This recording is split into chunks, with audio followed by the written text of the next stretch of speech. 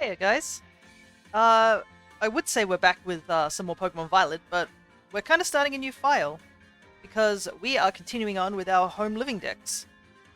So you can see down at the bottom what our current target is, and I guess we should get started because I think there's an unskippable cutscene here. So might as well get it playing while I explain everything.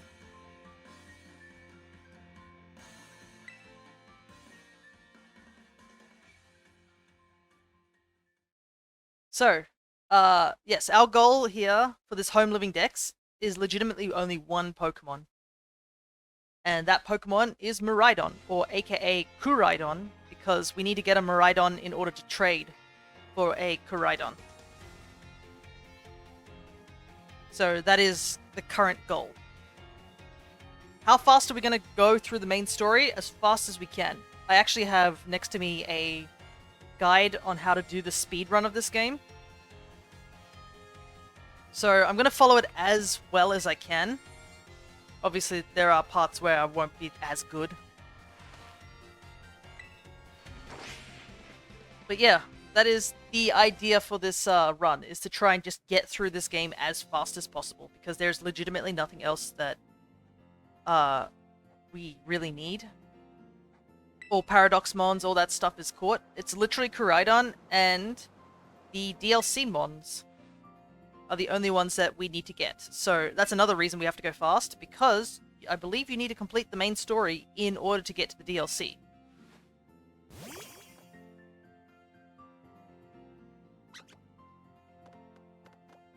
I'm doing the same right now. Nice blob.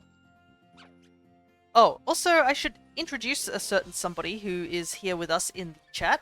You probably have noticed there's a little UFO guy floating around. He is Nightbot. Yes, I have gotten Nightbot onto our stream. And there are a couple of commands you can give him. You can start a DLC after the treasure hunt starts? Right. I'm not sure what the levels are in that, so... And we struggled, I think, when we did it with all fresh new Pokemon.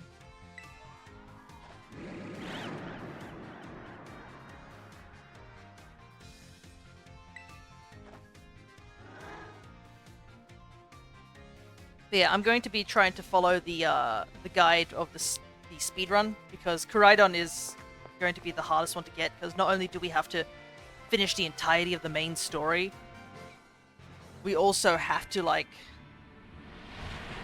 finish all of Area 0, and then go back down into Area 0 to catch Miraidon. Thankfully, we don't need to do the Treasures of Ruin, because I already have them, I believe, in our decks from another file. The DLC scales. Heard the DLC is affected if you beat the story or not. Okay, interesting.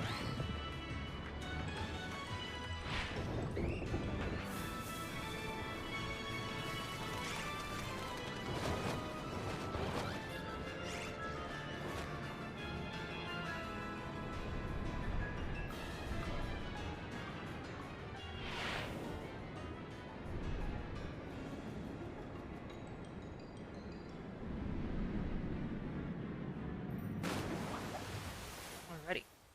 But yeah, I assume because the speedrun guide I'm looking at doesn't really account for the DLC, because obviously that wouldn't be part of the speedrun. I'll just probably be following the speedrun to get down to where we need to go.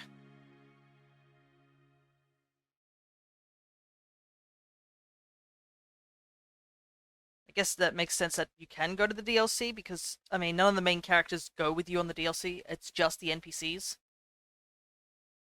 It is kind of crazy that they allowed you to go to the DLC, like, straight away.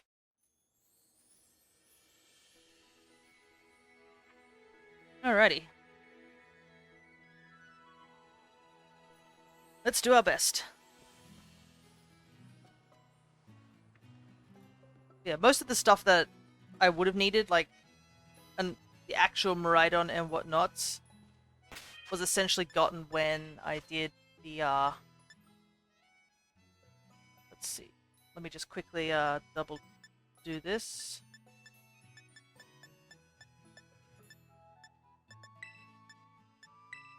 Before I forget. Yes, we are turning off cutscenes. I think Ogerpon is level 15 when you instantly go for the DLC. Interesting. Only 15. I think the only issue also about catching Ogerpon, and we also will need to catch the Loyal 3, is, well, we won't have any equipment to do so. Like, we'll have 0 money and, like, 0 stuff to work with, so... Anyways, let's just get going first. Something I find cool but odd is that the data there is dex entries for each of the different ride forms of the lizard bikes. Okay.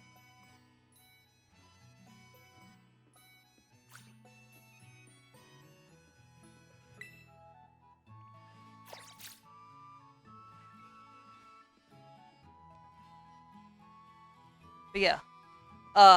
Let me quickly, before I forget... Nightbot. So Nightbot has a couple of commands. There's an actual proper command for lurking, a hydrate command, a hug command. There's a poke command, a shoutout command, which I can now use because we didn't have a shoutout command like at all. If you want to check out the YouTube, all you have to do is just type in !YouTube as well.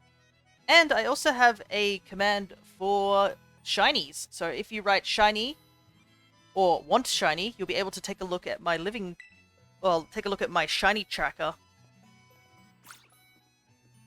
Ooh, fresh playthrough? Yes. Hey there, Alchemist. What we're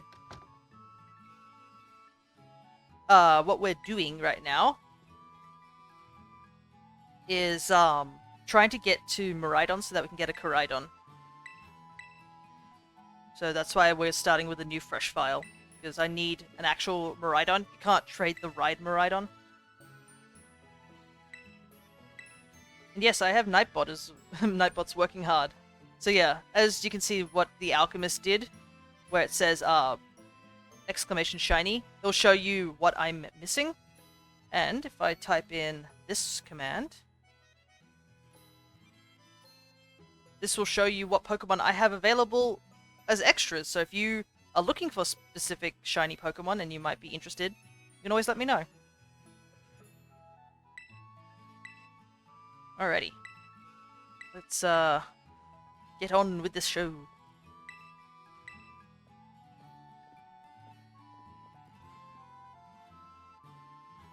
So, from what I'm using as our little, like, guide, I guess, for a speed run of the game, with the fancy Premier Balls. Premier Balls are great.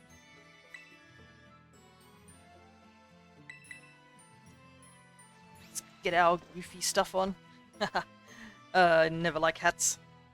Rarely do I like hats in games. I'm just like, yeah, I like my hair out. But, yeah, a lot of Pokemon games have it that you have to wear the hat. Let me see if I can take it off straight away. No, I cannot. All disabled.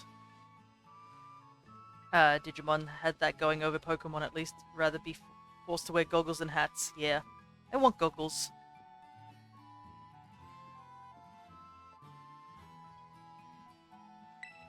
Yeah, the goal here is to quickly go and get our starter, and then rush through the story until we can get ourselves a rideable Miraidon. I like Premier Balls better than the standard Pokeballs. Yeah, I do like the Premier Balls too.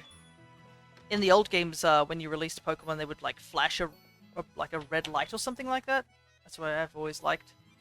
But it will never win my heart over the Luxury Ball. The Luxury Ball is by far the best ball. Great for shiny hunt, like shiny captures and whatnot. Ah, such a good ball.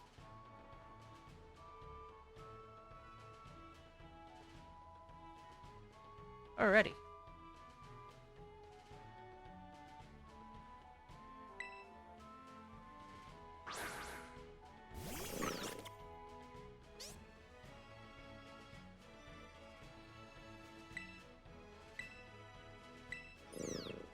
Ah, yes, the starters.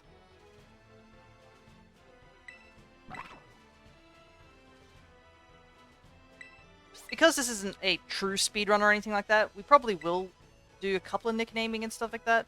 I have disabled it just to speed things up. But we'll go as we'll do things as our way, I guess. I would like to get through the main story as quickly as possible, because unlike, let's say, Legends of Arceus or even Sword and Shield,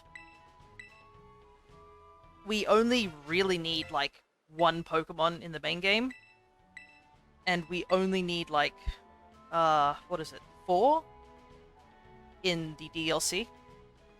Oh, actually no, not 4. Well, actually yeah, because all the other Pokemon can be caught normally, like Dipplin and stuff.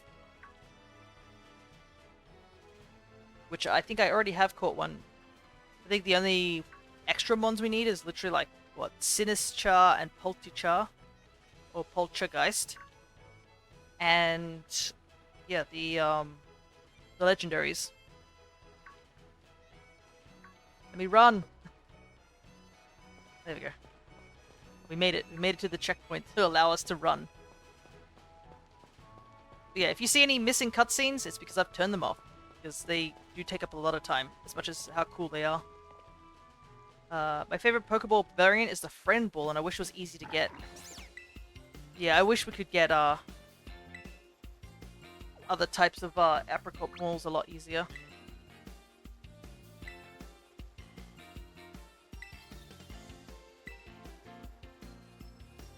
Yes, Nimona. Yeah. Does the skip cutscene option even work? Well, there was a cutscene just then, and it just skipped, so...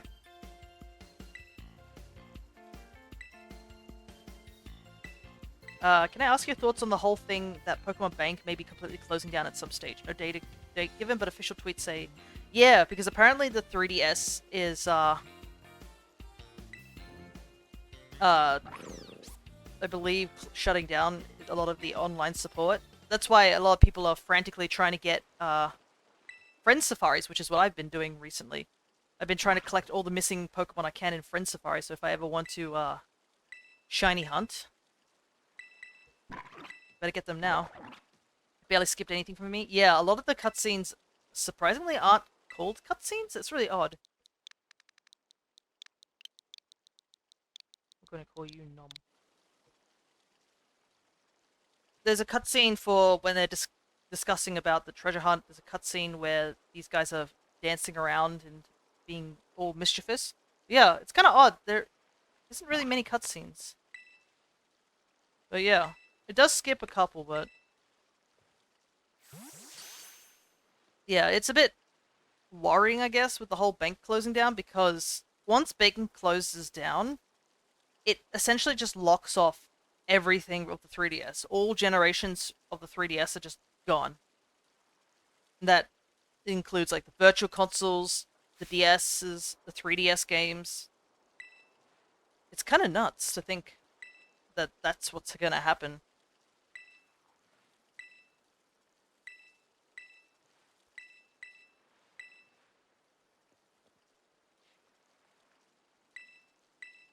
Right, Tito is gotten. We'll have to go fight Nimona.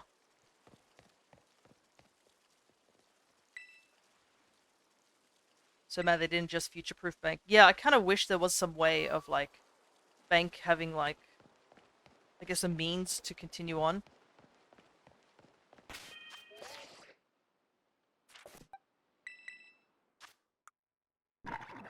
It's,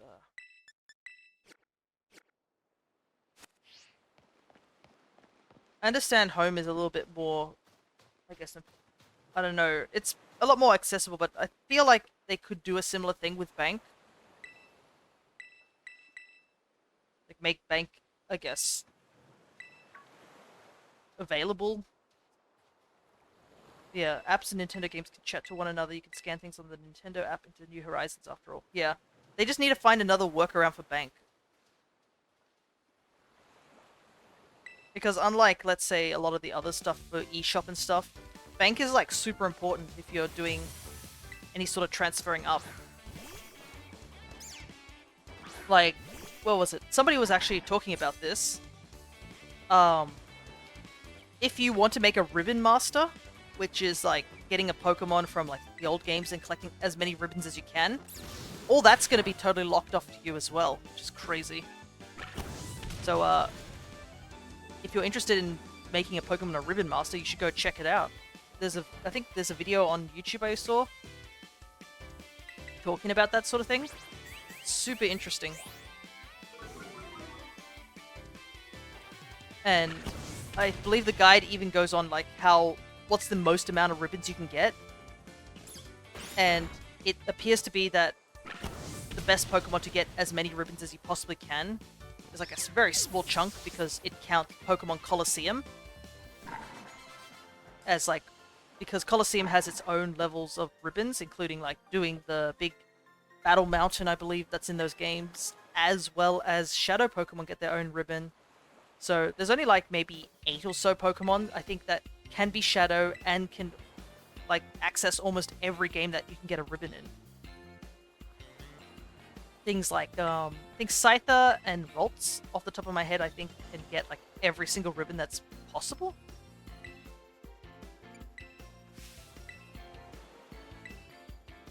Alright.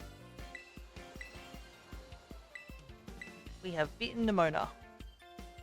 So now we have to go and get ourselves a little chunk. I had on my logic, I was making a ribbon hoarder, but then I noticed clusters of ribbons got combined into a single group of ribbon. Kind of gave up. Like, I get why, but yeah. Yeah, I've noticed a lot of the big ribbons, I think, that are like for contests and stuff, get mushed into one ribbon. But I believe I think there's a website somewhere which you can actually have Ribbon Masters submitted, so that you can, it's like a Hall of Fame for Ribbon Masters, which is kind of nice.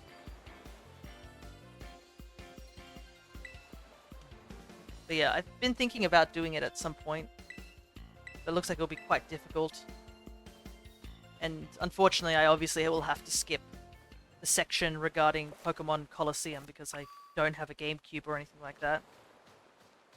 If I wanted to start ribbon hunting, the earliest gen I legitimately could start in is Pokemon like Ruby, Sapphire, and Emerald, and without the battery, because I think a lot of my batteries have run dry in those games, it's a bit difficult to like get certain things.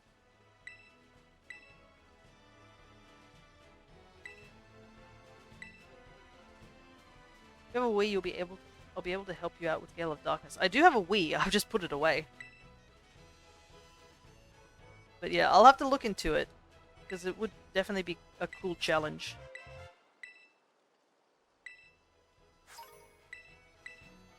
And I believe the ribbons are, you obviously get the Shadow Pokemon from Colosseum, send them over to Ruby Sapphire. You have to do the battle stuff there. I think that's why they suggest putting an Emerald instead of like Ruby Sapphire. Because Emerald has the Battle Frontier stuff, doesn't it? If I remember rightly. And Ruby and Sapphire, I think, only had the Battle Tower. Right. But it'd definitely be cool, even if I can't do all the Battle Tower stuff. Accidentally opened up the camera by accident. Give me 1 sec. Very important. There we go.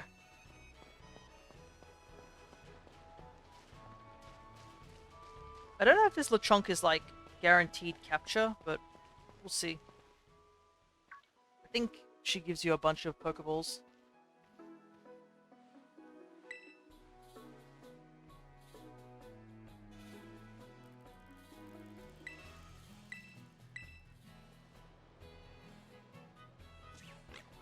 But yeah, I'll have to look up that guide and see what one I would like to try and get as a Ribbon Master. It would be a lot of difficult, like, trekking and stuff like that. I think the hardest part will probably be anything to do with the battle towers. Especially in, I believe, I don't know if it's Diamond, but at least in 3rd gen, they made it that if your Pokemon are over level 50, they simply just can't enter the tower. It's odd. They just made it that you just can't enter it whatsoever. So you have to make sure your Mon doesn't go over the level 50 either. Okay, so it looks like it is a guaranteed capture. Nice.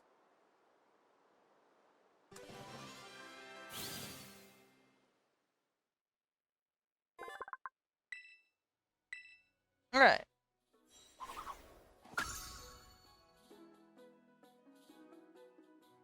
Just gotta mash our way through all this dialogue.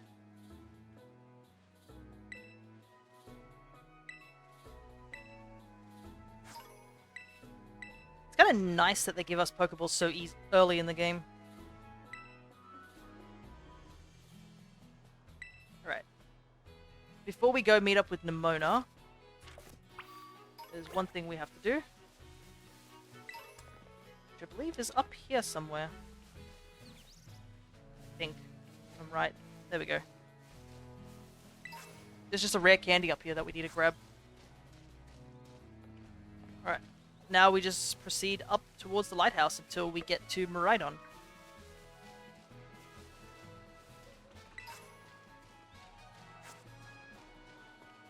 I don't think there's really any need for us to pick up any of the other items around here, but we'll just hold on to them for now.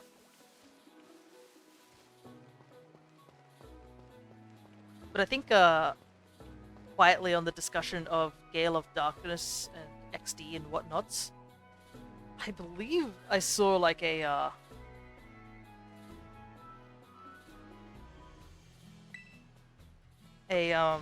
what was it?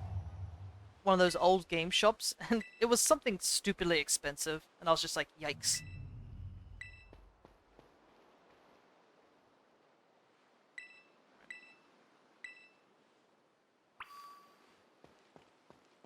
Though I have recently downloaded the Pokemon XG, I believe it's called, which is a modded version of XD. And at some point I plan to run it. I have it in the background just as a thing like, oh, it would be something to do. I know The Alchemist, I believe they're still here. They also recently did a run of XD. And I don't know, maybe I can convince you to join me on a collab for that. And it's not like, it's like, oh, XG has limited Pokemon. I believe in XG, they added like an absurd amount of shadow Pokemon you can capture. I believe there's like 100 different mons you can capture and use in your team. So it'd be really interesting to have like multiple people run XG and see what happens in the end. Because obviously people play differently and use different teams. And if you're not doing like Nuzlocke rules or anything like that, and just do regular sort of playthroughs, you can end up with all sorts of teams. Alright, time to hand over the sandwich. This is like one of my favorite traits of this silly lizard, is that it's just obsessed with sandwiches. I mean, who knows what it actually eats normally when it was back over in Area 0. They may be from the future and the past, but sandwiches are eternal.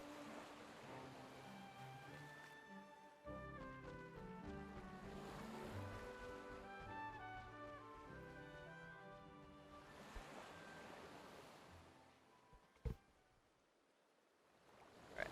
Technically there's a cutscene right here. And there it goes. There's the cutscene. Cutscene's done. It's such a jank skipping cutscene that it couldn't have made that any smoother somehow. They were just like, yeah.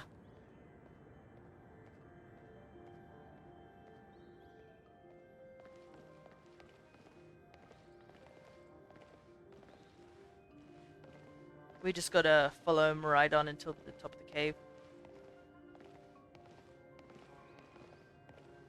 We're trying to avoid the whole walking thing, because I believe you get forced walking if you get too close to Miraidon. So that's why we're just doing this sort of stutter jump.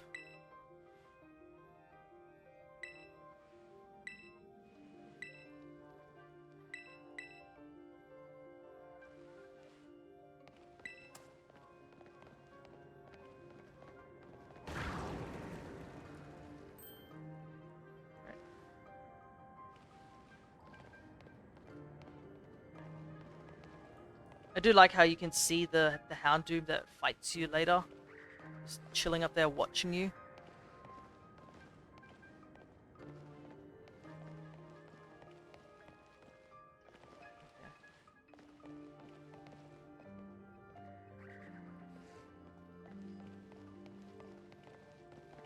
Let's see. Yeah, we just basically just gotta walk here. There's nothing to really commentate on here. Until we get to meeting Arvin.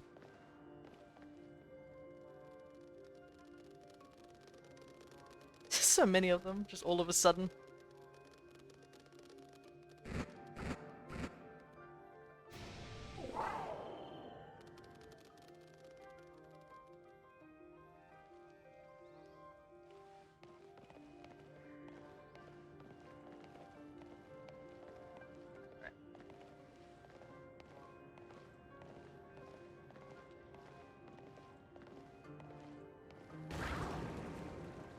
Almost there.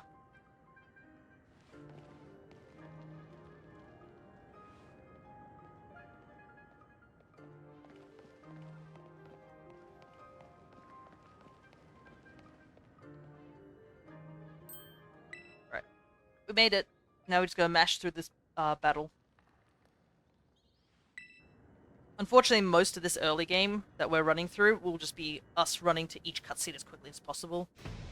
The only detour we had was literally to pick up that one rare candy.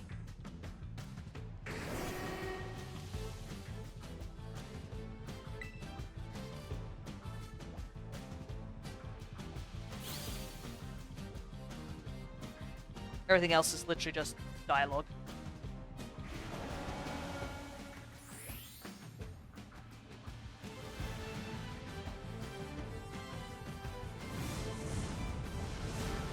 I'm surprised this isn't skippable. It technically is a cutscene, but I guess it is important to see this.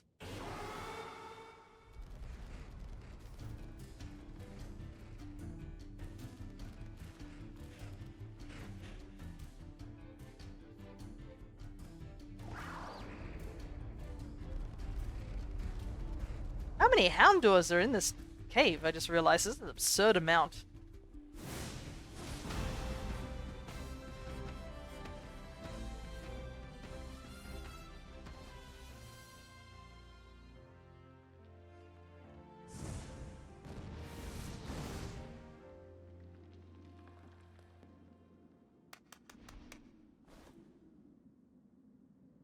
Alrighty. We've escaped tunnel.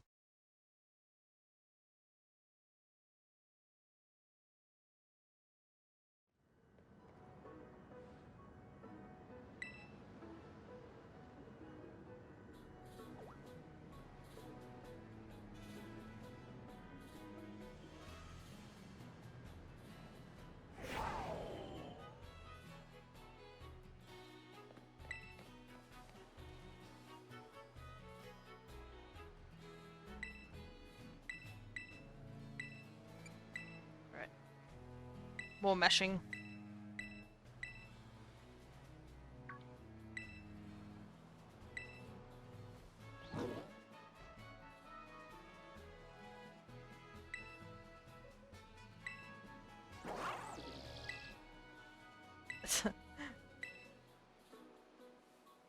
Alright. I like how she's like, oh, if you ever become this Pokemon's trainer, just be sure to battle me with it. Like, we don't even know if this belongs to anyone at this point, but, you know. Alright.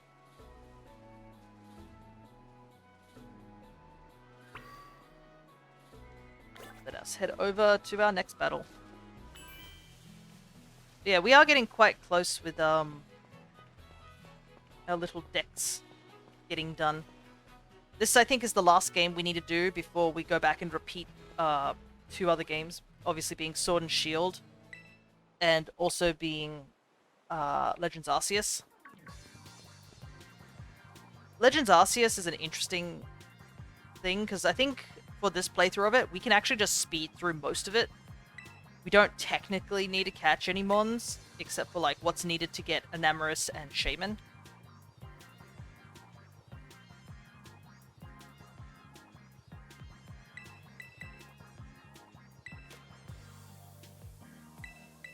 We don't, and thus we don't need to do the whole Pokédex collecting.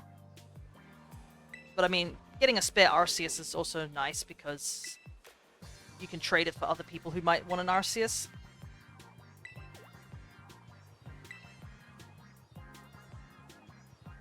Yeah, and there's also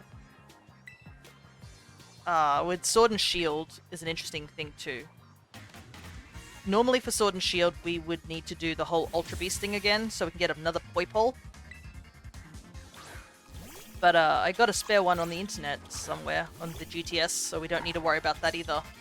That means we can pretty much save all of the Dynamax Cave for exclusively shiny hunting legendaries. Which hopefully we'll be able to do soon.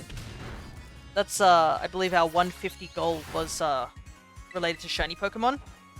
If I do get up to like the 150 followers, I plan to do just a month of shiny hunting in various games. It'll probably mostly be Dynamax adventures because I'll be hunting for the legendaries myself.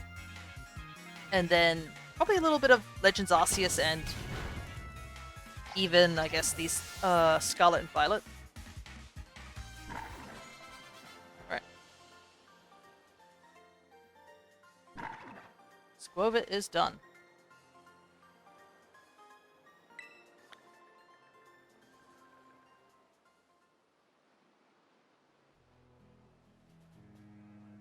Alright. That only took like 3 embers, so... And on the guide it says ×4, just in case. I assume if we had gotten a minus special attack. Fui Coco.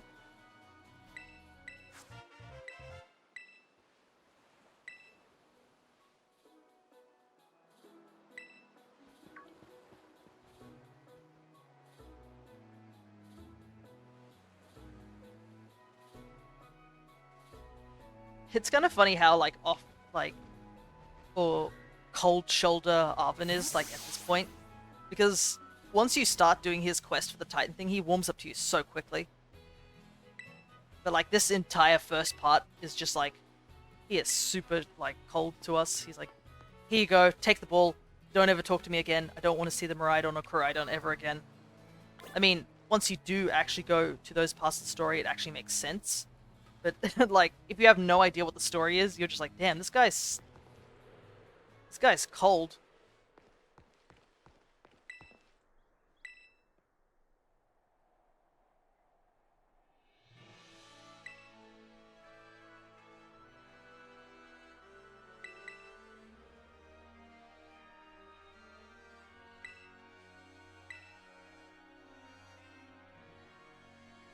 Ah, yes. All this location that we probably will be trying to skip through as fast as possible. We're at 40 minutes already. Obviously, I haven't been taking this as fast as possible. But I think it's still pretty good. Alright. So, our next big hurdle right now is we need to take on Nemona number 2.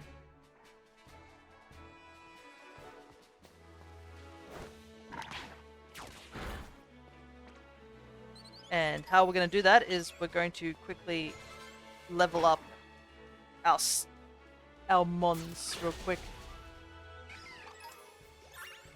Oops. Didn't mean to walk into him.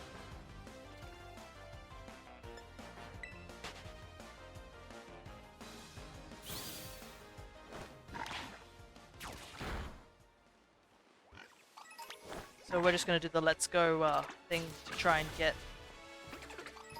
Fui Coco up to level 8.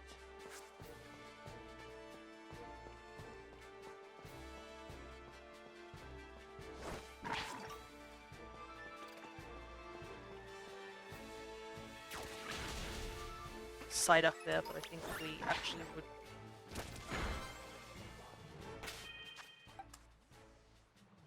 I don't know if we need to swap, but let's just get Chunk up to a bit of a higher level if possible. Nope. Chunk is weak sauce.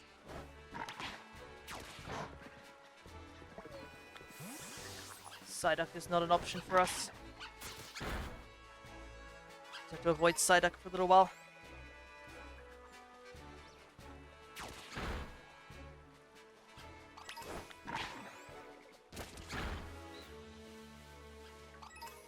Alright. Avoid all these, because They're all essentially water types. Well, I guess not Azurill, but...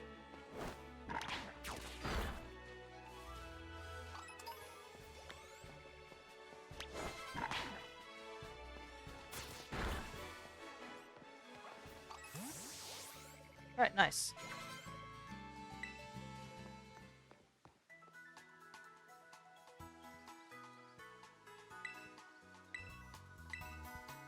Let's quickly heal up. Now, the interesting thing about here is that before we fight, like, Nemona, it actually tells us to put Fue Coco away. I think the reason is just, like, to avoid a certain aspect of the fight. Not that I know what it means, but we're gonna try it anyways. So hopefully we can get,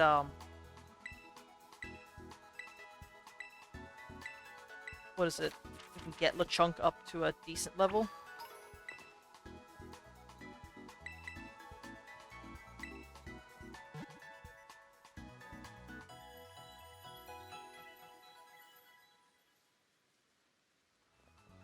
We need to make sure we don't get too close to Mezagoza before we get there. Alright.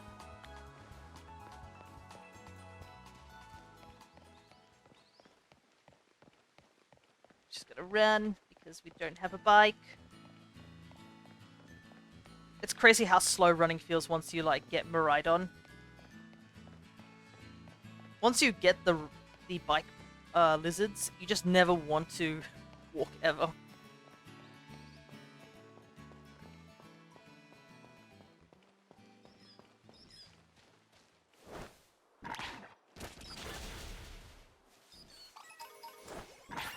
Oops. Dang it. Didn't want to do that. You should easily be able to take care of him.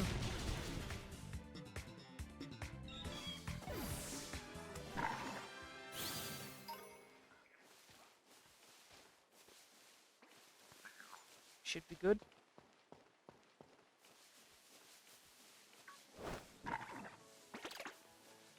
So. Wondering what was happening there.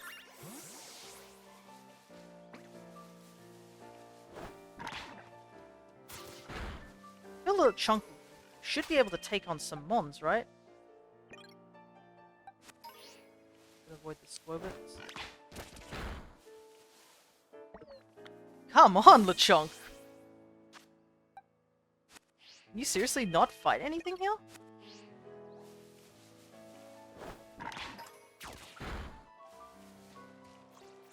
Oh, what the heck?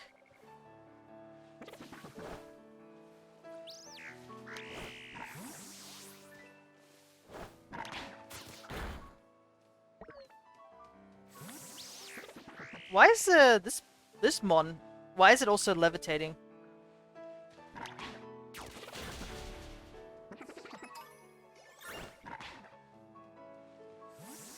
What the heck? Can't seem to beat it either.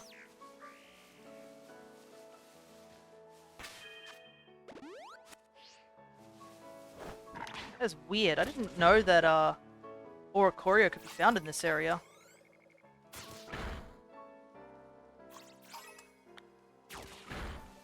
Yeah, I think we should be almost okay. Obviously, I'm taking a little bit more time because I'm not entirely sure about the strategy. I think this update broke some of the old story content. Okay, fun. We'll see how that goes, I guess. Let's fight all these birds.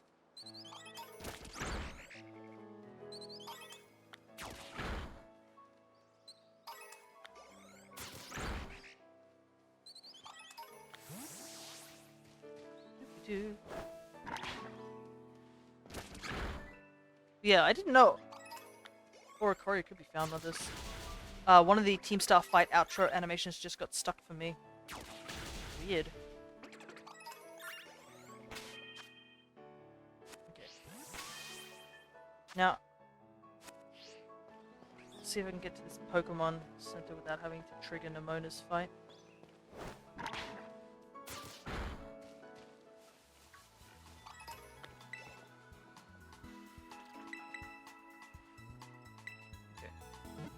So here's the thing. Apparently something different will happen if we just have Lechonk and we put Fue Coco away, so we'll see what happens.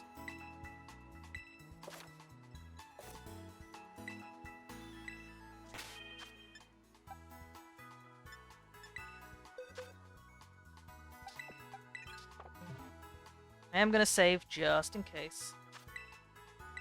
I have no idea what's about to happen.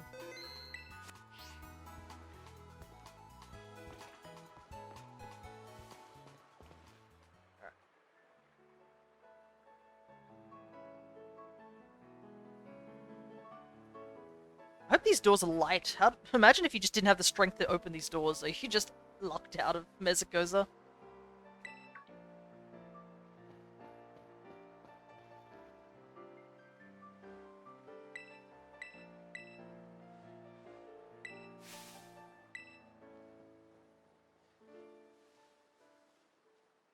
Alright, let's see what happens here.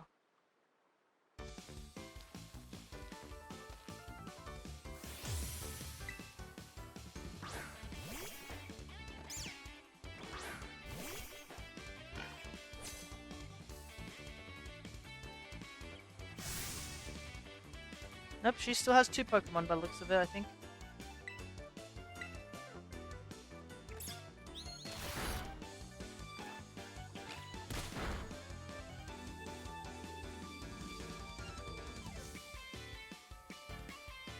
Oh, we got a crit. Nice.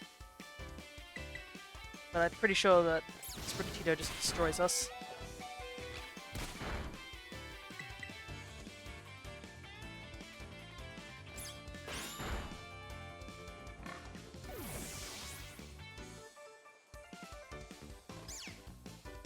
Alright, let's see what happens.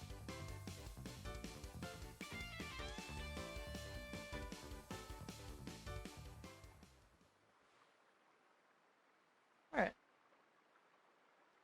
Guess the hill wore you out a bit, huh? Still, if I did take the win this time, your moves weren't bad. Not bad at all. Right, it just skips the whole fight. Nice. So that's probably why they wanted us to only level up to like level 8. Is because they want the chunk to be as weak as possible. Alright. It saves a lot of time because that poor me fight is just a huge waste of time. Especially with the whole terastallizing and whatnot. Anyways, I believe that's the only time we'll be seeing Lechonk. I think Lechonk's gonna go bye-bye after this.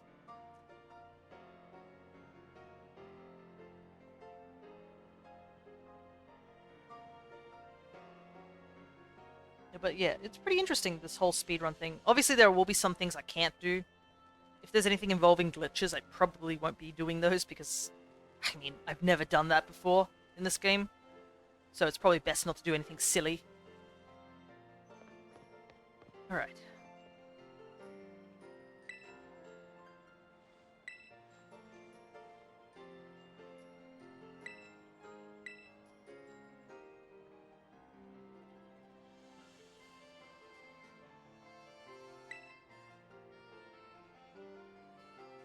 Just gotta skip through all this. A lot of dialogue.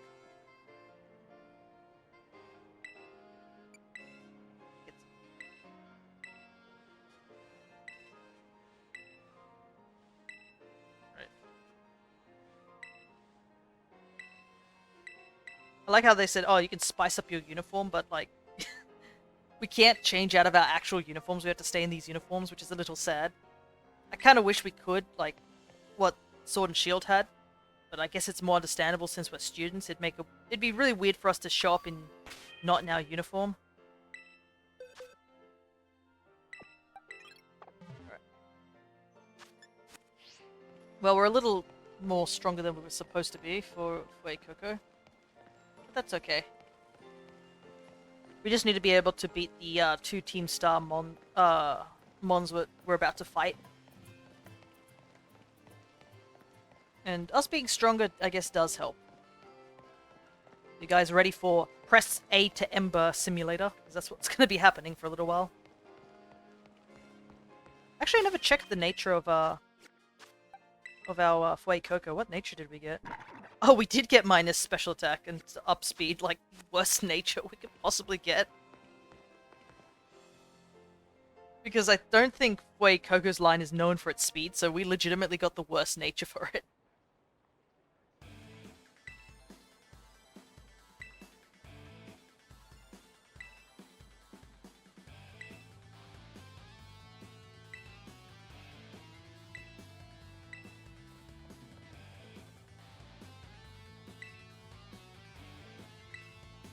Alright.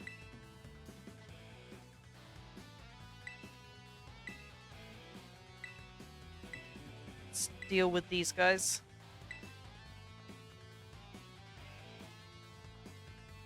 It's so weird that she's the female one's wearing high heels. Along with like a biker helmet. Makes like little to no sense. I don't even know you could ride a bike with high heels. You probably can't. Not that I would know, because I've never really ridden a motorcycle ever. Oh, but I guess motorcycles don't exist in this world. It's just... what is it called? Cyclizards?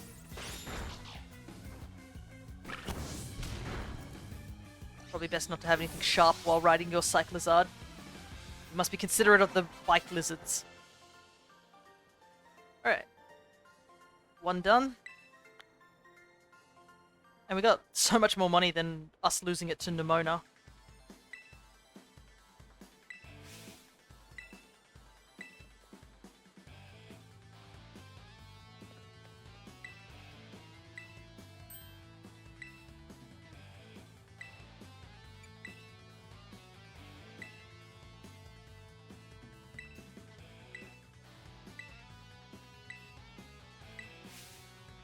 Alright. Terra Orb.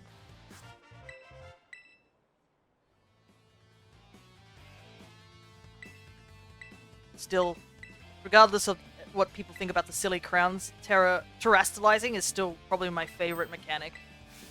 Just because of how many options you can totally get from it. Alright.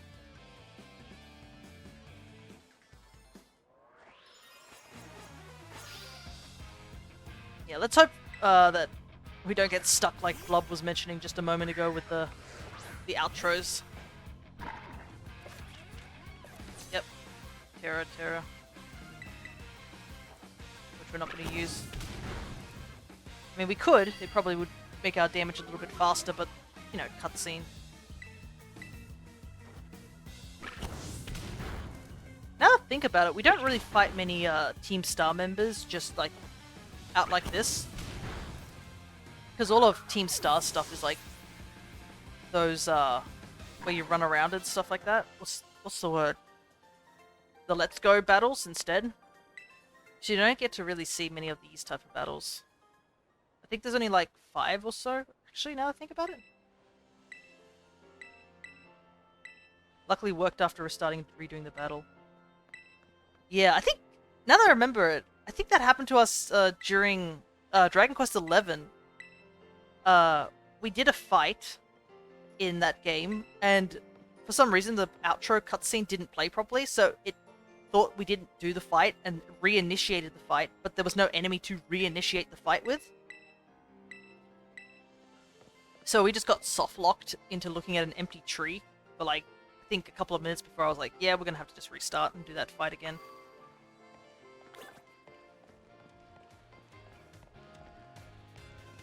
Alright.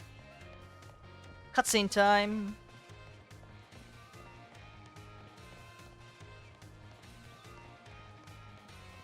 I think the one downside, I think, of a lot of these students is that almost all these students have the exact same haircut. And look at that, all three of those kids have the same haircut. This one haircut can't be that popular, right?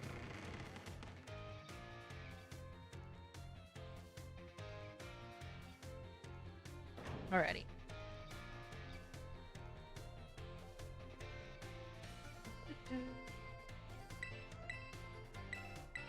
So we need to go over to the homeroom, to the cafe, and then to the director's office. I believe that's how we go.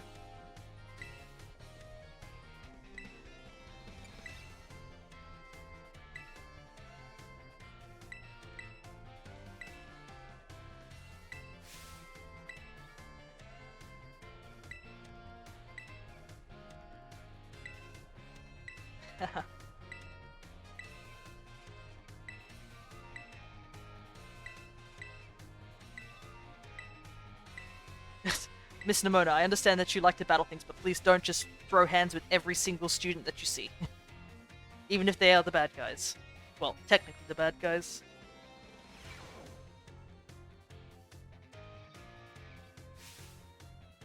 My goodness, look at this. Guys, it's a small room. The frame rate shouldn't be this bad. Why are all the students moving at half speed?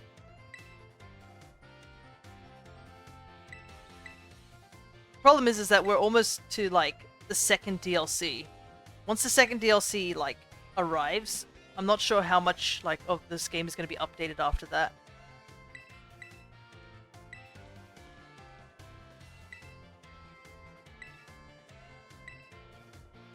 What's your favorite thing about Pokemon? I like collecting Pokemon. Went all in trouble. What do you hope to get out of it? What kind of dream? Want to complete the Pokedex? Well, technically, we're not going to be completing the Pokedex in this one. We have completed the Pokedex in my other file and this file I have. Alright.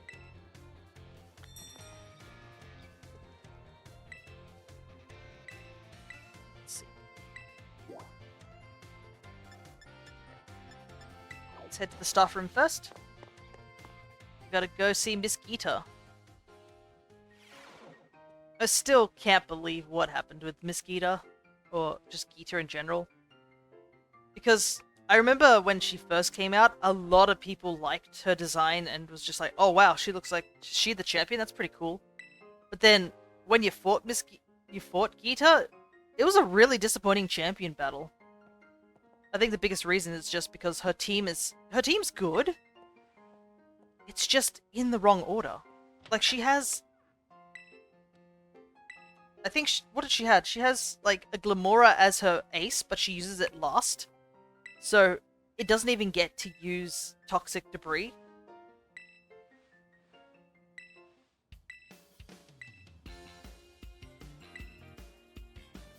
I have a feeling she's the villain in DLC 2. It is odd, like, the way she is. She's Giga sus. But the problem is with Geeta supposedly being the bad guy of DLC 2. Technically, we don't know. This is all speculation. The DLC 2 hasn't come out if you guys are watching this later. The problem is there's also the other lady, Briere, who's really, really odd. That's the person I find really odd. Like, she doesn't show up much in the DLC, like, at all. Except to, like, you know, be there to escort us to the place. It's part of Blueberry Academy. And the one time she does show up is when we're at the Crystal Pool, which has clear connections to, like, terrestrialization. You can even find Terra Shards in the water. That's the only time she shows up, and she's like, oh, I've just got special permission to go here. And I was like, ah. That's odd. And then, you know, she just leaves afterwards. She's... Also, the League has full control over who can access Area 0. And Geeta is the head there, and she also controls all the gym. She's got too much control over Paldean. That is true, that she seems to have a lot of authority over Paldean.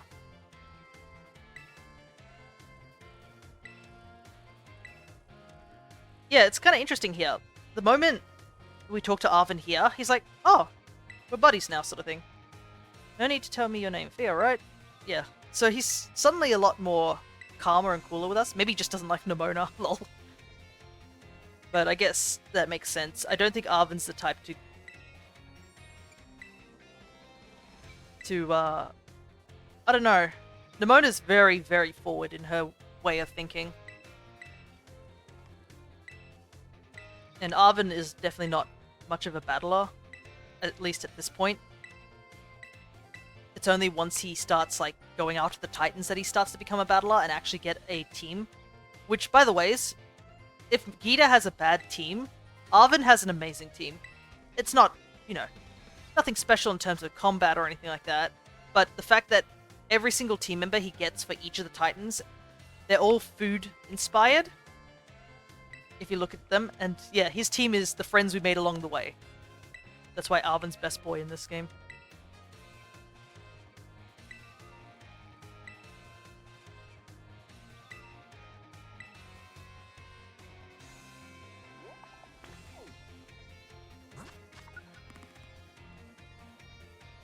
And I think I'm not the only one who definitely likes Arven. It's kind of interesting though. I believe in the Japanese version, his name's Pepper, like peppermint.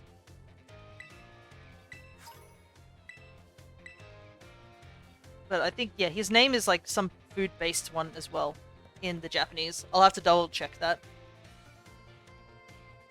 All right. Perfect setup for a villain twist. Arven's story is my favorite. Yeah, Arven's story is my favorite too. I think when I first did it,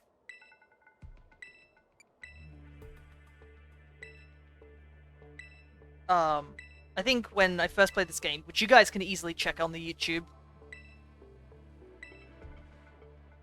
I did Arven's story first. One, because I wasn't too sure I could do Team Star's story. The second thing was I was just not interested in doing any of the gyms.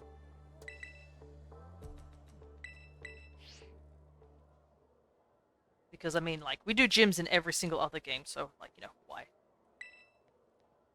Why do gyms straight away, you know?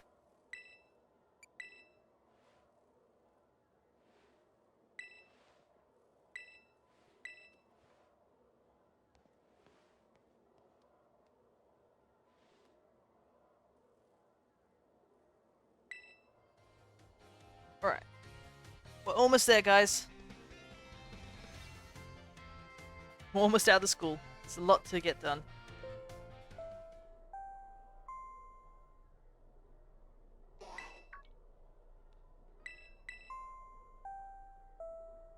And also, I think when I did the Titans thing, once I got to the second part of the Titans thing, I was like, I have to do this no matter what. You can't just throw that into the story and be like, oh yeah, you know, just do the gym battles. Like, no. I'm going to do the Arven story and you can't stop me. It did result in me being kind of over-leveled by the time we got to the got to the gym battles, but who cares?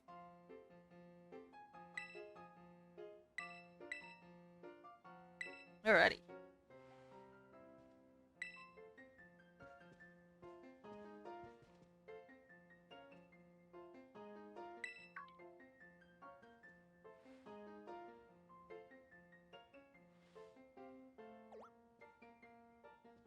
Here's another thing interesting here.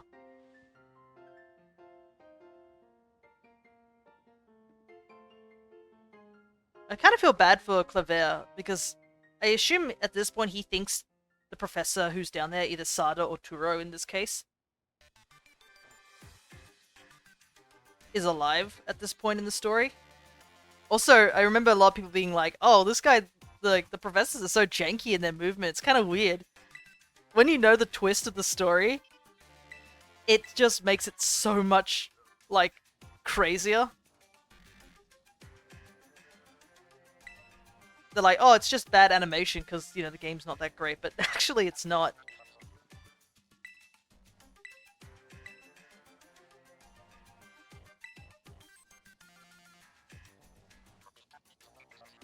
Though I have heard a rumor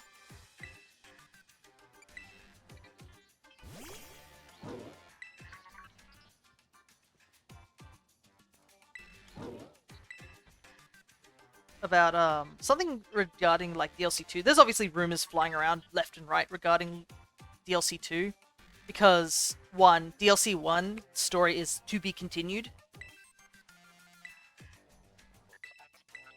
which is like, you know, already has its own set of mysteries. Like one of the biggest mysteries is like what happened with one of the characters right near the end of the story.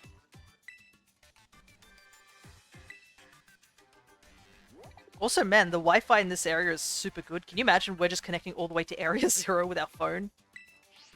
That's impressive.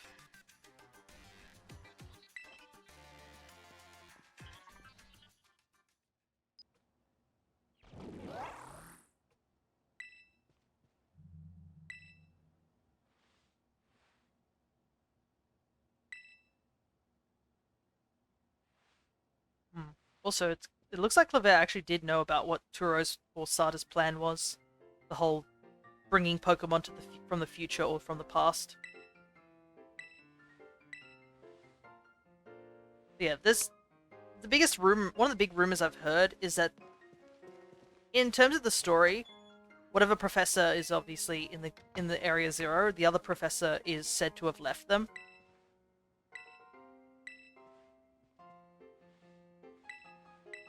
And I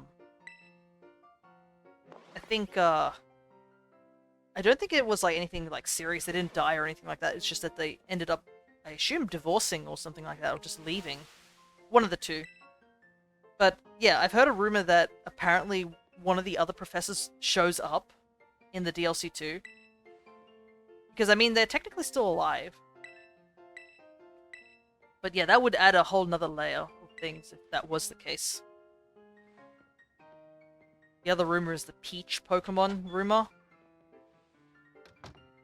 Because I think the big rumor with that one is that in regards to the story of the Loyal 3 and the Ogre, the kid who's in that story that's based off is called Momotaro, and like Momo means peach.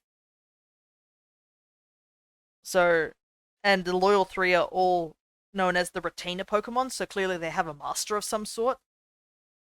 So yeah, that's the current rumor I've heard, is that there is some sort of peach Pokemon that may be related to the Loyal 3.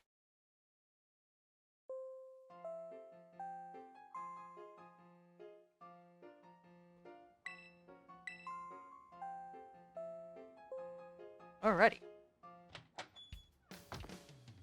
Barges into my room without knocking. Considering how many days have already gone past, I'm probably used to this by now.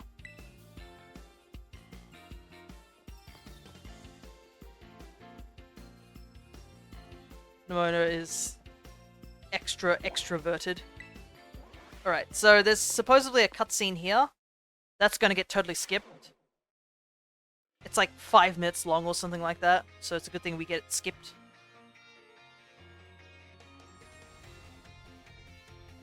This is getting exciting. We're almost there.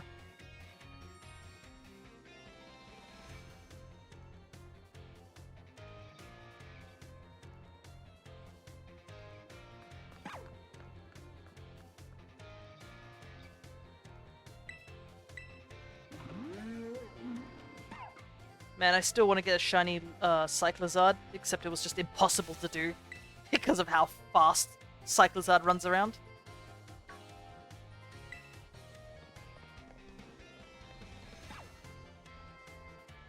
Alright, off we go.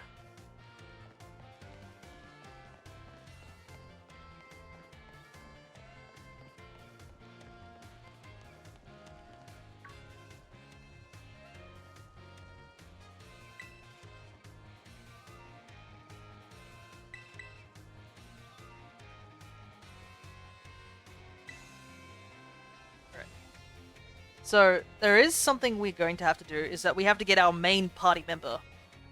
The guy who's going to be carrying us, like, throughout most of this, run-through of the game. And that is, we are going to catch ourselves a Flamigo. Flamigo is currently the big speedrun mod. It is going to be a little difficult because Flamigo is going to be level 17, like, off the rip.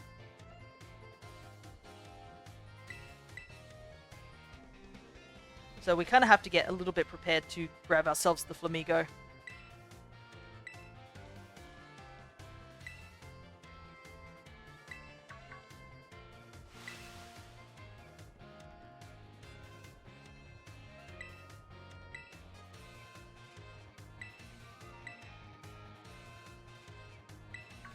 I like how these two are just like, oh,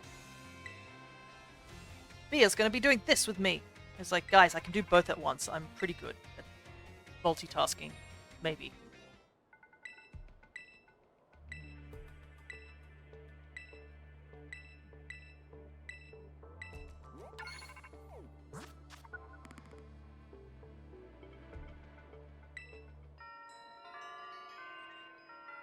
Alrighty.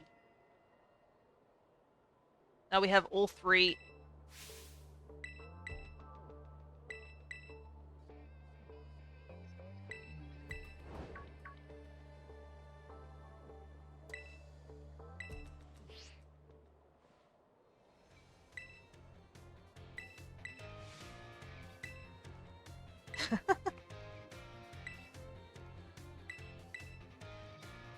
Right, you know what the gyms look like.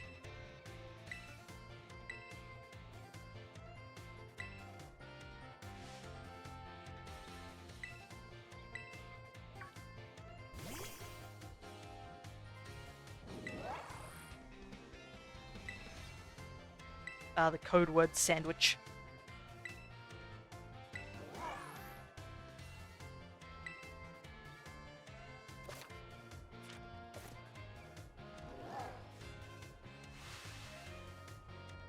Miraidon time.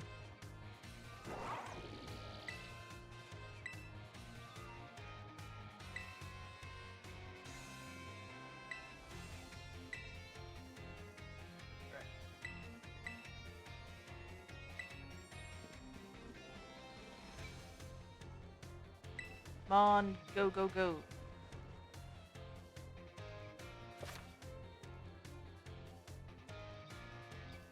Alrighty. Come on, give me access to the map, please.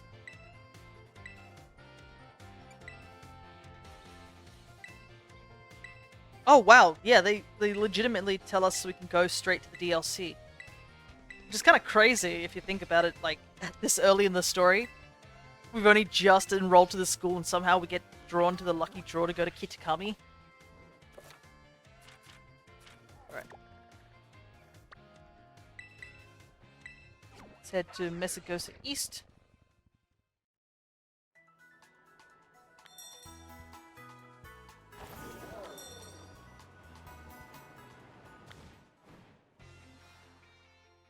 Oh yeah, something I didn't know, you can actually just jump out of the walls of Messagosa. Or like, skip.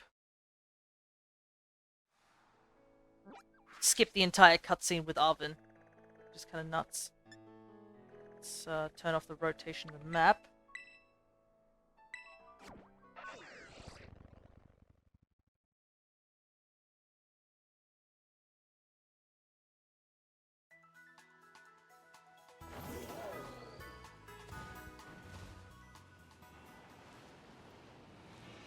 We need to get up to the upper areas as it's described. Let me see. So we need to go here. We need to get here. And unfortunately we, one, don't have any means of flying. We just only have, like, I guess a means of getting up here very carefully. I'm not sure how to get up here exactly, but we have to find some way of getting to the upper areas.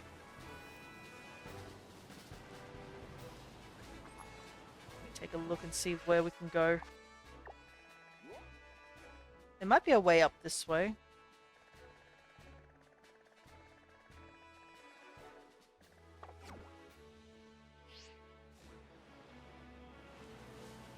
Obviously, I didn't watch a speedrun video before I did this, so my only knowledge is to just very loosely go over this sort of thing. Come on. There's got to be a way to get up here. Up! Okay, there we go. We did it, guys. We're up. Now we just gotta navigate our way over to there. We just gotta be careful not to run into anything while we're up here, because everything's gonna be like level 17 and stuff. We should be able to take care of most of the mons here, but probably best we don't do anything silly, because we'll have to climb that cliff again.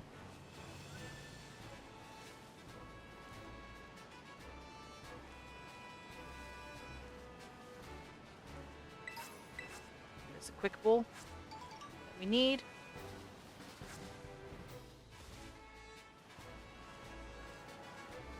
There should be a rare candy around here somewhere. Ultra Ball.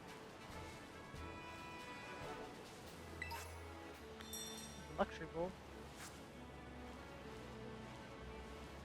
Should be around here somewhere. Is it? Yeah, there we go. There's the rare candy that we need. Now we need to go... Whoop! Far out. Don't want to be attacked by the Mankey right now.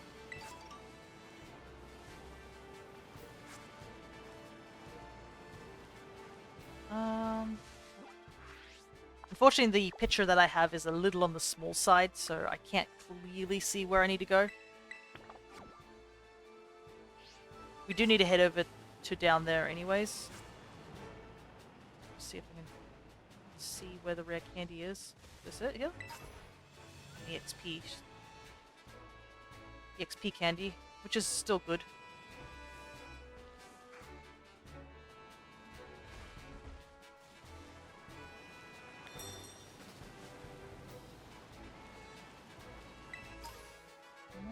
Antidote. I don't think there's anything else up here.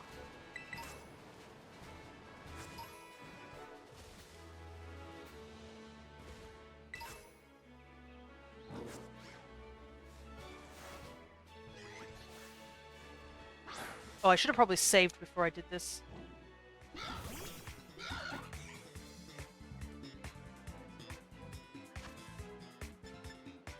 Let's try.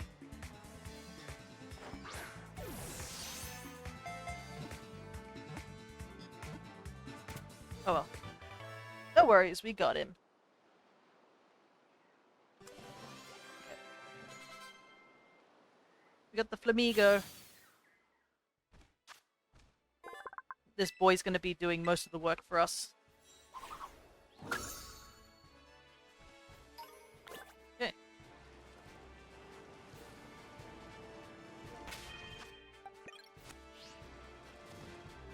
think we got that quick ball. Get out of here. Eh. Apparently the EXP candy was on some rock somewhere. But I didn't see it. Oh, maybe over there. That looks like a good place to have an item, right? But I think we've pretty much got everything that we need to do here. But I'll obviously double check.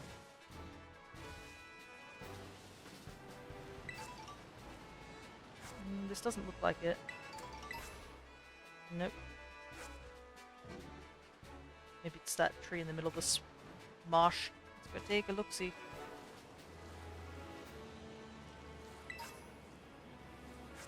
Oh, we can't probably get up there because of the... Yeah, cliff.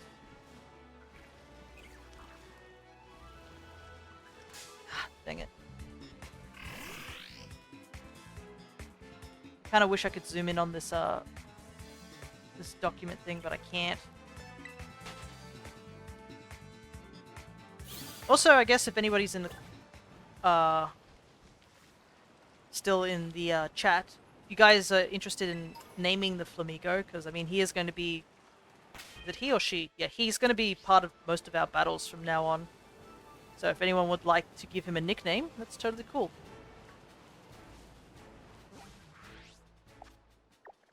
Maybe it's up here.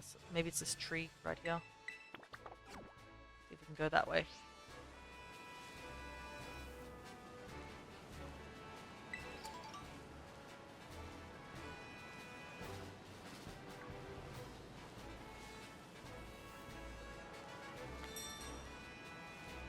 Yeah, we're gonna have to go back up. I think we can get back up this way. Could avoid like everything.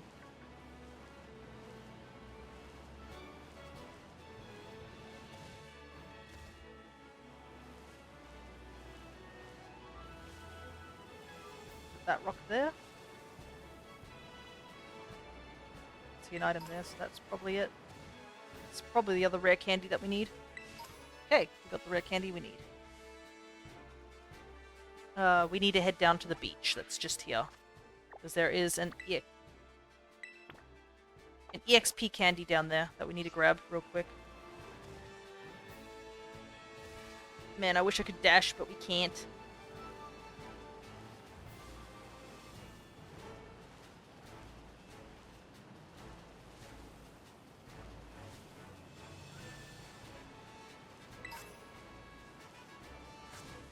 Okay, so this is where we could have gotten a Great Ball, but the Quick Ball seemed to do the work.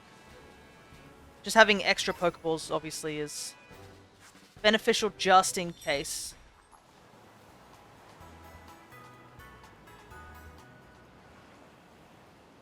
The candy that we need should be somewhere back here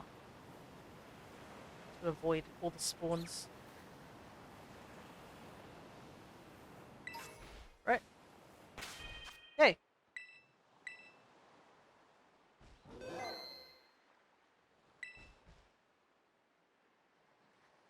We have gotten most of our stuff. Right, so we need to switch Flamigo over to the front, which we have, and we also need to give the large candy to Flamigo.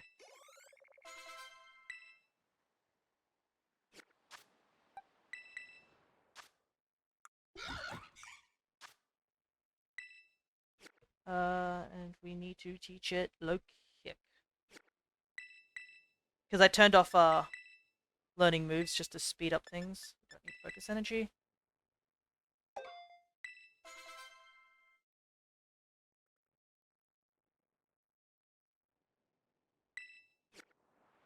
We do need to buy some extra stuff because we are playing on Violet. Apparently, Scarlet can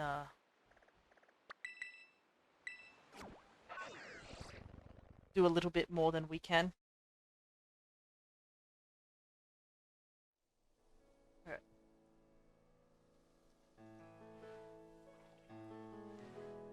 Let's head on over to the Pokemon Center that's right here.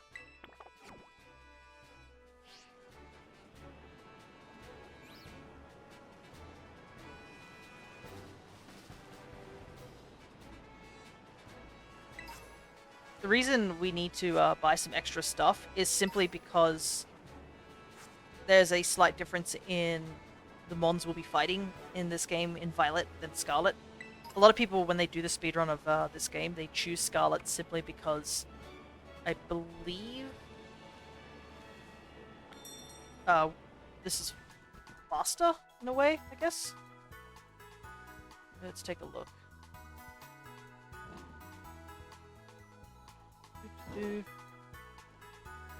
Might have to go back to Mesagoza at some point, question mark. Because we might need to get 2 Carbos.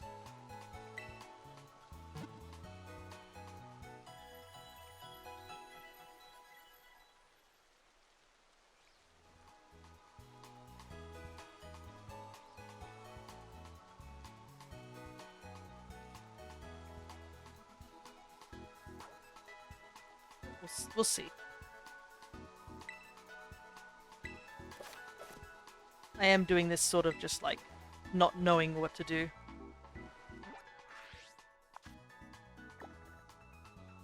Unfortunately, this guide doesn't tell us much except the fact that we need to buy some stuff. Problem is we can't check IVs and stuff like that.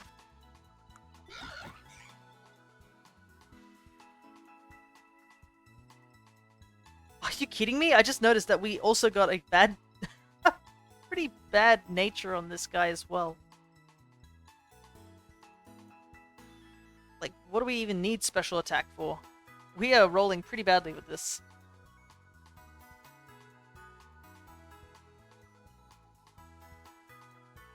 Alright.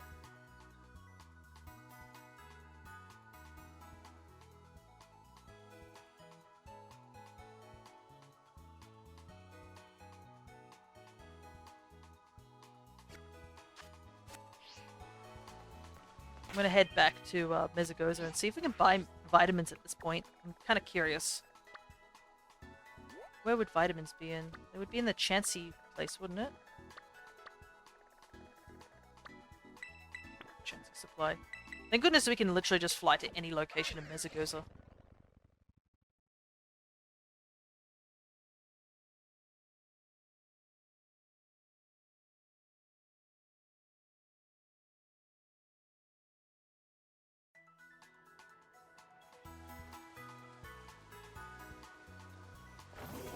things that it says is that we need to buy vitamins, but like it doesn't tell us how many vitamins we really need to buy.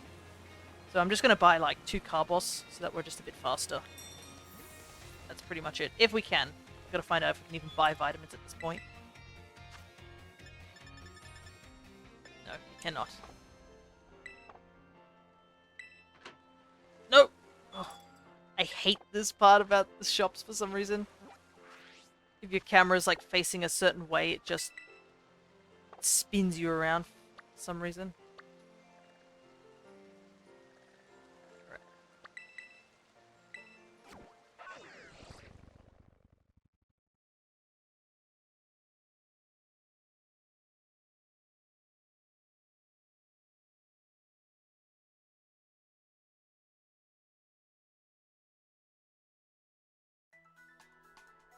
Apparently there's a hasty mint somewhere, but it doesn't tell us where.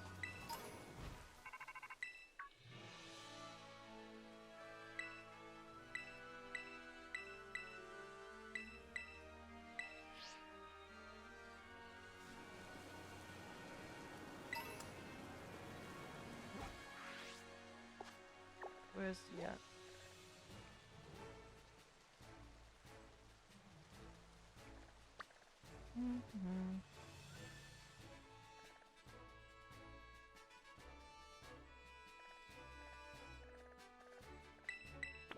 Just head there for now. Stay on the road.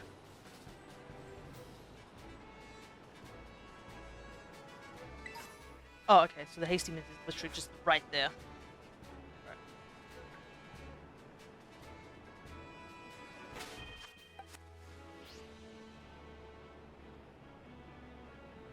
I can hear the neighbor's kid, like, wailing at the moment.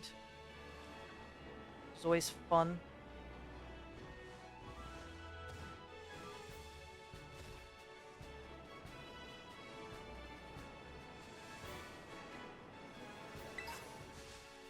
Oh, I'll take that. Problem is I don't know exactly on the map where this rare candy supposedly is. Oh, there's a Charcadet there. Kind of neat. Well, there's the Clorf that we need to go and fight. I don't see where this mint is.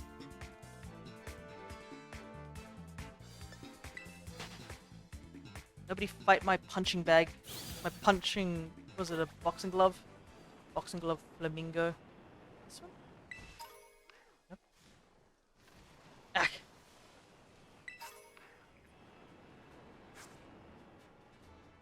Where is it?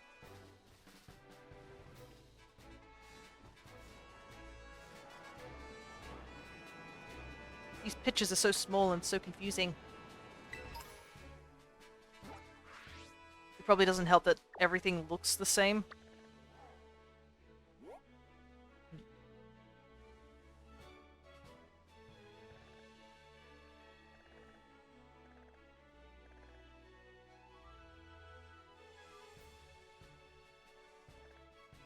Because I'm staring at this picture and I just cannot, for the life of me, figure out where this is on the map.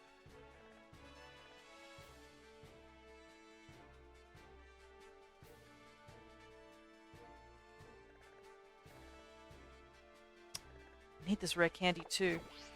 Which sucks. Just don't know where it is at all. Because we want to try and amass as many rare candies as possible. Can't be somewhere too hard for us to get to because, I mean, we're so limited with Miraidon's mobility.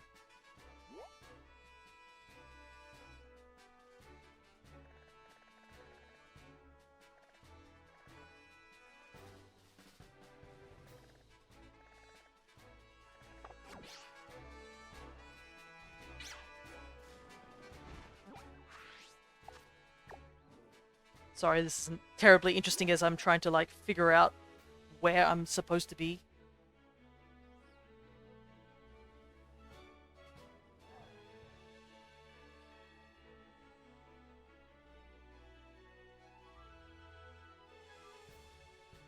Because I can see on this map that this person's provided, like on their mini-map, I can see, like, this little blob of a place, but I can't see it just here.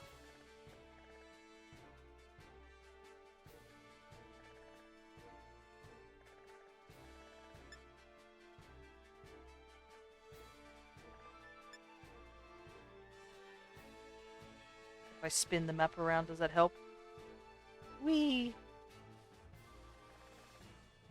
I just want to get to the end of the game fast. Screw it. I don't know where it is.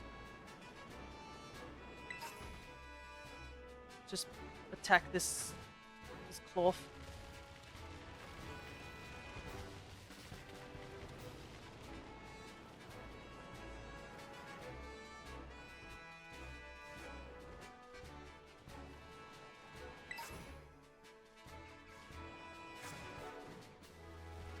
No. Thought I could get up there.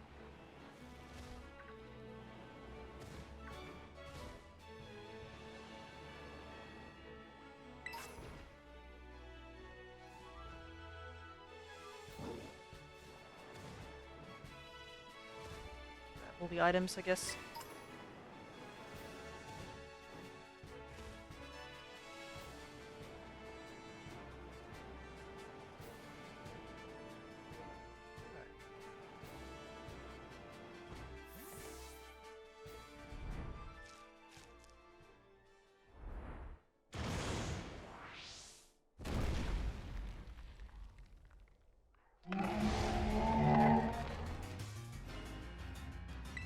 Alright, low kick.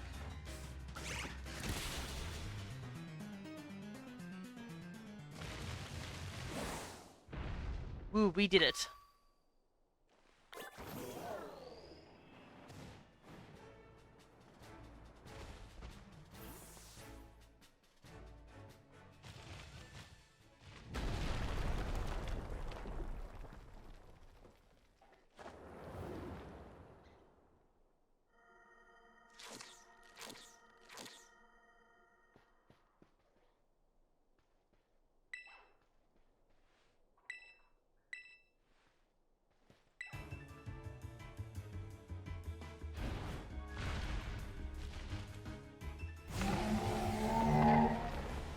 Okay.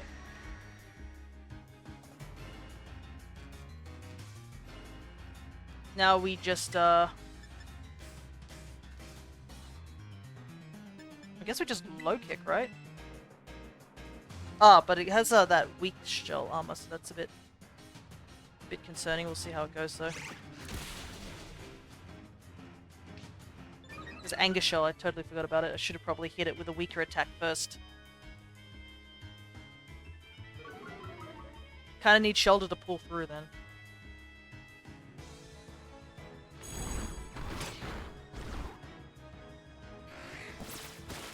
Okay, there we go.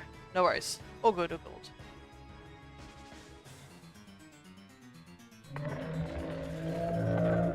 Alright, one Titan down.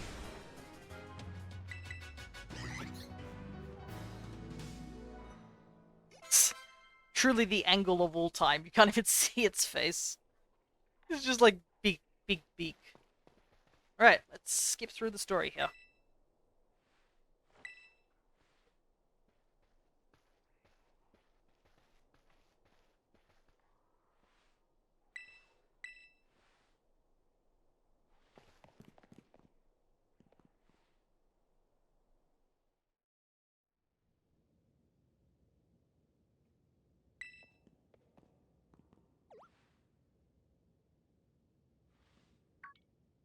Okay.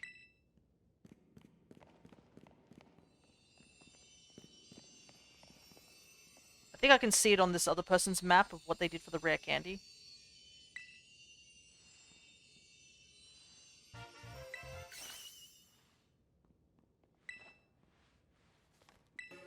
Alright.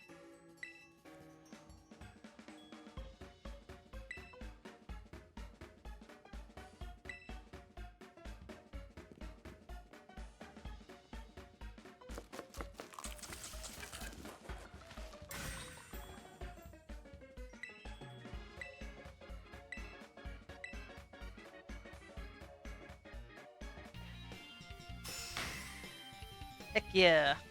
I also like how he just gives us a badge that he supposedly made himself, which is very cute.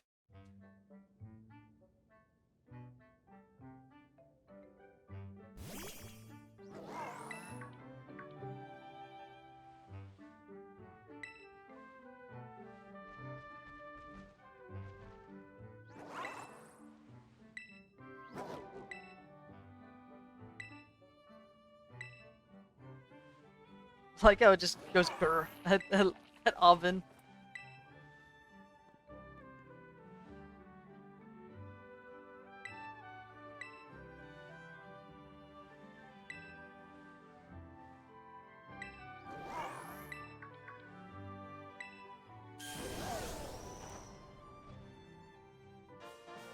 Yay, we can dash now. That's probably why we do this as fast as possible, because dashing is super useful.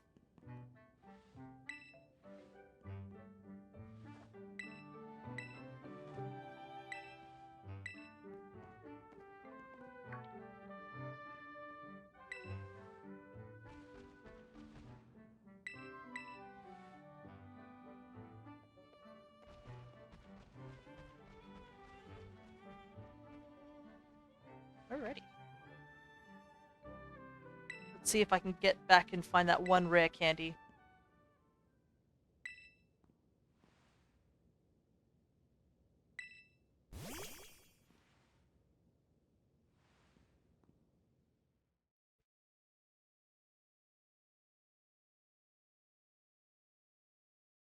Yeah, that's definitely super good that we got that done.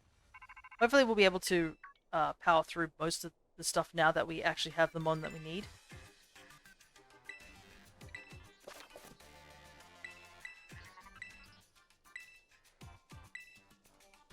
Alrighty. Thank you, Professor Turo. Let me see. It should... Apparently... It was back here somewhere.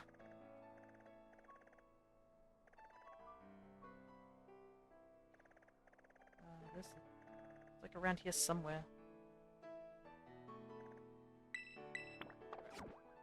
Well, we can at least get there faster now because we have dash. We just gotta be a little bit careful not that we don't run into any Pokemon whilst dashing.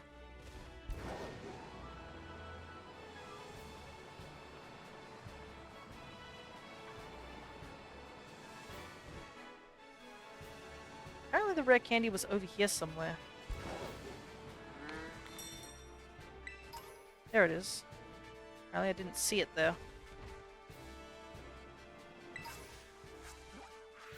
Ready. Now we gotta head to Zapico. And we need to specifically aim for around here. So,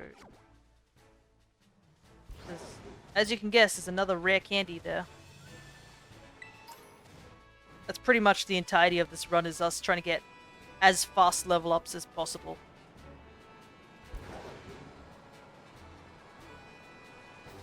Right. Let's see what the best way for us to get to Zapico is.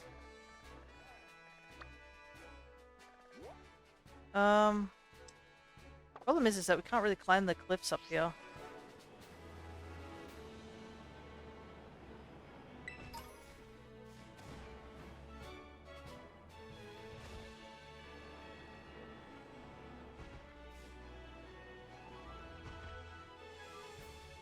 There's a ladder around here somewhere.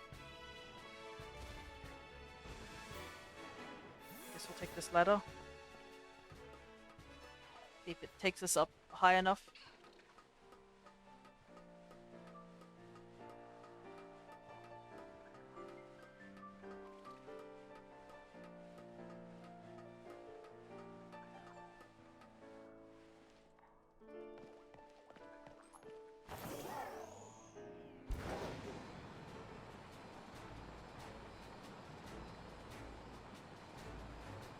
I think we might be able to get out of this area.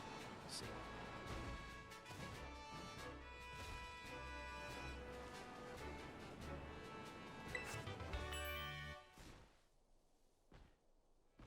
There's the star base. Don't want to make the same mistake as last time, because I think last time I jumped over that direction, I believe, and landed in the star base. They got pissy at me. They're like, "You can't do that." And I was like, "Well, I'm lost. What did you expect?"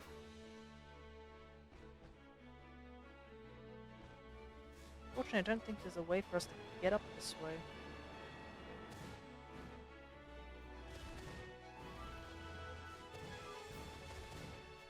Maybe? Question mark?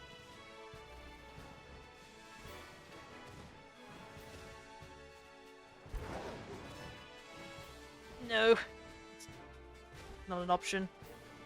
Ah, I guess we'll just have to go the way... Just go through normally. I think. I don't think there's a shortcut we can take. As much as I'd like to get up that way, but I actually just don't know how to get up there.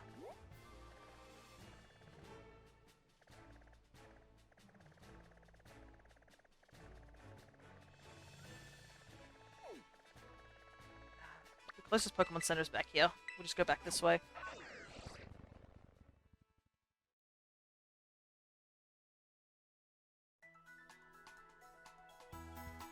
Yeah, it's just like, head to Zappico. Make sure to grab the rare candy by the waterfall. I'm like, I don't even know how to get up there.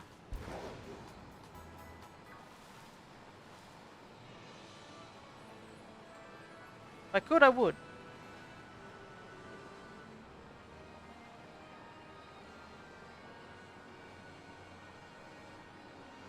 It just feels a little empty right now because there's literally not anything we can do. No Pokemon to catch, there's no milestones except for like right near the end of the game. I'd probably think that it'd probably take us like 2 sessions to get this done. But we'll see, we'll see. Because not only will we have to do like, obviously this part of the story, we still have to do the whole DLC as well.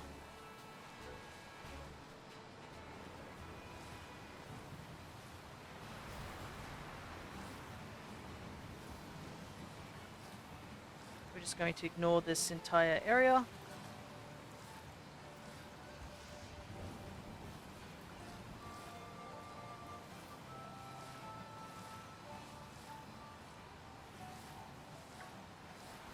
And avoid everything since it's nighttime now.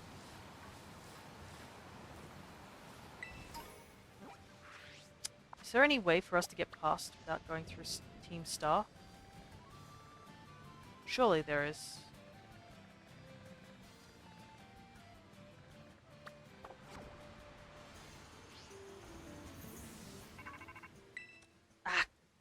We got too close.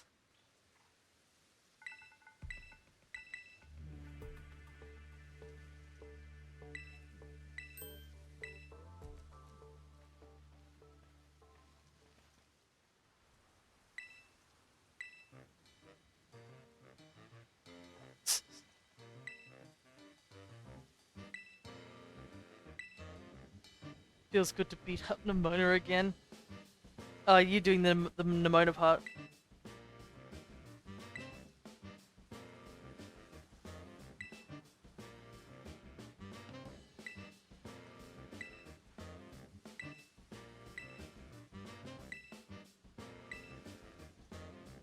Man, though, I gotta say.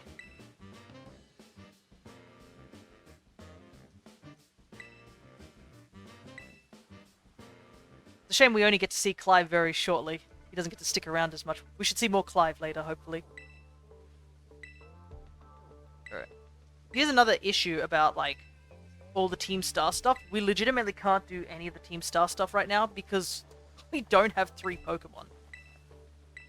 I believe you need like, the least amount of Mons you need is 3.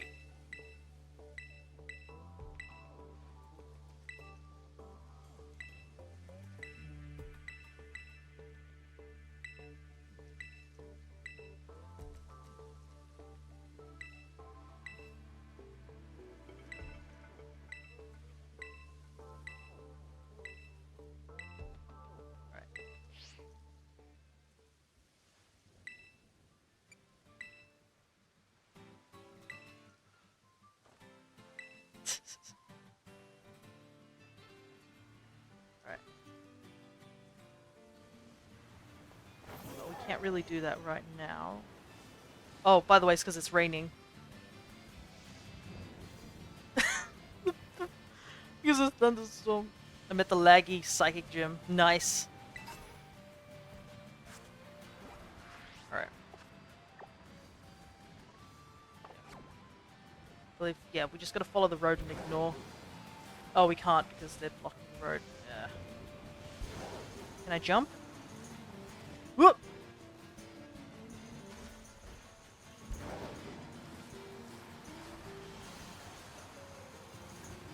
don't think I can get up to that rare candy, unfortunately. I wish I could, but I just don't know how to because there's no... The guide doesn't really tell me how to get up there. Anyways, let's get this Pokemon Center unlocked. Yeah, we're fully healed, thankfully.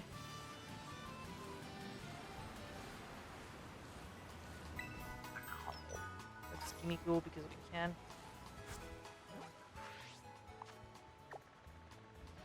As you can see, it's up here somewhere, but...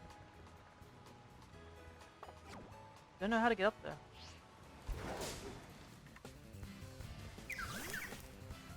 I do not look forward to the day that I have to shiny hunt you, Tadbulb. Glad nothing was improved. Yeah, for some reason the psychic area is so laggy for some unforsaken reason. I don't know why. Like, what is over there that's causing all that lag? Like, Pokemon, I love this game because of the story, but you really have to do something about the performance.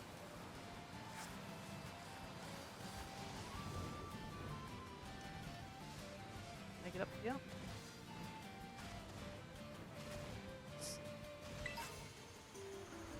Take the protein. See all the hobbits getting sucked away.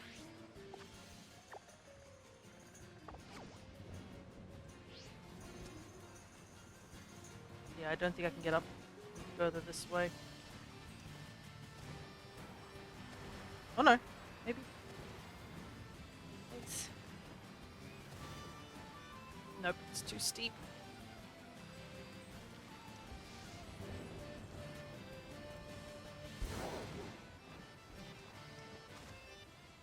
Really hope the Switch 2 is going to be backwards compatible. I don't see why it wouldn't be, to be honest. Because, I mean, when the 3DS came out, it was you could still play DS games on it. I assume the Wii U also could play Wii games, but it's been a long time since I've played it.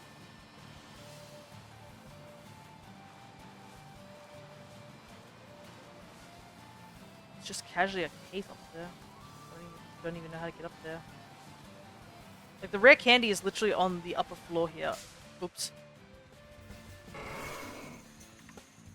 If I could just get up somehow.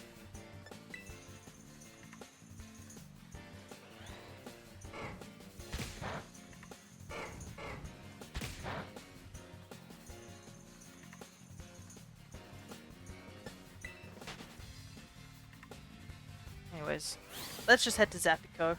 If possible. Like, yeah, the candy is up there.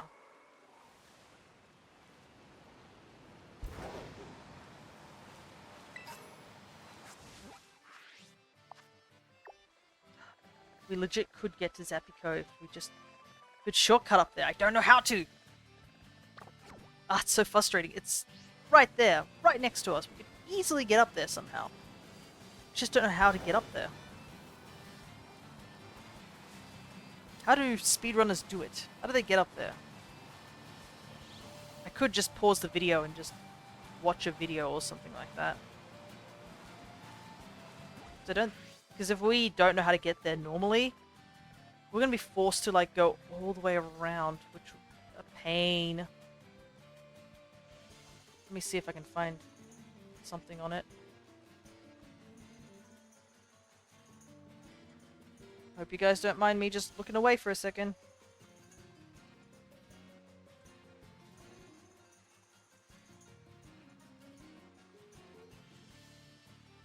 Ah, I see. Yeah, apparently the speedrun is messed up because of it. That's okay though. I just need to see how do we get to Zapico. I remember, I think when I first played the game also, I got to Zapico as fast as possible. Okay, so looks like they decided to do the grass gym in this speedrun. Oh, this is 9 months ago, so this is an old speedrun. I mean, we could technically do it now. Yeah, this is an old speedrun. They went and did the steel worm, they didn't bother with that. Alright. If that's the case, we can easily do the grass gym. We'll just take their word for it. I don't know how to shortcut to Zapico, so let's just do things in order.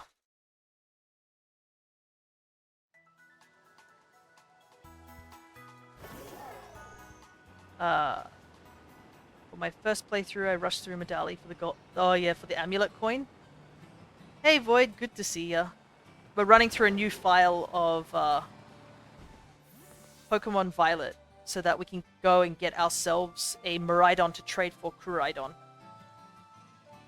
Though I have to make sure I trade the Kuraidon via, well, trade for the Kuraidon via Pokemon Home, because there is an achievement in that game where it allows you to, if you trade Kuraidon with Miraidon, you get a little sticker.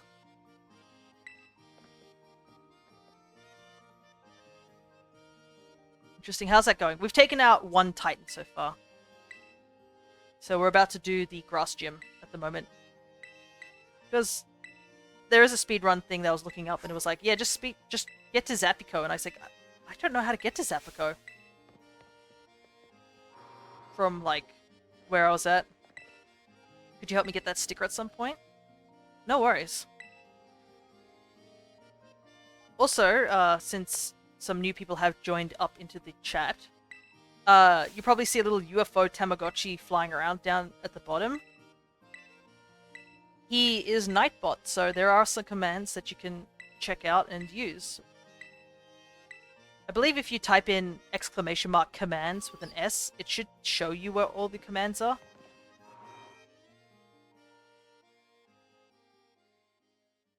But yeah, Nightbot is working at the moment, which is pretty cool. And I had a feeling you were going to do that, Void, as soon as you joined in, so yes, it does have a little message for that. Right, we need to go to... I got a bit disorientated. Go to here.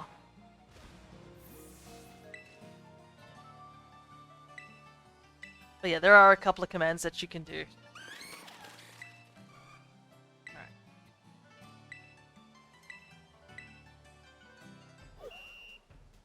Yeah, I made it 200, because we need a hefty amount of people for the Discord.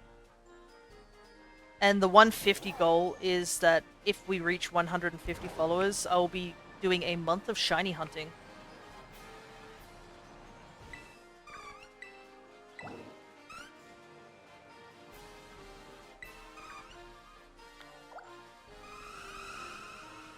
Oh god, the sound.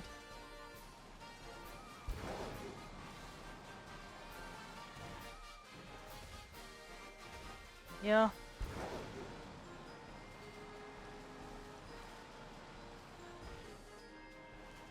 I don't think I've ever looked for the Sunflora in this maze before.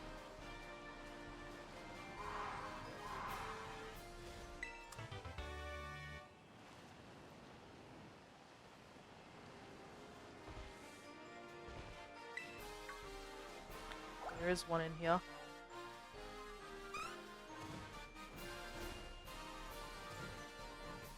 Over everything. Due to my recommendations, you've been working hard.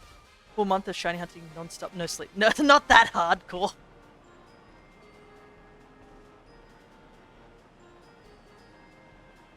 But yeah, it will be mostly, we'll be doing sandwich hunting, we'll be doing Dynamax adventures, and hunting for the shiny legendaries in that game, because I do need those legendaries to fill out my shiny decks once the living form dex is done.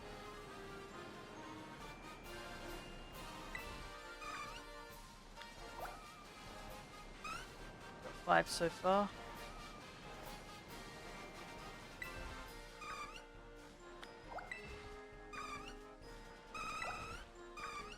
Okay. Almost done, 2 more.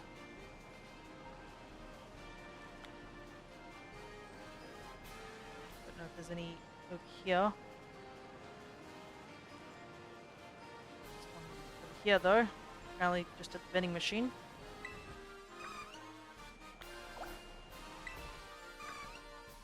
Alright. It's all 10. And we're right next to the lawn, so that saves a bit of time. Right. Oh yeah, and Legends Arceus, that's another game that we can shiny hunt in.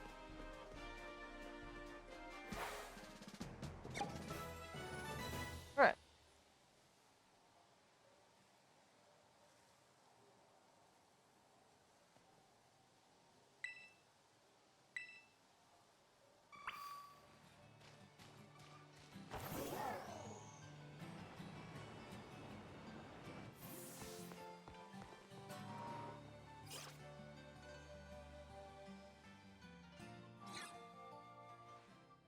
Yeah.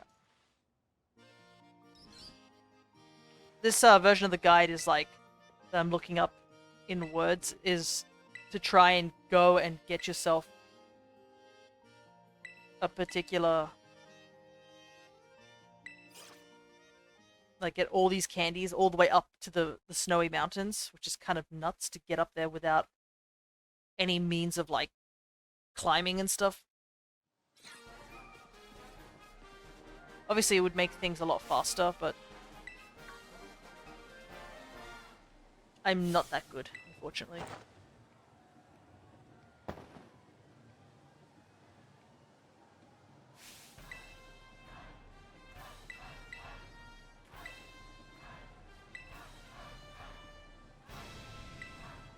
Alrighty, first gym battle.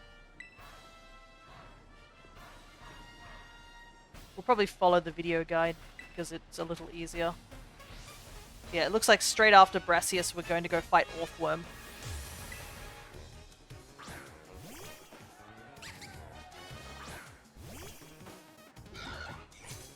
What is our Terra type? Is it fighting or... He's one of my favorites. He is an interesting looking gym leader to say the least, especially since we've had like... Oh yeah, we are flying type. Terra. Alright. Let's just... I think a lot of the gym leader designs in this game are quite nice. I know I do like Katie's design. It's quite a cute design. That might be also me being biased to like somebody who's a baker and a dessert maker.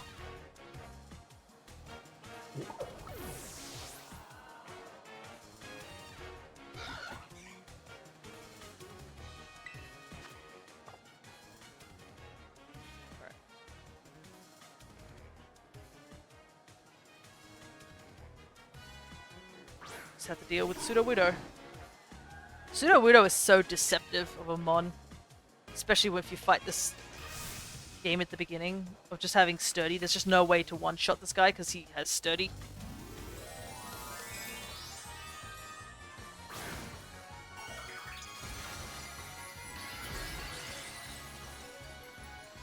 Yeah.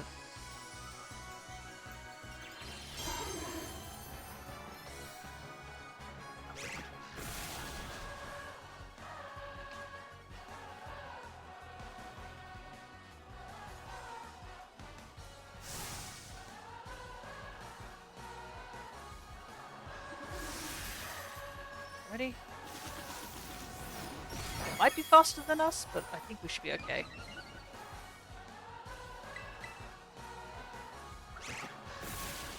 Okay, so when they get to Orthworm, their Flamigo is about level 26. And they've also ditched their starter. So we're at good levels. I mean, worst comes to worst, I just trade Flamigo over to home, trade it to my main game and just be like, sup, and just immediately put all the, the candies that I have in that game onto Flamigo, and then send it back. That would be the cheapest way to do this, but... You think you can beat me? Watch this trick! And I'll be like, huh, throw a ball into the void, come back out, and like, haha! Check out my level 100 Flamigo.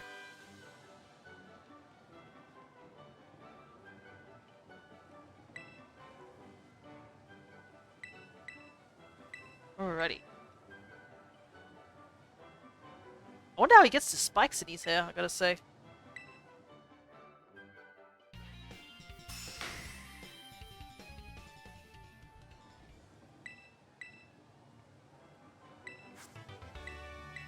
Trailblaze, which you can't really use it on anything, to be honest, because we have no grass type. Caught a bunch of Slugma and nickname. Oh goodness.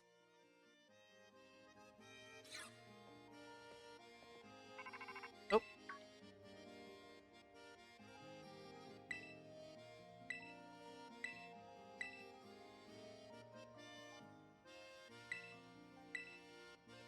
Yeah, we're gonna have to battle the Mona at some point too.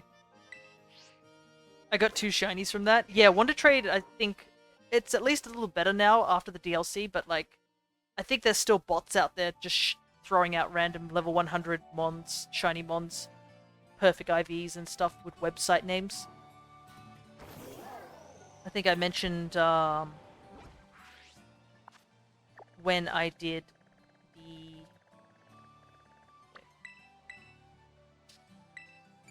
Right, we just have to make our way over to there.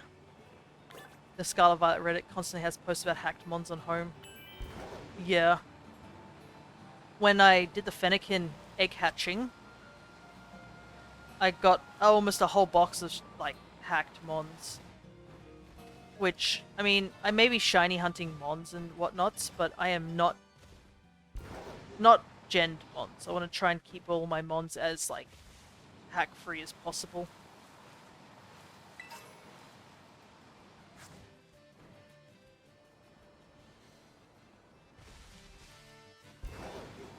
I want to avoid Team Star's base because there's legitimately no way of us doing it. But I did know, I think there was someone else who I've been talking to via the Discord who is also a shiny hunter, but they don't really care for any of the hacked mons and stuff like that. They're just collecting shinies. So I just gave them to them. I was like, don't need these, you can have them. What the? Oh, it's a Dreepy. I was like, wondered why I got rocketed back so much. Ah, look, it's my favorite hunting area. It's where I'm like constantly grinding for a Meryl. But yeah, I think the most common, before the DLC dropped, I managed to snag, I think, 3 Meowscaradas. Charizard's another common one. I got a Moltres and an Articuno shinies. And I was just like, dang. There's just the birds just casually out in the open.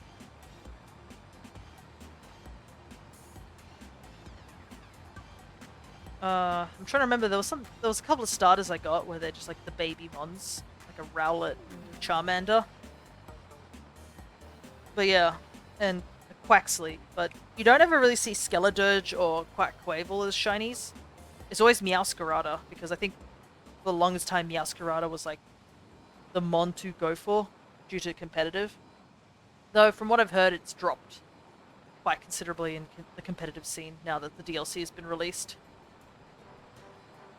Just ain't got a strong presence anymore.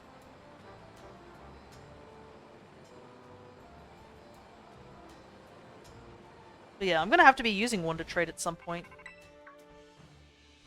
Because one of the shiny hunts I will be doing will be in Scarlet and Violet. I will be hunting for shiny Fione. Now, I don't know if I can Wonder Trade Fiones. I think the game will probably just be like, no, you can't do that. Sort of thing.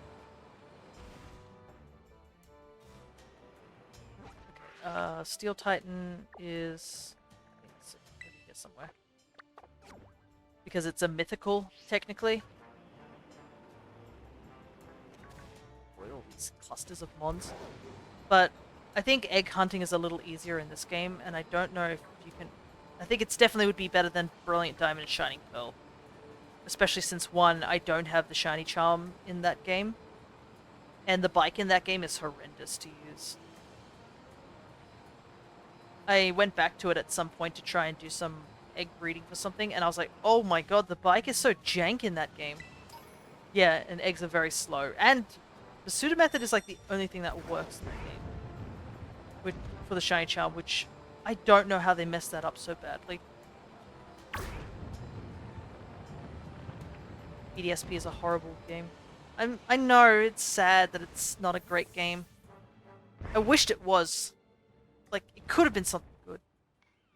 but there's just so many flaws to it, like even more than Scarlet and Violet. Thankfully, Legends Arceus is a thing, because thanks to Legends Arceus,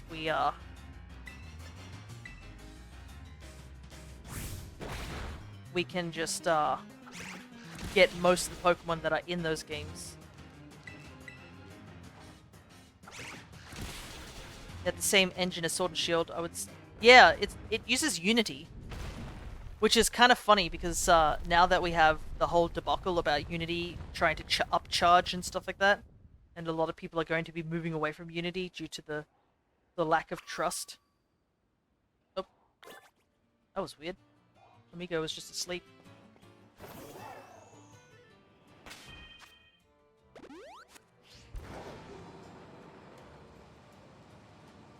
I guess the only good thing about BDSP in terms of Unity was that because it's made with Unity, all the modders just had a lot of fun modding the game.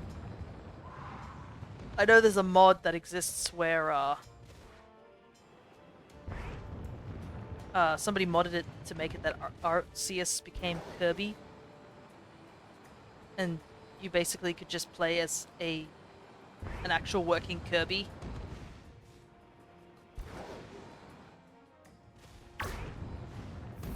Who had like different forms depending which plate you gave Kirby.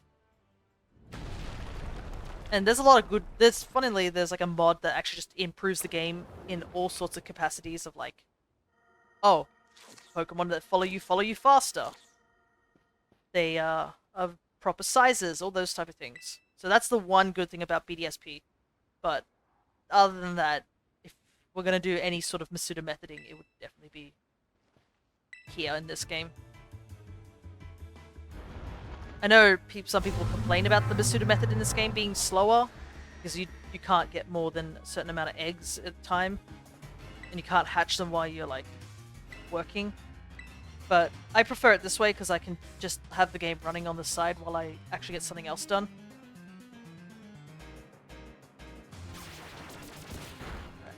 Have you seen the fan-made Pokemon game with the same original art style, but in 3D? There are a lot of fan games, so I'm not sure, I don't think. Ooh, perfect Screech.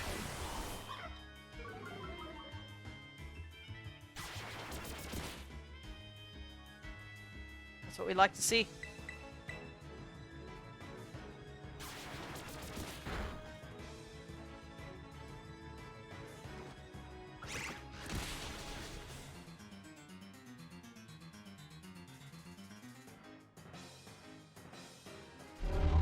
Alrighty.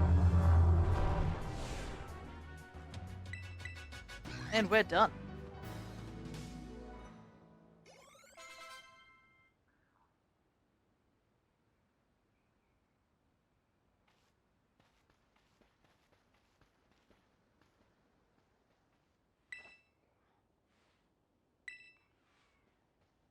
Also, this was the second, I think this is the second Titan I fought, and as soon as I'd fought this guy, I was like, this guy has to go on my team. Like, Orthworm has to go on my team, no matter what. I just love Orthworm. He has a great shiny, and he's just so derpy. And we called him after our boy Terry.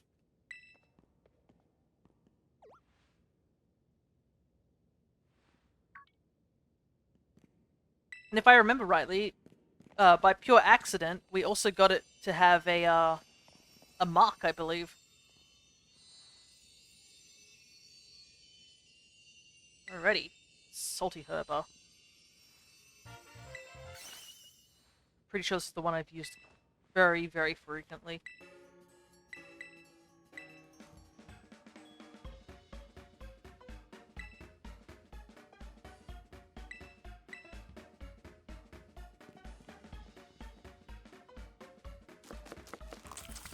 But yeah, it's kind of funny that I mentioned about Terry. Because the creation of Terry is like, we're only 1 month away before his birthday, I guess, or the day we created him. I should ask the Alchemist if there's something we can do about that. It'd be pretty cool.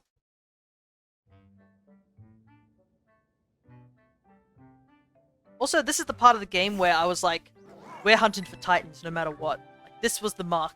Like, this one cutscene. I was like, this is it.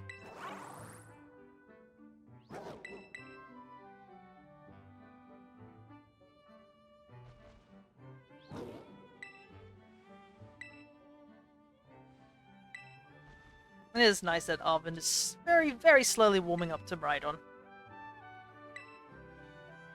Well, it's more warming up to us, to be honest, over Miraidon. I gotta say, what is in those Herba Mystica?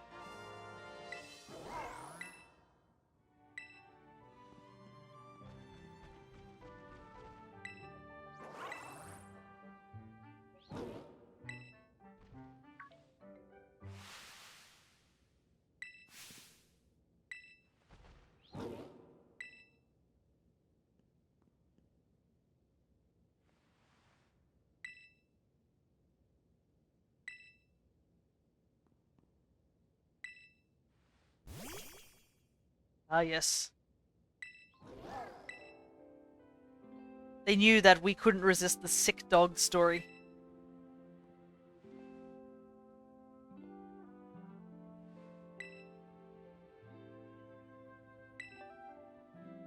I think I legit teared up, or at least felt like so sad at this point. I was just like, no!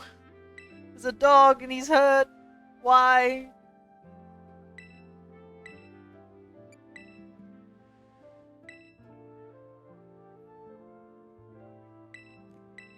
Yeah, hopefully, I think this was like the part where I was like, yep, this is it. We're going to be just running forward as fast as we can. Also, is it just me or is my arm glitching? Like, I was just noticing as I was like standing in the cutscene, my arm is like glitching back and forth. Yeah, take a look at my right arm. It's like the model is glitching for some reason. It, like, can't decide where it's supposed to be for some odd reason.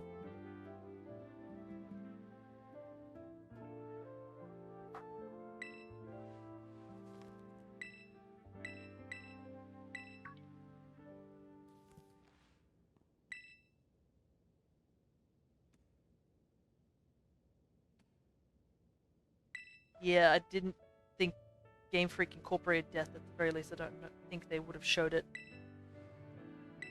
Which is funny because, like, I think a lot of people was worried that Mabostif was going to die. Or, like, thank goodness they didn't go that route. It almost went that route. But they instead incorporated, like, I guess, the deaths, the idea of death, like, elsewhere in this story, which is just as, like, shocking. Obviously, we don't see it on screen or anything like that, but, like, the implications are pretty wild. Sad to see him suffering. Oh, yeah, absolutely. Like, this was the part where I was like, we're gonna go find all those titans, I'm gonna punch every single titan right in the jaw. Right. There's a watchtower that I was supposed to go investigate, but I didn't, so we're just gonna ride on over. Just gotta get out of this, giant hole in the ground. That's essentially what this is. But, I don't think they're too afraid to show that sort of stuff. Maybe it's just Tunisoft that's not totally fine with showing that stuff, because in the Pokemon Mystery Dungeon series, like, there's some pretty shocking situations that happen in those games.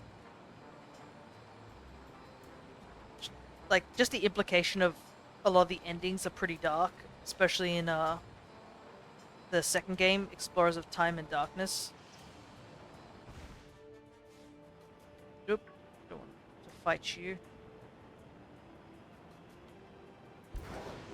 But there's a particular entry of the Mystery Dungeon series, which a lot of people don't consider as one of their highlights, which is Gates to Infinity. Is Time and Darkness before or after Sky? So where Time and Darkness sort of sits is Time Darkness and Sky are essentially the same game, I would say. It's just that Sky has extra content with the whole Shaman arc and the extra stories and whatnot. That's all I'd say is the difference between Time, Darkness, and Sky. They're all the same game. BDSP has a book about a guy who wants to kill Pokemon with a sword. Yeah. It was like some story where, like, dude went gung-ho with a sword. And I mean, it seems the implication of people fighting hand-to-hand combat with Pokemon seems to have been a thing. It was... Ack. Sky, yeah, Sky is the definitive edition. It just adds to Time and Darkness, just adds more stuff. You get more Pokemon as your partners and starters. I think they add like Shinx, Skitty, Riolu, Phanpy, and Vulpix, I believe. And then and obviously the side stories with all the other characters and the Sky Summit with Shaman. I think that's pretty much all the things they added. Don't mind me just jumping around because I'm just looking for things and for rare candies and stuff like the guide is showing me. But yeah, in Gates to Infinity, I know a lot of people had some slack because some people didn't really like the story or just like... I think the biggest thing is that it doesn't have many starter Pokemon. It's literally just the Unovan Pokemon, Axew, and Pikachu. I think those literally are the only choices you have. So I can understand why a lot of people are just a bit meh on that particular series.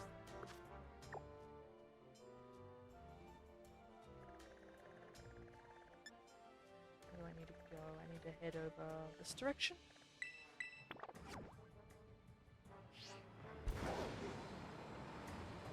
But there were some actually good parts of the story, I would say. Like, there were some pretty good highlights.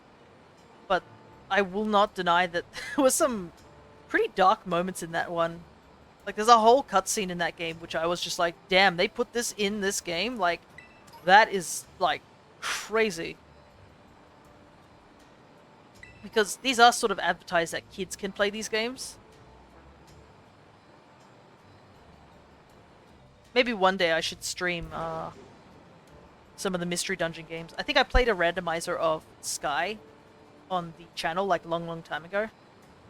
But I think it'd be cool if we played some of the Mystery Dungeon games, like the definitive edition for Red and Blue, which is on the Switch. That's one of the ones I do want to play at some point. I think I'm in the wrong area all of a sudden. There's supposed to be a Pokemon Center. Oh, I walked past it. There it is. Let me just... Oh boy. Just gotta avoid the entire crowd popping up. I just want to make sure I go near this Pokemon Center so that it checks that I've been there. Technically, the next thing we need to do is we need to head to the normal gym. We've got to go fight Larry.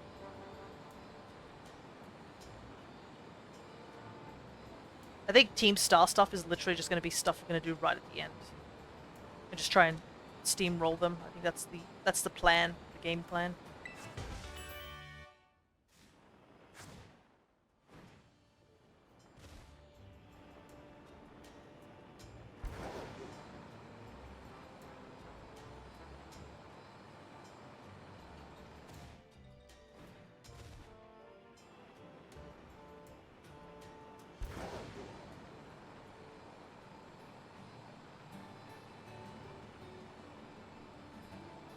We made a Zappico, but I think we need to grab something here before we go into Zappico.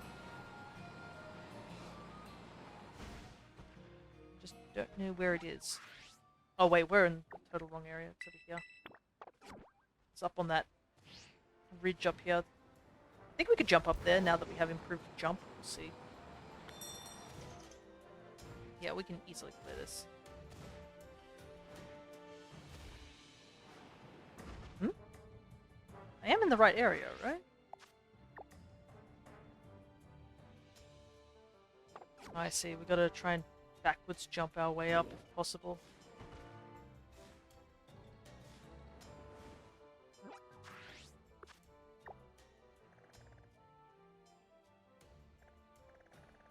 I think that's what's happening here.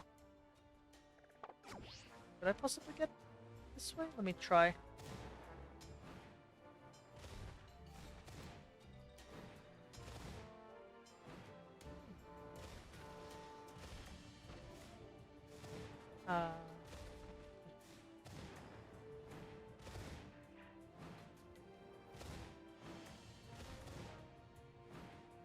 It's like right there. Meh, I'll just go around.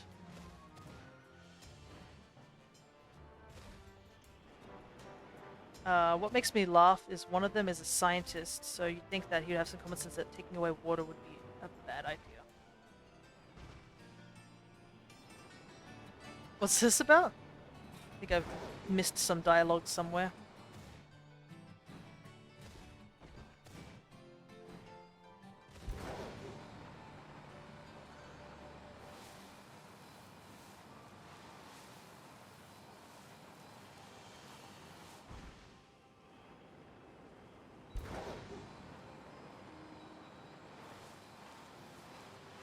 The message above. Oh, the BDSP one? Oh.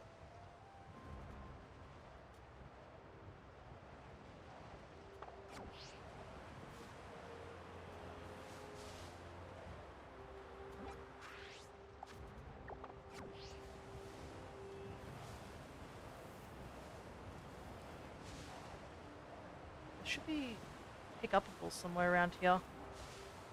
Is that it there? Nope. Ah! I looked away from like a second trying to read to take a look at the video and then immediately just lost.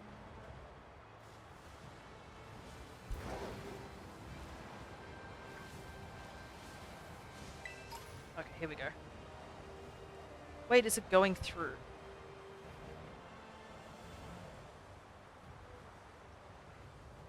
Oh, is it a message that didn't go through?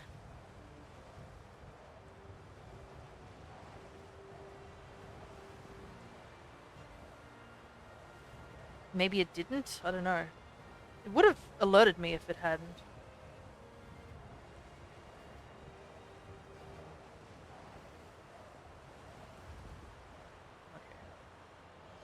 I think Ruby and Sapphire have the worst story. You have two teams that don't like each other, both semi-evil. One wants to drown the world, the other wants to drain it, and at the end of the game they both shake hands and say they were wrong. I think it's just more like... I understand that, yeah, the story is a bit meh in that point. It is interesting that there's two rivaling, like, villains, I guess.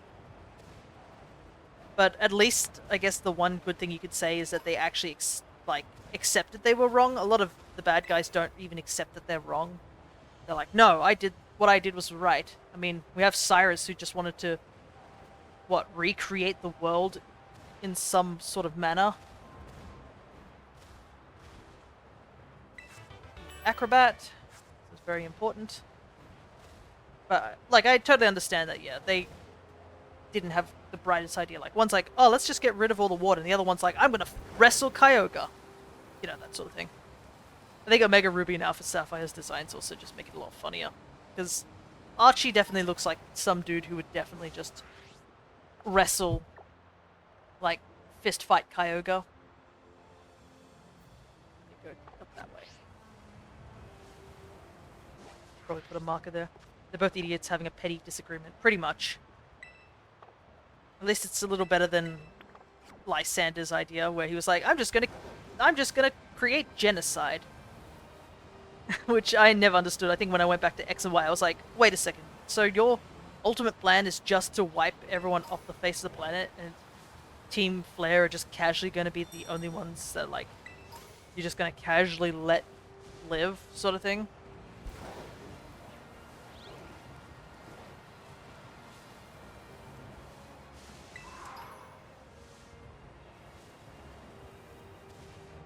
Snowstorm doesn't really help.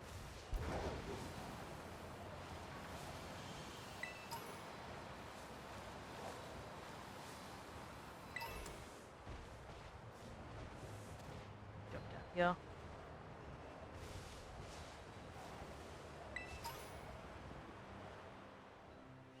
I mean, we don't even know what happened to Cyrus in well, at least in Diamond and Pearl, he just walks away or something like that. In Platinum, he just sort of disappears. Like, it's even implied that he's totally, like, just gone.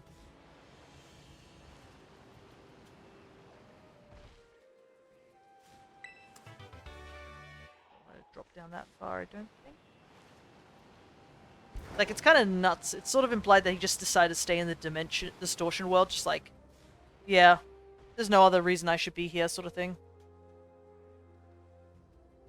Like, what? It's not why I don't like Gen 3, it's just don't like it because it was idiotic. Yeah. It is a very odd, I guess, story to say the least. Be over here, I think? I feel like, there should have been a little bit more consequences for their actions. Thankfully, everything does get just wrapped up neatly. But yeah.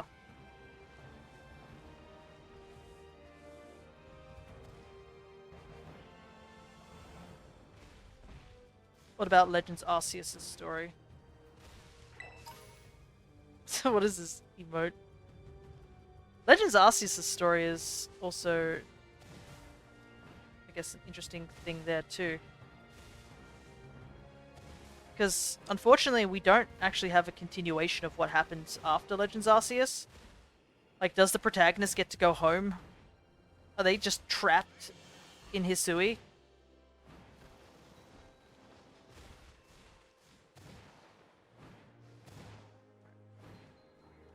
Where do I need to go next? Their goal, I mean, makes some sense, but they didn't explain what they'd do for the people, so it kind of implied they just wanted to destroy the world, and that was never their intention. Later, they explained that, so after it feels like the biggest shake in my head. It's unique, but break it down doesn't make much sense at all. I guess, if we talk about, yeah, the villains' ideologies, I guess, for Legends Arceus. Somehow, I don't think teaming up with Satan allows you to meet God. Just gonna casually put that out there, you know? It's probably the best way. But, no, still on the Gen 3 rant? Okay. Alright, we're just gonna pick on Gen 3. I see. As much as it's my favorite gen, we're gonna pick on Gen 3. Fun.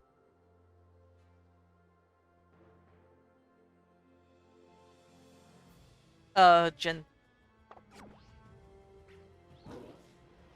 I think I've got everything here. I'm trying to think if there's anything else I've missed in this little location. Personal vendetta with this one. Yeah, this it's starting to sound like a personal vendetta, don't it?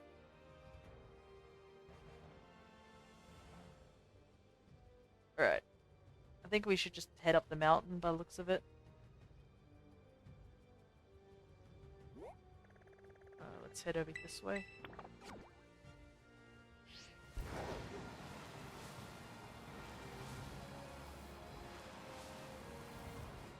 Yeah, I'm trying to think, like, which bad guys technically had the worst, like, what's the worst bad guy? It's like, yes, I understand that Gen 3's story isn't terribly strong, I would say. Legends Arceus made more sense, surprisingly. I mean, you're an outsider, so the people were skeptical. I'll need a few more moments to remember everything. I mean, with Legends Arceus, I understand them being skeptical. I'm not going to not gonna lie on that particular part, but the fact that Kamado was so skeptical of you, like, like an absurd amount of skepticism on him. Like, it sort of implied that he just never warmed up to you, like, whatsoever. He kept, like, pointing out you're an outsider. He kept being like, well, you know, sort of thing.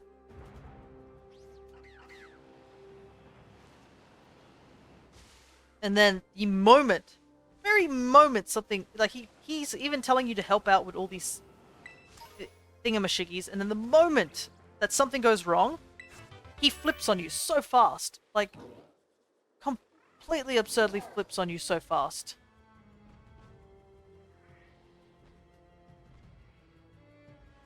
And then just, he's like, well, apparently they're the bad guys, we're just gonna kick them out. Like, that bit, sure, it's shocking and understandable, but, like, it was kind of crazy how quickly everyone turned on you. We need to apparently go up this way. Let's see, what's the easiest way to get that way? Probably go this way, right? Like, I was kind of shocked how fast he turned on us. And the townspeople, even though if you choose to help them or not, they all just also turn on you so quickly too. Despite you've been helping them out and all this sort of thing. Like, a lot of people actually were like, the protagonists shouldn't go back, honestly. They should just never go back to Jubilife Village. If they were going to be treated with that much skepticism. Like, the trust would have been so broken by that point.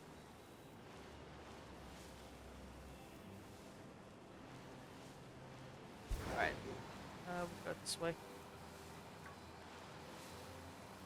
True, I feel like it's just a personality trait. Friend. Something, oddly enough, he was thinking about the people in his town when he did that. Just the way he did it was really extreme. Oh yeah, absolutely.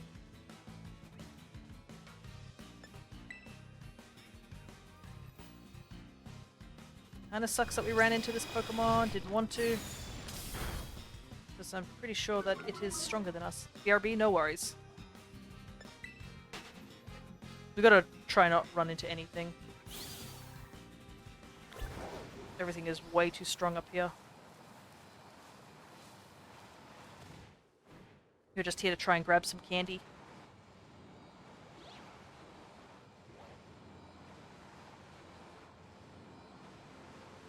That just stopped making sense the first 10 minutes they started doing child labor. Well, I mean, it was the reasoning behind that was like you had to work to like stay there. That's how little they trusted you. They're like, look, we'll let you stay, but you're gonna have to like work for it because they're not gonna just let a random stranger who fell out of the sky occupy one of their bases. Because, I mean, back then, everyone was so, what's the word? They were just so on edge due to being in a new land where everything and anything could kill you.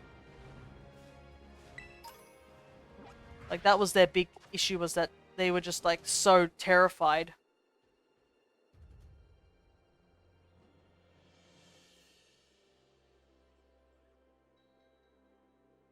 To, like, an absurd degree. We need to go down this way. I think, no. It's a bit too early. We need to go up this way. That kind of applies to any Pokemon game. Yeah, pretty much the Pokedex is child labor. But yeah, the difference between, I guess, a regular Pokedex romp, I guess, in this game, and Legends Arceus is that, like, yeah, everything is out to kill you. Like, in one of the early cutscenes, they just you see a guy, or you hear a man screaming from a different room. Just in total agony. Because he's been hit by a Pokemon's attack. I mean, you should see how dangerous some of the Pokemon attacks are in that game.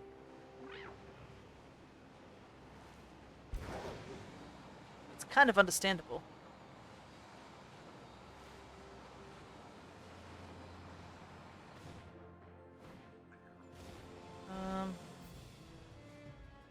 Is there an item around here?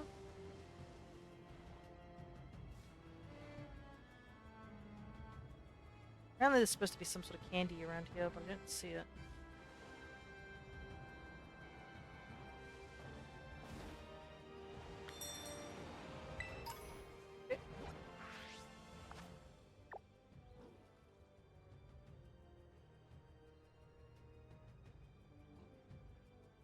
Head into the gym and start the gym challenge without doing the snow slope run.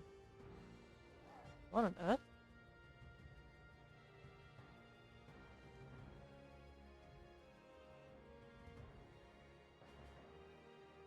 I guess we do have to go over to it. Let's see. Head into the gym. Start the gym challenge without doing the snow run. Jump down, pick up the candies.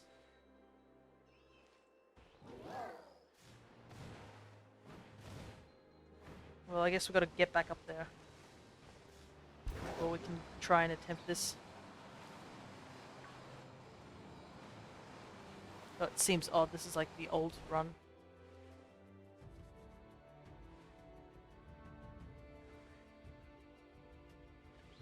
In this one, they just go to the normal gym. Where is the normal gym from where we're at? Anyways. It's Medali. Medali's way back here. I mean, we could head back. We could head to Medali from here, right? From where we're at. I think we'll go and do the gyms there.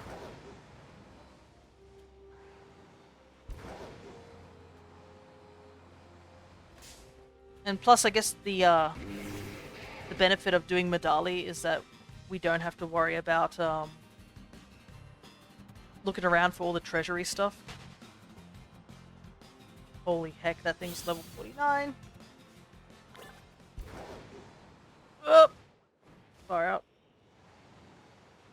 Everything is just out to kill us.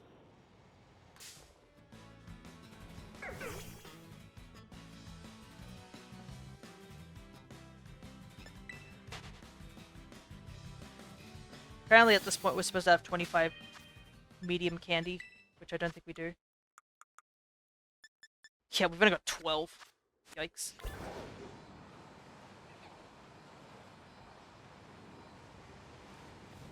Oh well.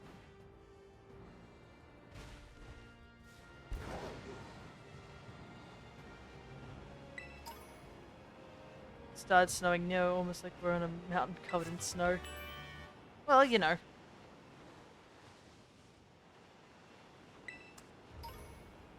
I love small candy, maybe I can just use that for now.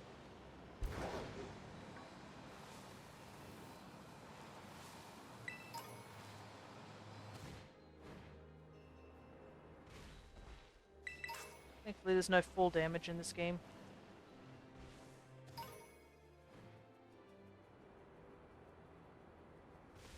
Miraidon just seems to be able to just jump.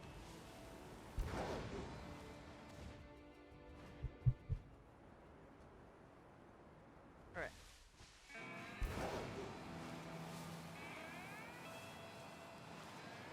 Actually, when the Clefairy event happened, I think I walked over here to try and catch, or attempt to get some Fido, because I needed the shinies for them. I managed to get 2 shiny Fido in my other game. So I just have to evolve one of them. Maybe we'll do that at the end of the stream. We'll go over to my other file and get that done. Alright, let's quickly heal up. And I'll take a look and see what level that they want to get the Flamigo up to.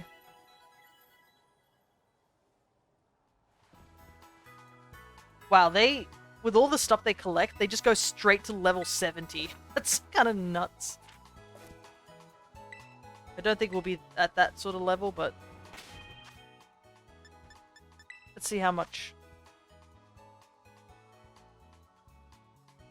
Nightbot called you out for spamming. What? Oh, because you wrote down words too many times. 5 emotes and 1 message. Okay, Nightbot. Yeah, I don't know how to change that. Because I only just got Nightbot. Alright, let's see what level we can get Flamigo up to.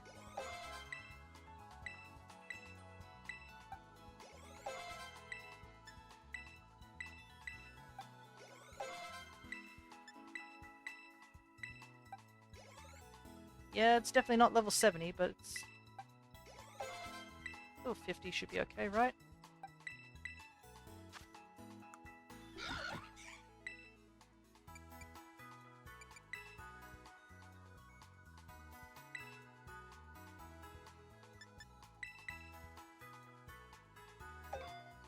He picked up Swords Dance somewhere too, which I didn't find.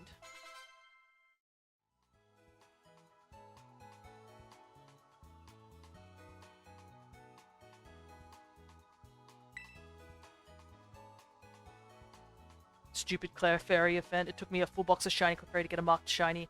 Yeah, I gave up on that, unfortunately.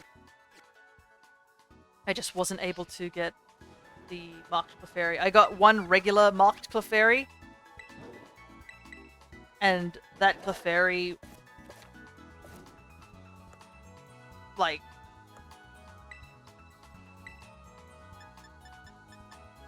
sword stance here. I just have to go find it, I guess.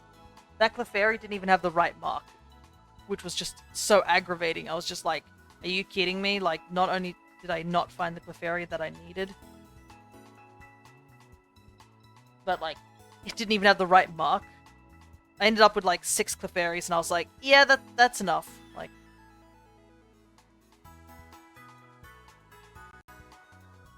let's see. Oh, there's one near Casserola. Right. Okay. Let's see if I can get over to Casserola. I got multiple non-shark marks if you want it. Nah, that's okay. I don't need them, unfortunately. Anyways, I was saying it makes more sense because that game took place in the past. The whole thing, yeah. Oh, when you log into Nightbot, look on the left side for spam protection, click it, enable repetition. Guess I can do that, let's see. Spam protection. Repetition. Nope. Spam protection.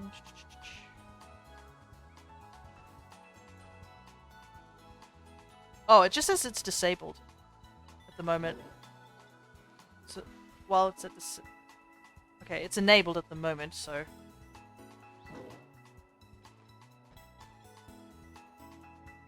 Nightbot defaults are absolutely terrible. Yeah, I only just, like... Only just recently got it, let's see.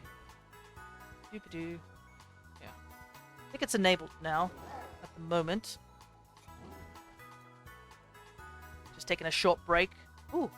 And my mother has brought me something to eat, because it is close. It is lunchtime over here. Ah, it is hot a little bit. Just move that. I enjoy my rants way too much. Just get angry at everything. Alright. So apparently Sword Stance is...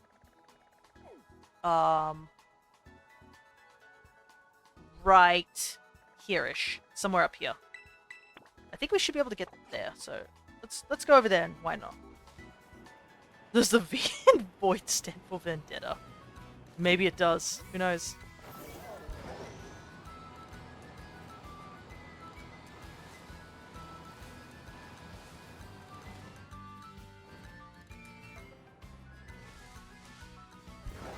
But yeah. I guess the one benefit to the whole hunting for the fairy types is that I did get 4 new Pokemon that I needed for my shiny decks.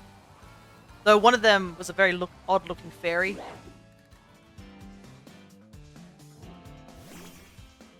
Oh my god!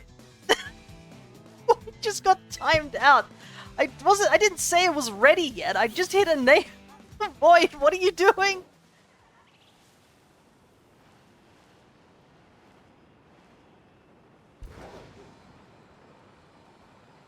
Void's gonna be Void's gonna be, like, timed out for 600 seconds. Why, Void?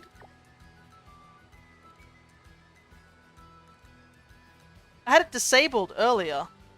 And then I enabled it because I was like, oh, okay. Should have put the limit up. That's what I should have done.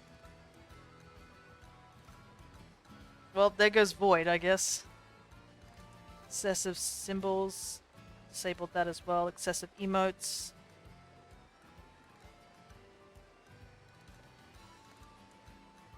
Yeah, I should have disabled a bunch of these, but I didn't. Void, no! I only just got Nightbot, so I'm not entirely sure how it works. We've lost contact with him.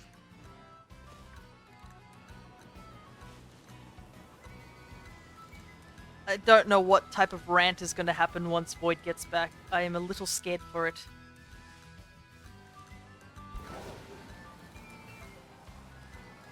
I assume Void is still watching. I don't know how timeout works. I don't think it like stops it from like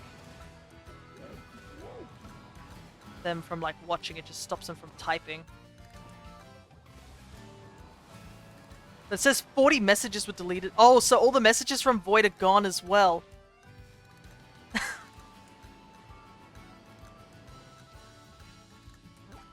Oh no. How do I get up there?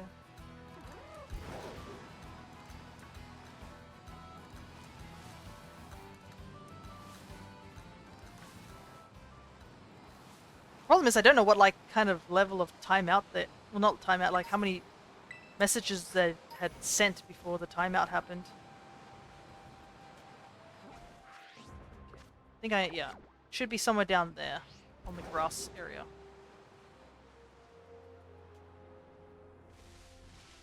Tatsugiri.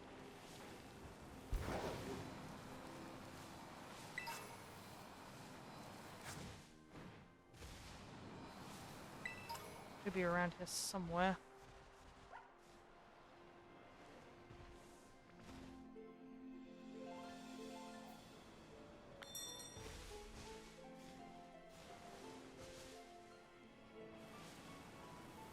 Think? Question mark?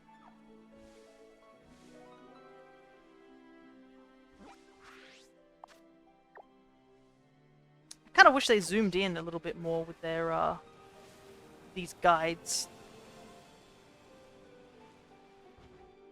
That just leads to the ocean, which we can't even get to yet.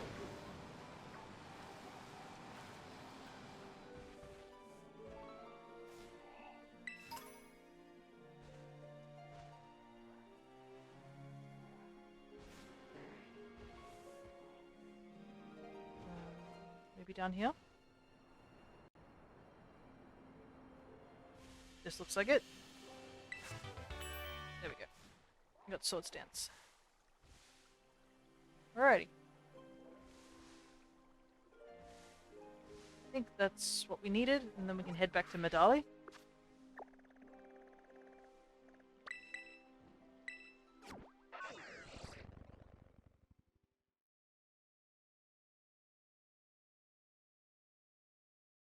Whoa, I just realized there's a lot of bots here. Let me just quickly check them off. Well, I assume it's bots. There's somebody with a username which is just a bunch of zeros and ones. If you're real, just talk. Because there's quite a few people here.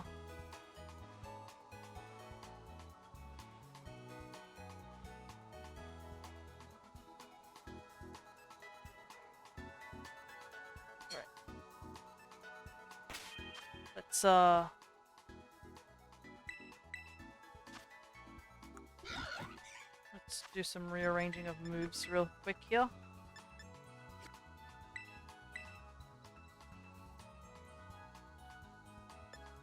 There's not really much here to learn. We just replace detect with sword stance.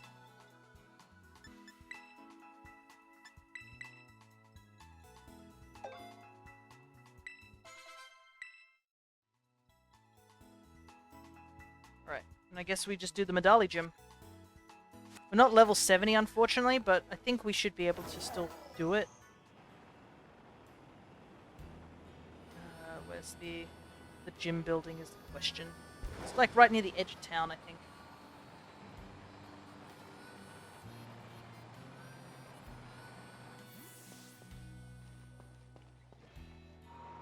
If we'd found more of those EXP gems, I bet we could like steamroll a lot more.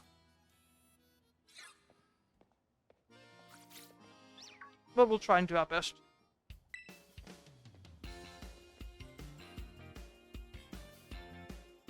My chair ran over something new. Hello, Record Gamer. Good to see you. We're just doing the quickest run through we can possible of Pokemon Violet.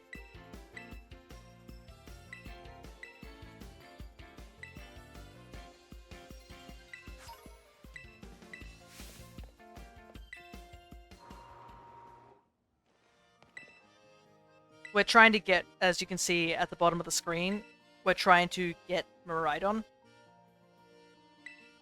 How's our day? Our day's going pretty well. I've also have Nightbot now on the stream, so if you type in exclamation commands with an S, it could show you what, like what commands are possible.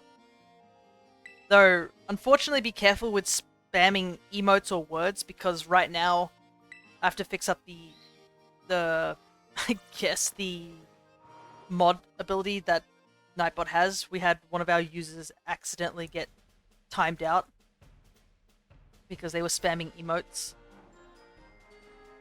which is the F's in the chat for void. I hope they will come back.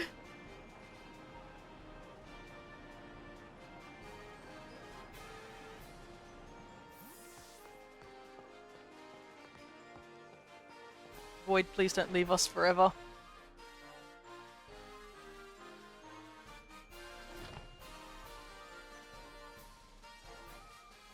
Right.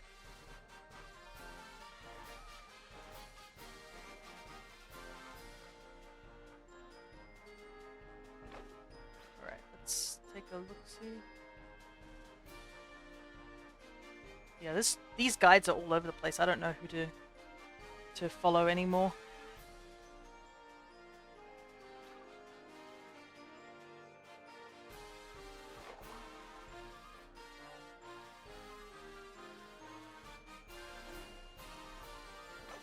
Want to tell you there is Rizline. Oh yeah?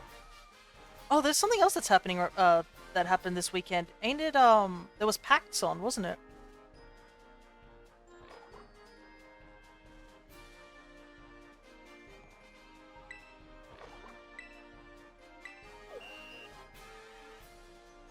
I know my sister went to PAX, which I'm a little jealous. Rice balls. Medium. Extra crispy. Lemon.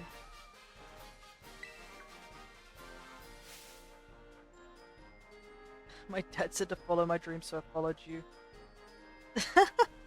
There's certainly a line, isn't it? We're gonna suddenly witness a lot of people disappear.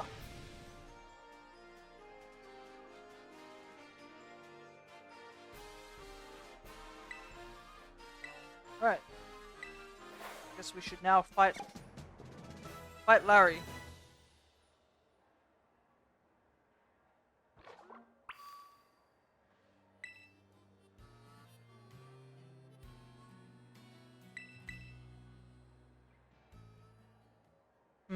There's certainly a line. You do also realize that I'm like the least qualified person to be using these lines on, because I just don't care about that sort of stuff.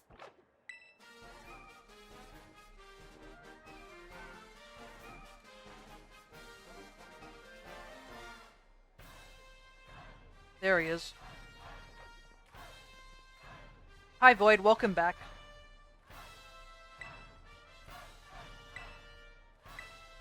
Where do you even start? I may have not disabled everything on Nightbot. Clearly I didn't, I should double check it. So for the first half I was laughing my A off.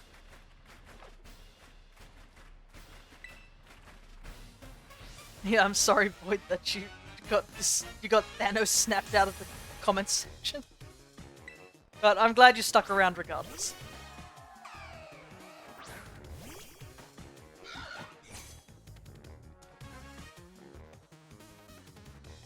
Alright.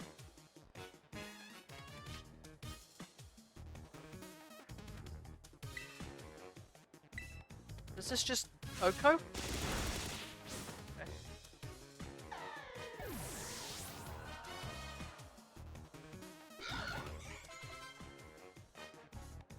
Ah, I should have set it to set, so... Oh. I don't think that's a possibility in this game.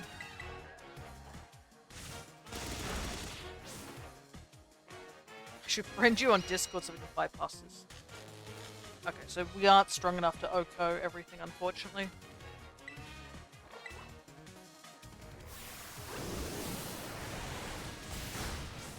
great. Just red in the face laughing so much. Oh my god. I like how Void's like, oh, just do this one thing real quick for me, and I was like, okay, I think that's alright. And then I just messed it up.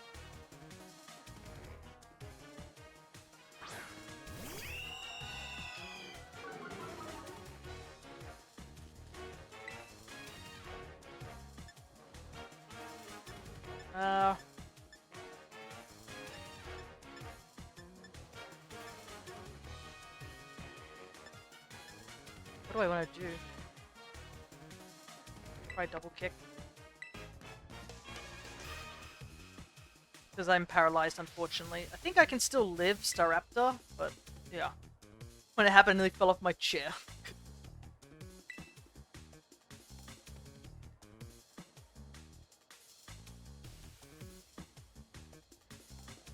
Okay, so let me share what settings I'm using. Okay.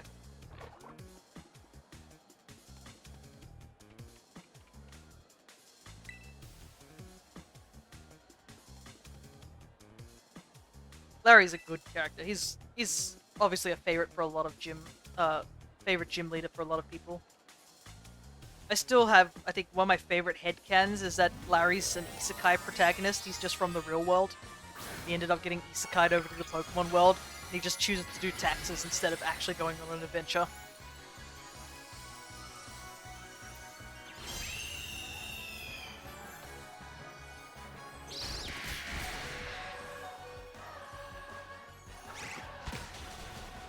Ooh, that crit.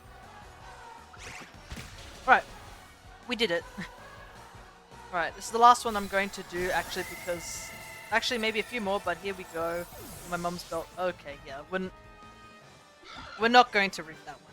Remember, people are going to see this on YouTube when I put this up, so... Be careful of what you say.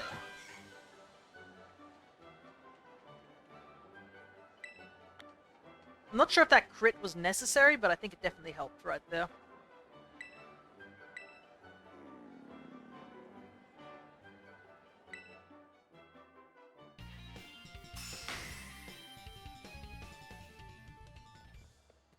Alrighty. Blacklist, phrases, excess caps, excesses. I had this disabled. Yeah, I hadn't disabled. I only disabled repetition. I hadn't disabled emotes by the time you immediately just decided to use every emote in the building.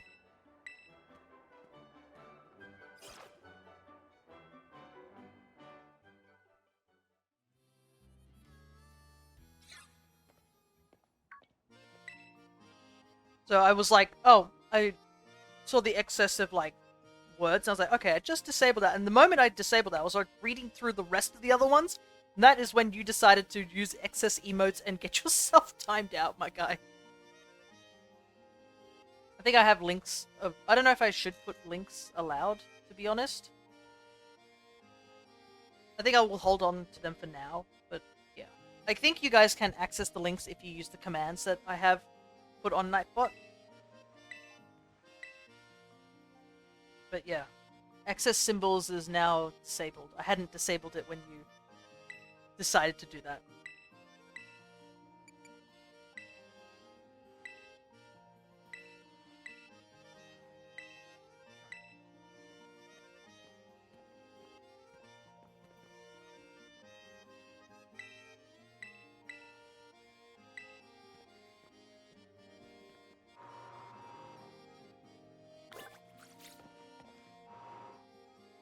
We should be...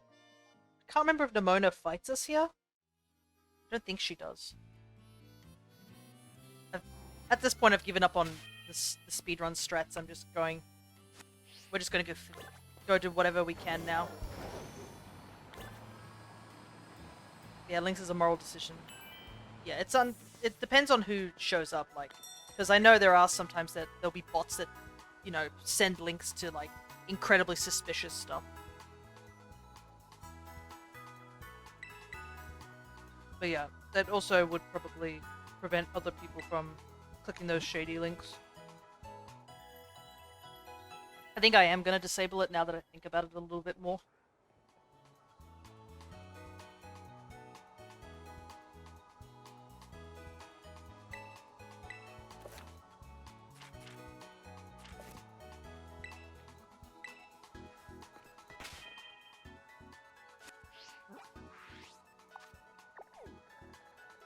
technically we're supposed to go do Casperar right now, but I don't think we're strong enough. So I think what I might do is quickly go and just run over and get the bug gym done.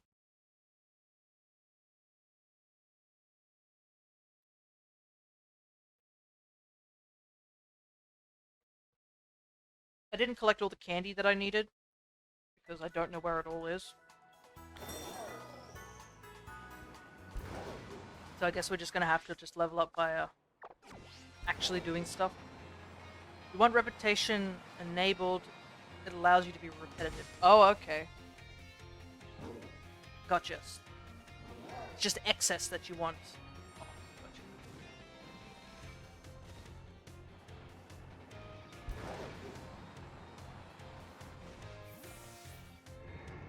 Alright.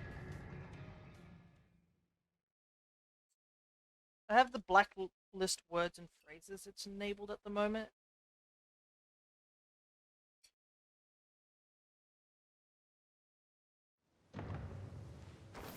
That's pretty much it at the moment.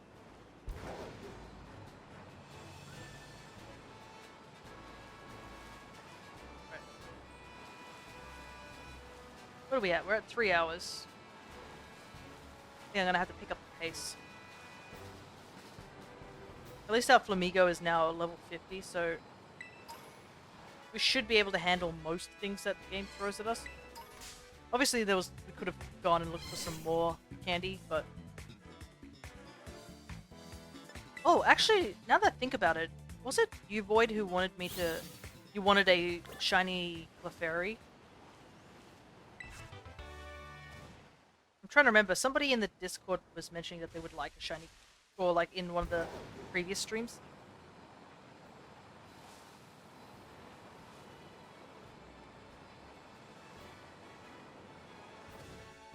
Because I could give the shiny over during... If I switch over to my other game real quick.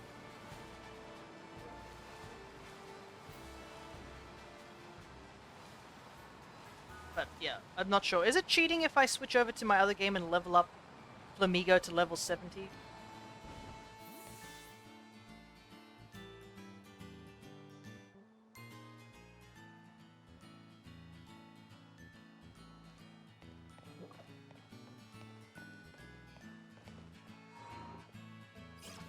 I'm trying to think, like, what's the strongest, or the Elite Four's strongest mon?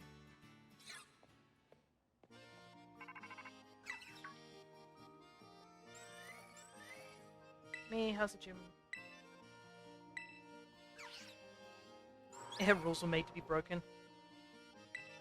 Wait, I think I made an error.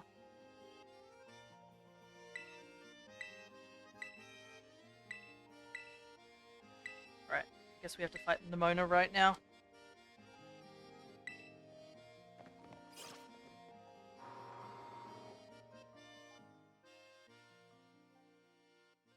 Get my shinies through Wonder Trade, so I don't really care.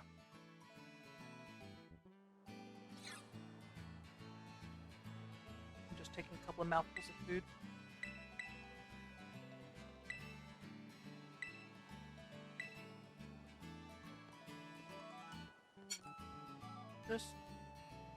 I haven't used that bot in years because nowadays Stream Elements, Moobot, and Streamlabs are simply better options.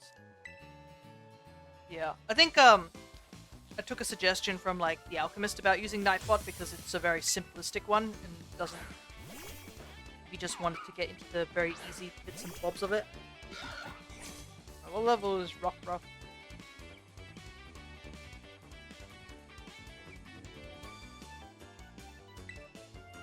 Yeah, I think we'll be okay.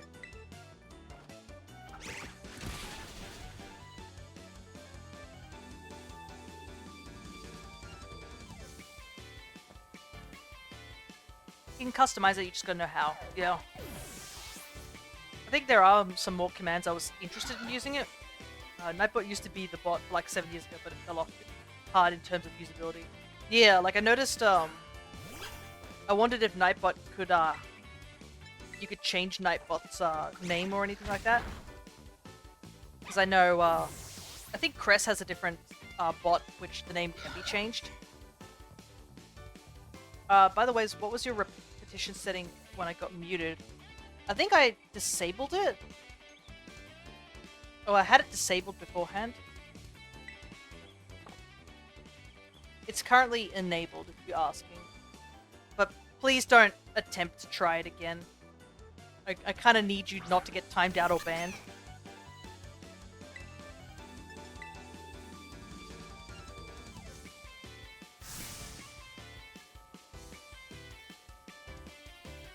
Streamlabs allows your own name, but I think that's a premium feature. Gotcha.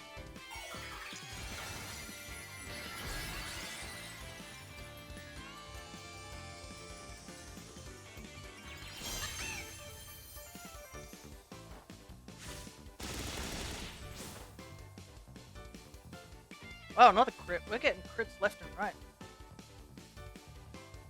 Maybe people who throw Pokeballs better are better at landing crits. I don't think I've seen that dialogue.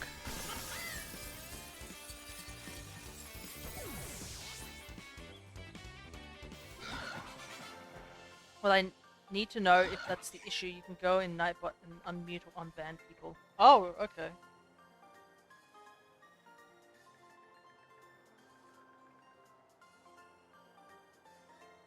Yeah, I can see recent timeouts. But yeah, please don't do anything silly, because if you do get unmuted or unbanned, I'm not entirely sure how to, like, immediately unban you or anything.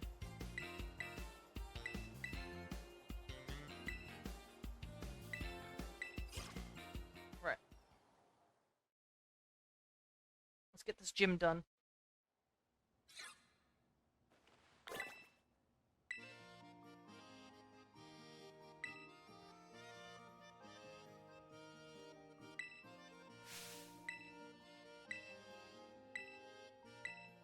But yeah, I wonder if we could just run over to the DLC now. I'll make the sacrifice. Guys, please. I just want to talk to you guys. I don't want you to test out if you can get banned. Don't do a banned any % run. Like, this is the first day I try out Nightbot, and this is the nonsense that I see.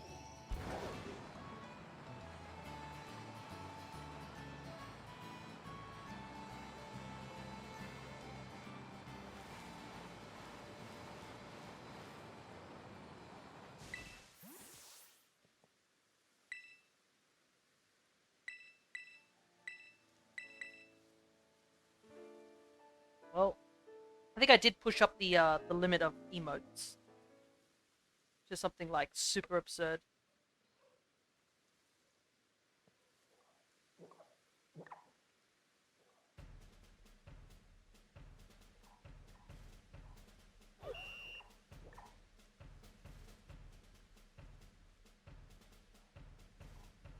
Alright, let's get this done.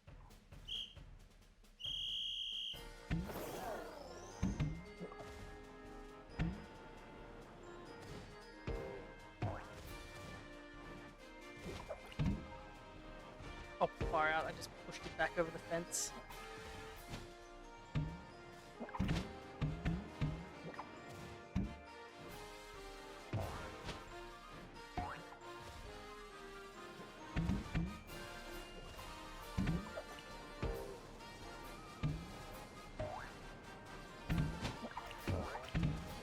Okay, so he just has a big invisible barrier.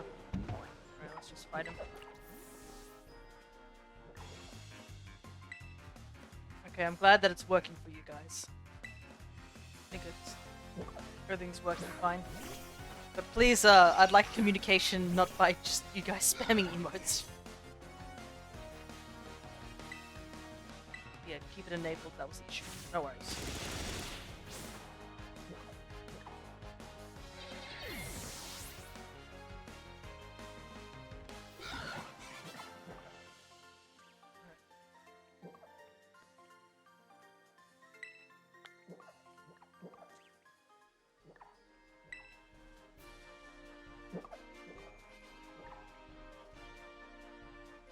No worries, I was confident that that was the issue.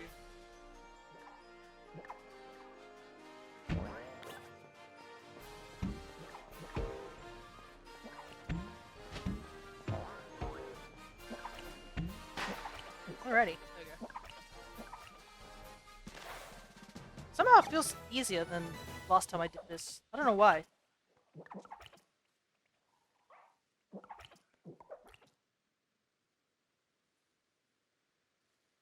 But anyways, we got that done, so that's all that matters.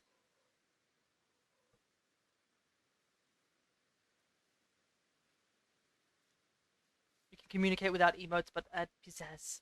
That's true. I do want to add emotes to the to our list of emotes that we can use, because I have done a lot of custom emotes over on the Alchemist's channel. If you and also their Discord, you probably have seen them if you are in either of those areas. But I haven't actually made any really for myself, which I really should.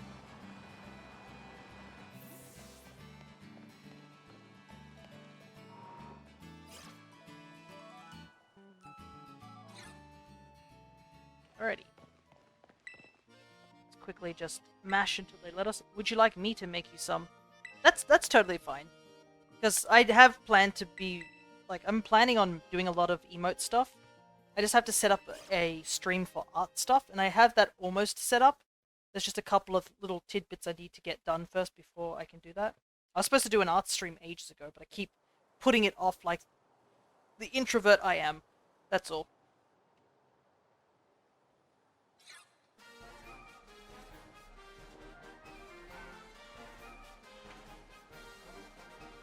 Feel that, yeah.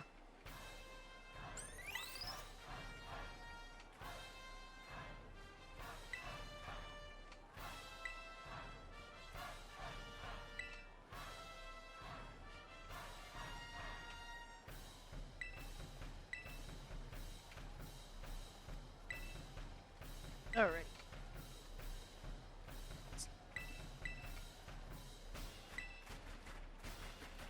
Try to get this gym out of the way. Now that Flamigo is like level 50, we can probably get through most of the battles. I think the only thing we really can't do is literally just the team star stuff. Unless we catch one more Pokemon. Maybe we should put that Lechonk on our team.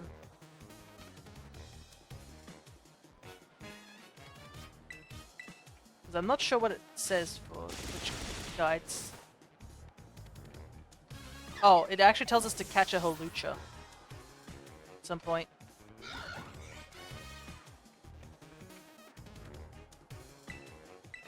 Yeah.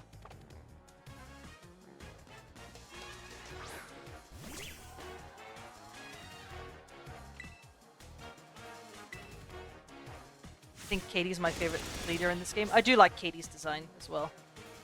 It's very simplistic. I like how the little hair bun she has on the side of her head looks like a cocoon. It's even got the little flick. Also, the little bug antennas on the hat's very cute as well. Another fun fact, I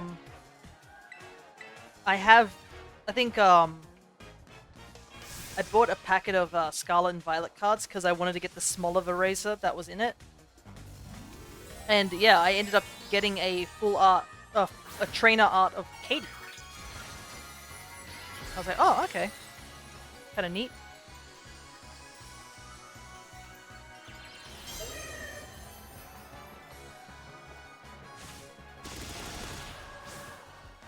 Alrighty. There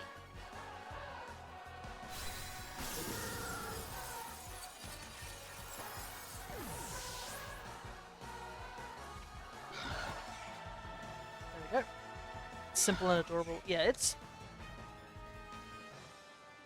some of the designs are like that, I think, with a lot of the gym leaders. I think a lot of the gym leaders in this game have pretty solid designs. I think the only design I'm a bit meh about might be, like, Kofu's design, because I think it's a bit too much, in my opinion, but I think most of the designs are quite solid.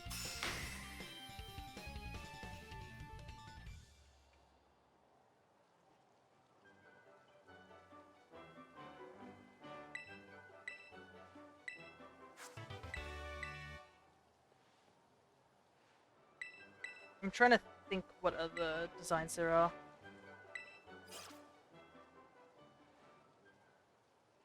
Like, the Elite Four members also have really good designs as well. I think the only design that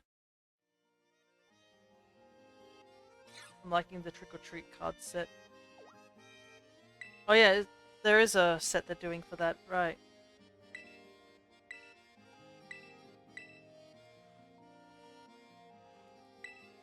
Oh yes, Geeta. I don't know.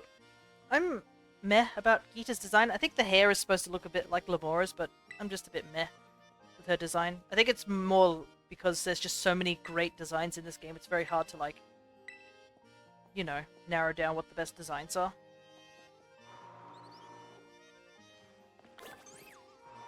They started doing those Delta species where monsters have different typings.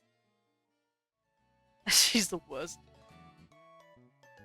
She's not a very solid champion, that's all I can say. I feel like she could have been if she just switched her Pokemon around. That's literally her only downfall, is that she just has the Pokemon in the wrong order. Anyways, let's quickly, that's the case. Put my Flamigo in here.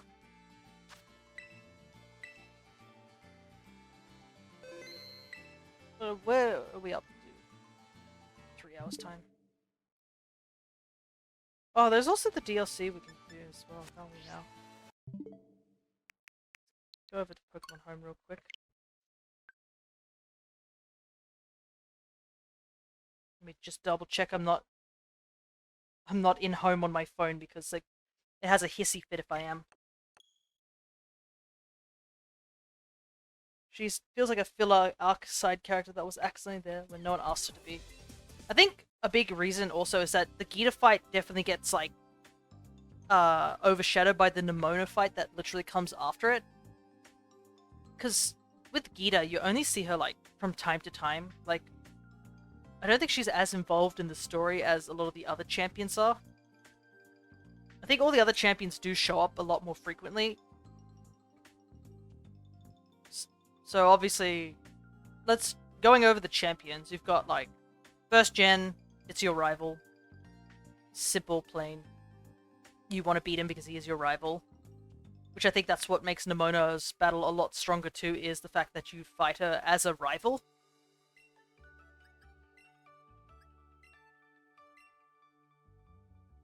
If Blinked was over, what did she even have on her team? Yeah, her ace is in the wrong location. It really should have been first. It either should have been first in the team, or it should have had its hidden ability. I think that's what the issue was. If it had either of those traits, the fight would have been a lot better.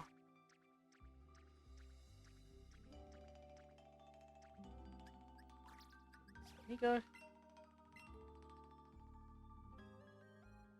Second gens was Lance. Lance does help out with the Team Rocket stuff. Third gen was Steven, and he is quite involved in the bad guy's story.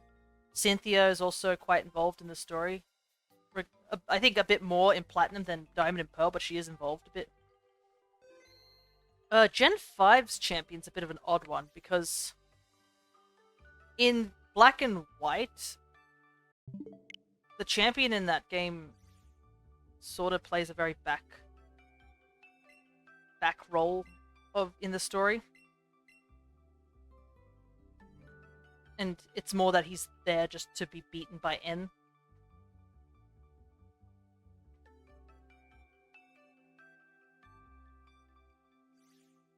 And then in Black and White 2, they changed it altogether. And gave it to Iris. Which was an interesting change, but I don't know. I'm okay with it. It doesn't bother me too much. I'm just like, oh, okay, they just change it. And yeah, Cynthia is Cynthia. Like, you can't deny that Cynthia's team is just really good. I think she was, like, besides maybe the original, like, rival, had an actual diverse team. A lot of champions just stuck with the same mons. Diantha is... I don't know what to say about Diantha. She is probably not really involved. She's in the same level of Geeta of not being involved in the plot. And here's the funny thing. Apparently, Diantha actually has the highest level mon on her team. Like, out of all the champions. It's not even Cynthia. It's actually Diantha. But her team is a lot more underwhelming compared to Cynthia's team. But I think she had like 2 of the fossil mons on her team as well, and a Mega Gardevoir, which is pretty cool, but like, I think it's just the idea of not doing post-game. Anyways, welcome back to Kitakami. Been a while since we've been here, lol. Oh, and if you want to see what I mean, here we go. Look at this. This is the team of, like, catching mons. By the way, none of these have marks, just to let you know. 1 Clefairy. 2 Clefairies. 3 Clefairies. A really weird looking Clefairy. By the way, I was eating a fairy sandwich the entire time I did this. I literally just went around the rock just out of a whim that I was hunting these Clefairies around, and it just spawned a horde of these guys, and there was just a shiny one here. So yeah, very, very weird looking Clefairy. Another Clefairy. A Cutie Fly I found, which I'm not too worried about because I actually need to evolve this to get Rabombi for my shiny decks. Caught a dog. Caught another dog. Caught another shiny Clefairy. All these. And then I just caught a regular Clefairy, I think. Which I don't know where I've put in what box. Because I was just so baffled by the whole scenario of, like, catching so many Clefairies. Let me see. It should be around here somewhere. It's probably in the Kitakami decks. Give me a second. And here's this Clefairy. This was the last Clefairy I caught. A regular Clefairy. Has a mark. It's the wrong mark. So I was just like, okay, I give up. The game's not going to give me it. Would you like to part with that Clefairy? Yep, I'm totally fine. I already have shiny Clefairy in my home deck, so I don't need it. First things first, let me grab this Fido and this Cutie Fly. You're based on location smart. Yeah, I am doing a living dex for these games. I need them to be somewhat organized or I'm not going to find things. Alright, first things first. Let's heal up at the Pokemon Center. But if anyone else in the chat would like a Clefairy, by all means, you can take them off my hands. I do not need a single one of them. If you want them nicknamed, just let me know as well.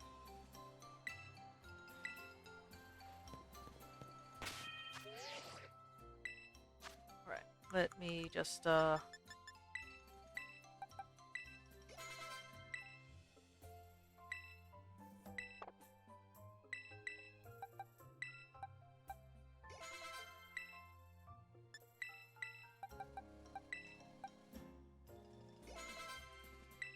Would you like to do the trade now or later? I would like to do it now, because I'm going to go back to the other file and continue doing the home decks on that one.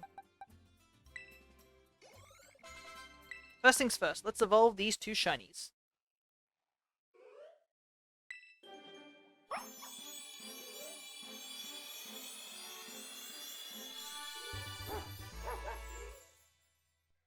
There he is, Bread Dog.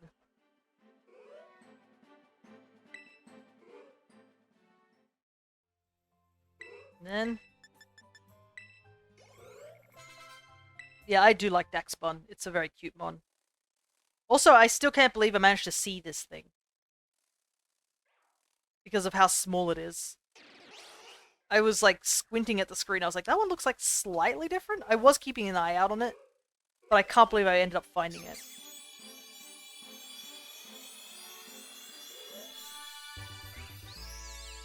Here we go, shiny Rabombi. With its bright red scarf.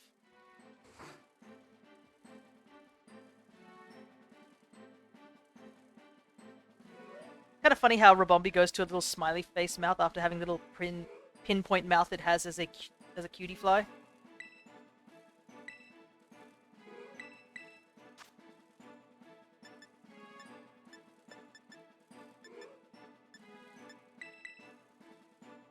Would you like...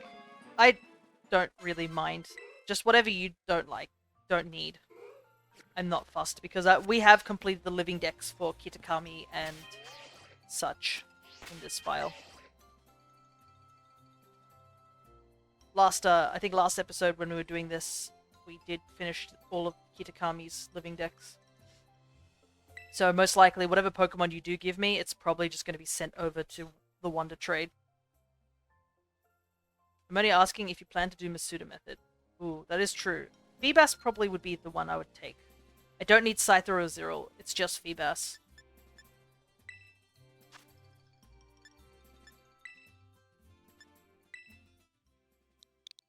Because finding shiny Feebas in this game is a bit difficult. It's possible, but it's probably better to do it with an outbreak than just looking for it by itself.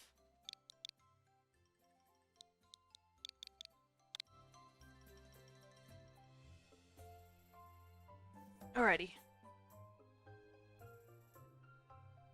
There's the link code up on the screen.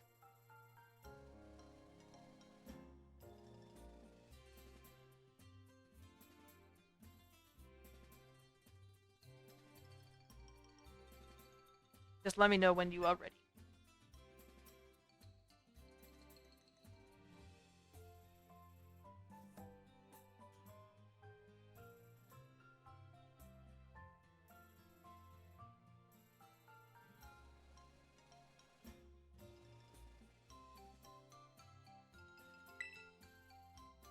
Right. Okay.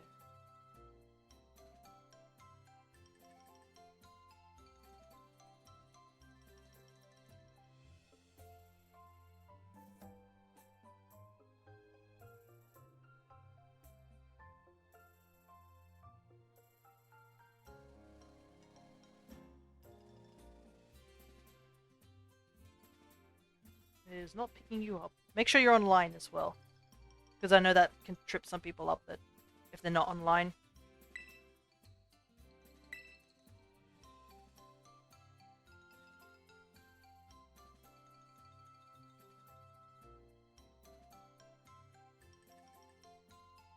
Yeah, there's the... Yeah, I had a feeling that was the case, because for some reason it decides that it doesn't let you know if you're online or not.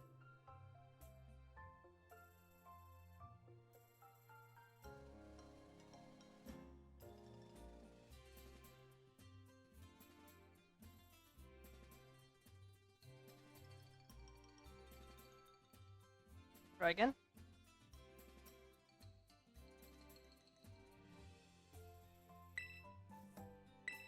Right.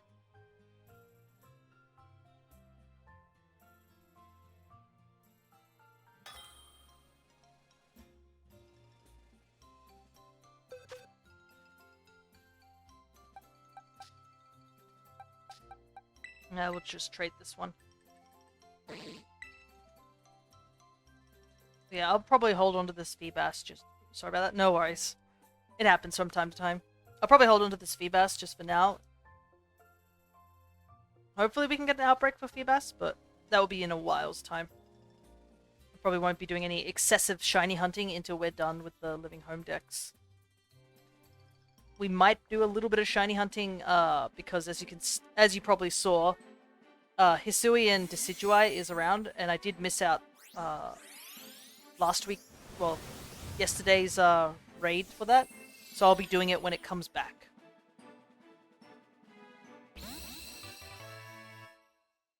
And obviously we've done our fair share of, like, hunting for, whatchamacallit, shiny Rowlet, so we don't really need to do a repeat of that.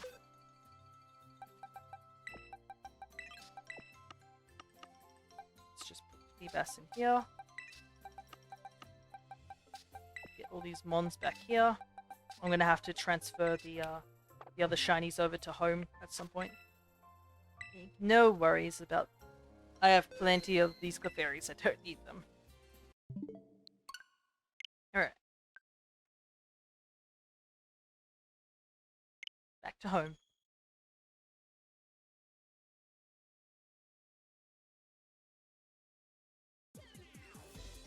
Now we've just got to quickly run around and get some other stuff done.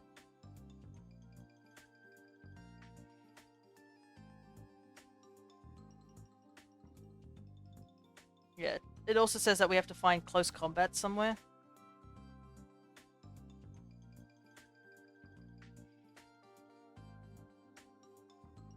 Let's see.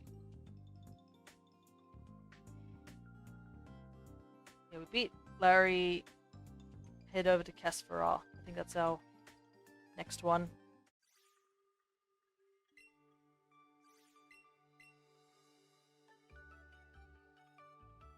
Still need to use home at some point. Yeah, home is now just my entire massive living dex at the moment.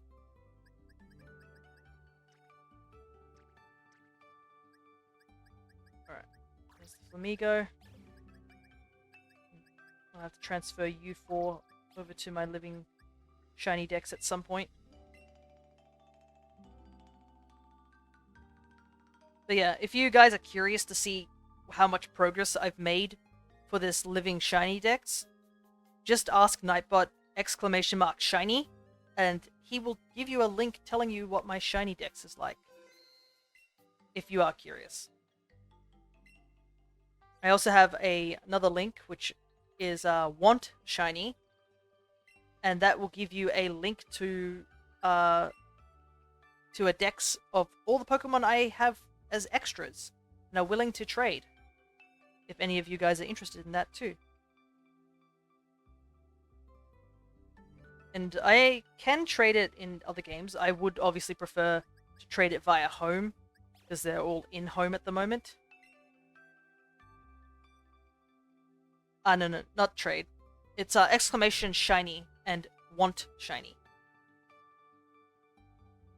I probably should change it to trade, but right now it's just shiny and want shiny.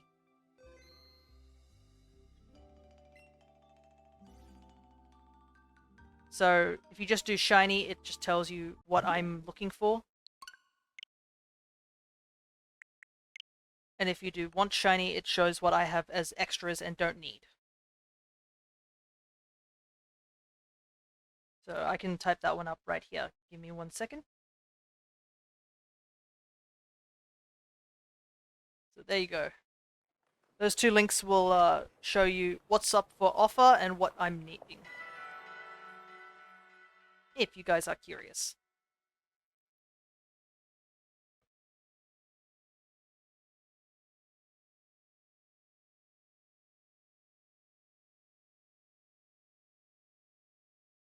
Okay, so it seems like a lot of the battles is just like fighting Nimona and losing to her. Oh well. Pokedex tracker. Yeah, it's a pretty universal used tracker.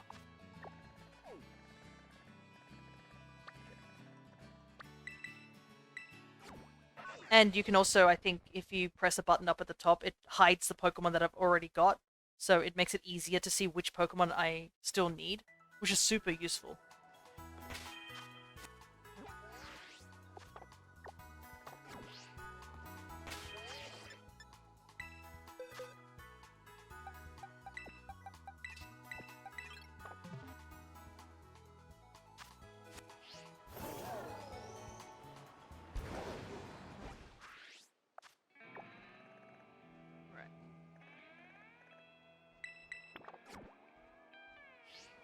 Off to Casperado.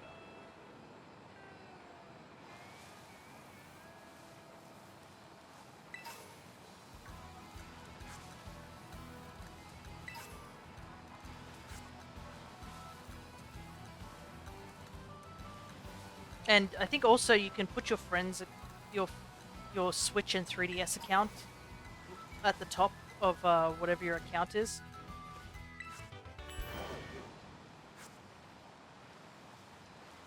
So you can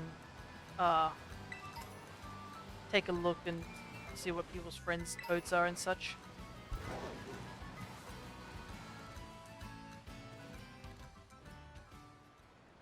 Gotta be careful because I can't fly.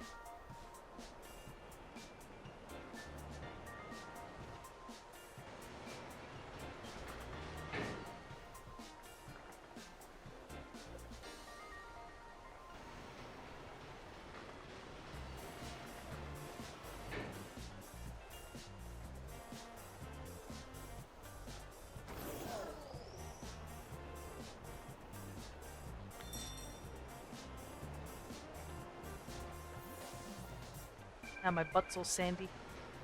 Okay, so we were supposed to go and do the olive roll thing, which we've already done. Got a shiny Trapinch. Ooh, nice. I do need shiny Trapinch. I think I have a shiny Flygon or something like that someone traded me.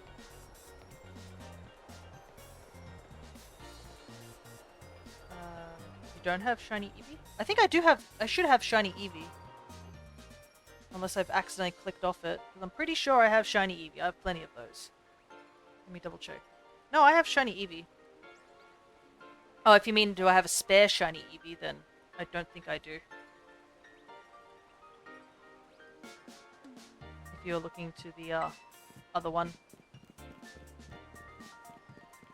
Or was the dex missing it? Well, it depends which dex you're clicked onto. Because the dex that says for trade, that's the ones I have spare, and I can trade to other people. It's the shiny living dex is the one that I have. So you might be on the wrong one, Bob.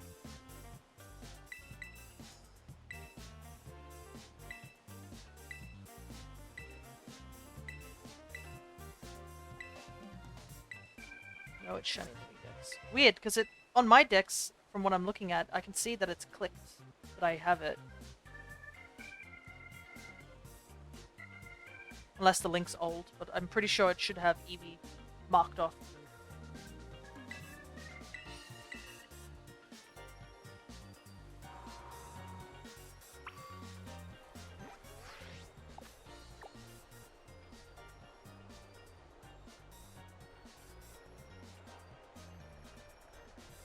So, supposedly we're supposed to go fight Bomberta. I guess Bomberta is there. Let's go do that real quick. But yeah, I do have shiny Eevee, before you ask. Whoop, there goes everybody. Forgot to mention the game I was talking about, it's in the one in Ken Sugimori's art style. Someone is making a fan game of entirely being in 3D. Interesting. Could link you the article if you'd like. I think I turned off links, unfortunately, after we were talking about it. But yeah, I think you could probably see me in the Discord. You could probably send me a DM. If you're on the Alchemist's Discord.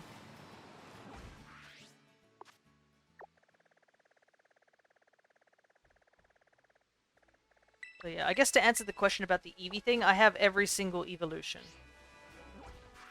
I went out the wrong door. What's it called again? My Discord name? It's the same as my Twitch name, Flower Kirby. You probably should have the same icon as my character. Oh no, the server? Oh, are you not part of the Hollow? For the Alchemist?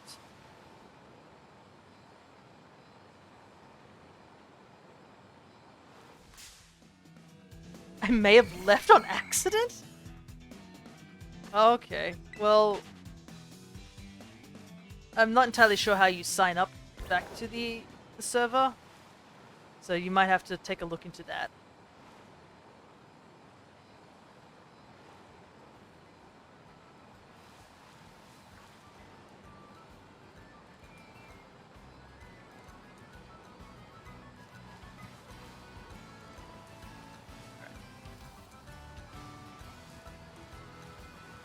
Whose channel is it on?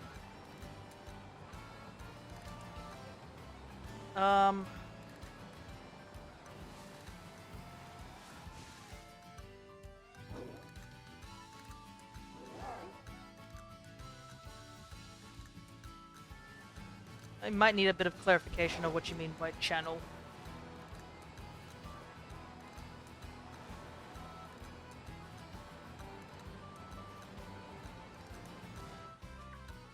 Oh, I think it's Gigantamax Eevee.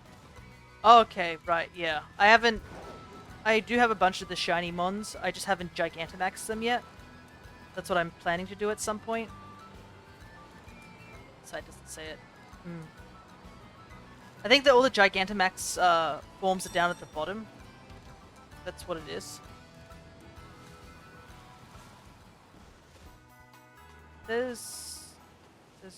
Was your friends right? What's their channel? So, oh, It's the Alchemist. I could probably give a shout out to the Alchemist. I can try that out now that I have the shout out command working.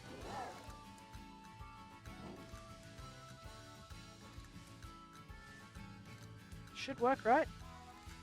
There we go. Actually, they're streaming right now, too. So now, yeah.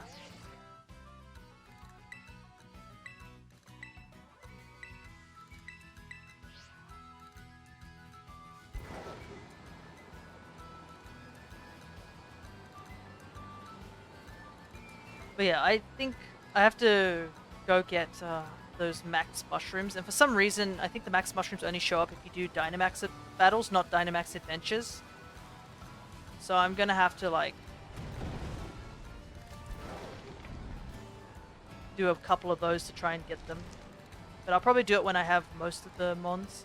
I think the only ones I really have as Gigantamax is, like, Kingler, which we found during our home Living Dex series, and I had a Alcremie that I had for a while. But yeah, I think the website for the Living Dex, it orders everything in Dex order, and then it has regional variants like Alola, Galarian, Paldea, and then it has Gigantamax forms as a separate thing.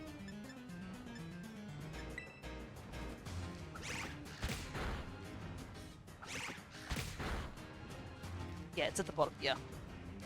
I just haven't,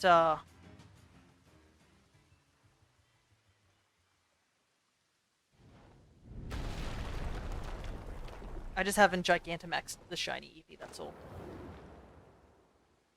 Oh no, I have shiny Pikachu as well. Because there was an event where they had a bunch of shiny Gigantamax Pikachus. But I missed out on the Eevee one, unfortunately.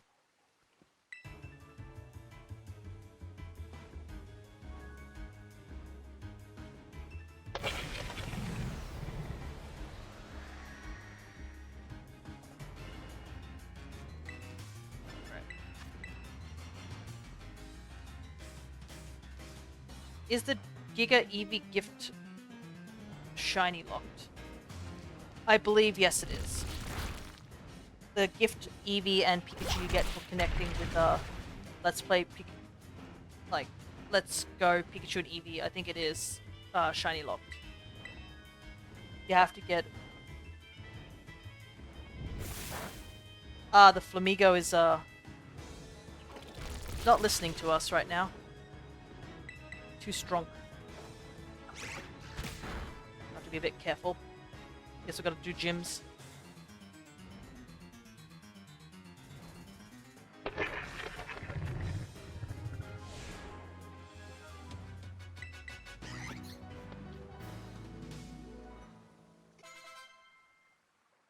Right.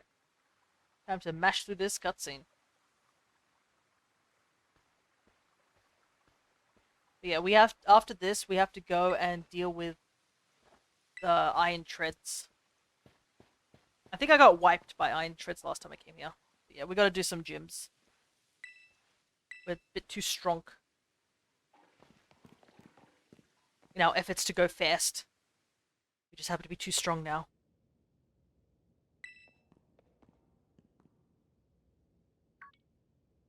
Skip cutscene option, but it doesn't actually skip. Yeah, apparently this doesn't count as a cutscene. For the Arven storyline, the only part that's considered a cutscene is the very final Herba Mystica part, where you see Mabostiff recover. That's considered a cutscene.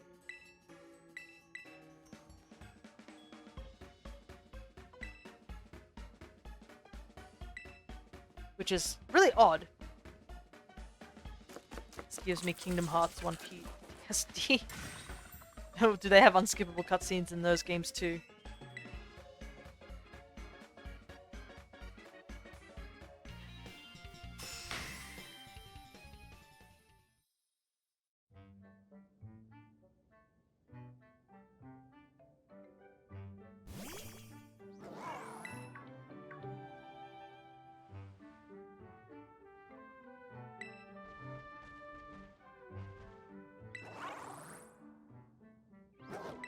Here you go. Here's the sandwich.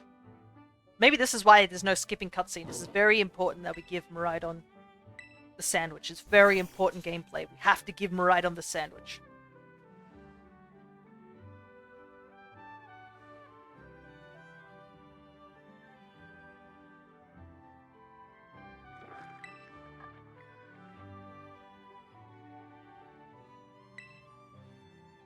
Here you go.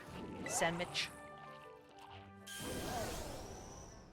I do find it funny that Miraidon seems to have this, like, actual recovery, like, just like, wow, I'm stronger now. Whilst the Mudbostiff is, like, very slowly recovering.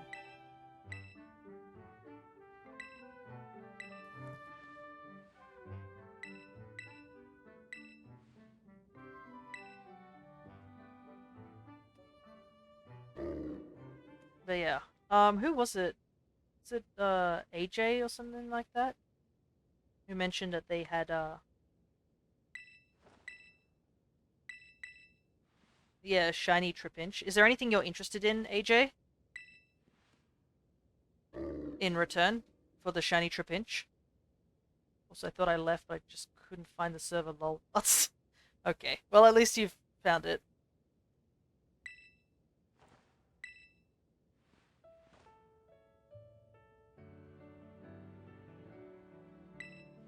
He's a good dog. A good boy, Mabostiff. I made her happy. Oh, did you mean by the made her happy is the whole shout out thing?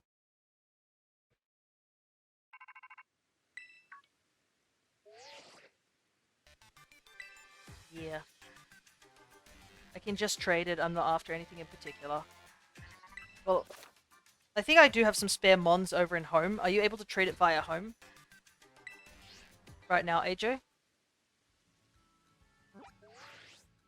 Because I can start up home on my phone. Dropped her a follow, she seemed nice. Of course we traded before. Yeah. I do remember I do have you on home. I was just wondering if you could do it right now. That's all. Chris is an amazing person. Plus, they're also a high school buddy of mine. It's a big reason that I joined their server was they reached out to me and was like, hey, do you want to just be on this Discord server? I was like, oh, okay, sure. Because I did lose connections with a lot of high school friends, but Cress and I have been quite close buddies from high school. And I had only just started getting into the Discord thing when they mentioned it. Just got to the best part, Penny's music. Penny's theme's pretty good.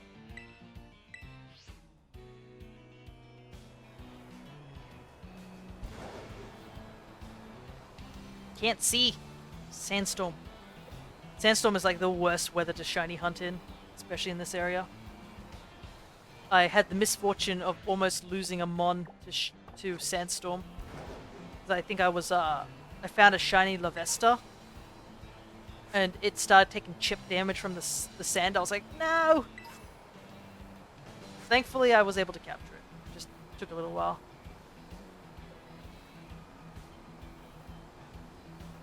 Sam, I don't talk to anyone in high school, better off. I kind of wish I could talk to a couple more people, because there were some people that I actually enjoyed talking to. Excuse me, why didn't that trigger anything? Hello? Okay, so you can see you sent me a friend request. Quickly do that over there, Void. I'll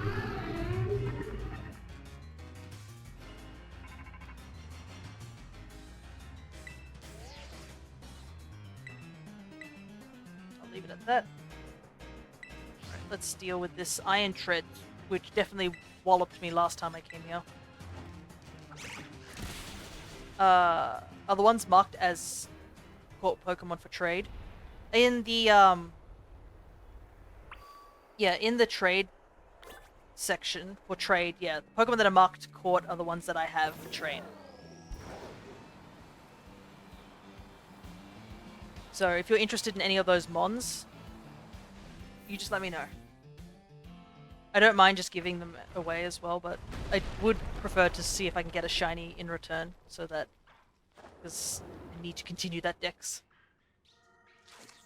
Alright. Let's deal with this, Mon.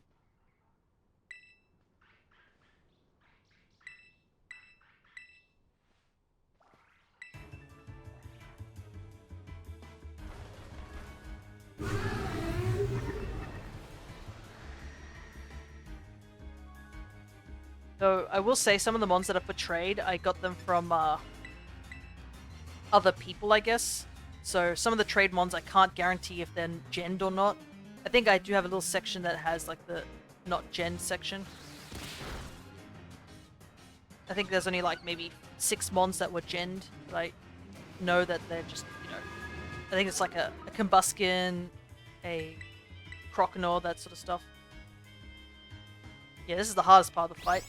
It's Flamigo not listening to us. Come on, Flamigo. There we go.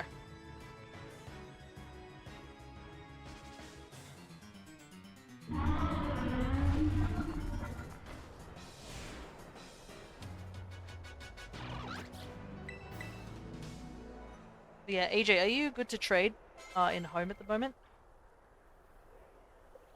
Dang. Yeah, Flamigo just happens to have one of the best movesets for this fight. If I knew where close combat was as well, I could grab that and just make Flamigo just pummel everything to death.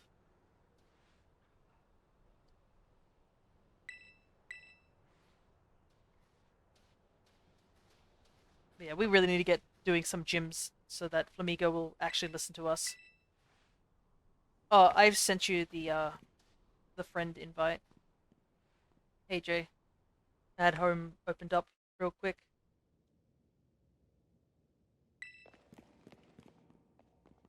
So it should, if you just go to friends trade, it should pop up.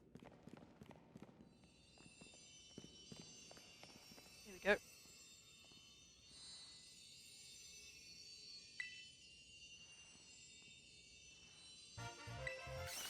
Sour herb.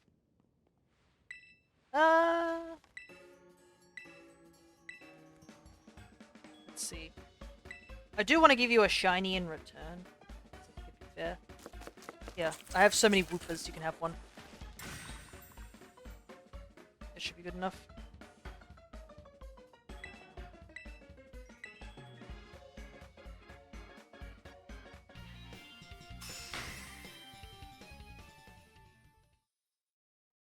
Goofy ass smiles.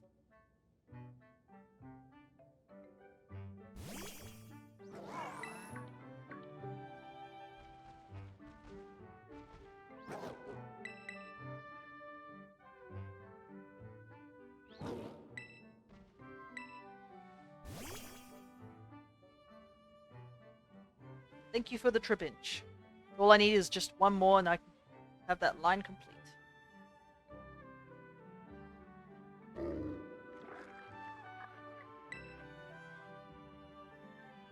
Great, Penny's after battle scene doesn't get skipped.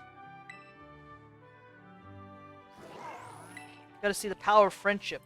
Yeah, it is quite weird. Masuda did quite a few trap inches. Yeah, I noticed it was level 1, so I was like, oh, it must be a Masuda method. 1. Okay, well, at least we can glide now. Wait, can we not swim still, or was I didn't pay attention to that?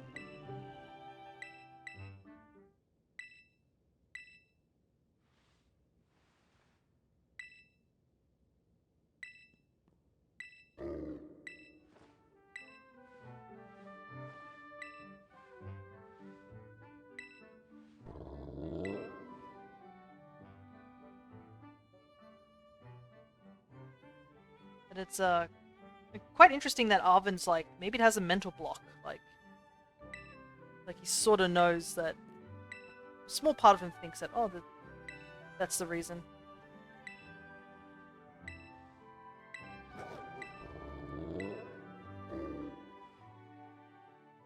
Alrighty.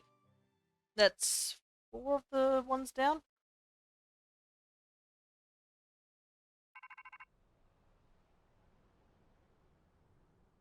So now we just gotta get to, let's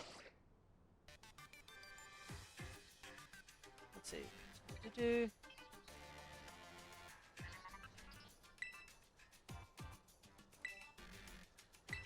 Yeah, we can glide now, which will make things a little bit easier.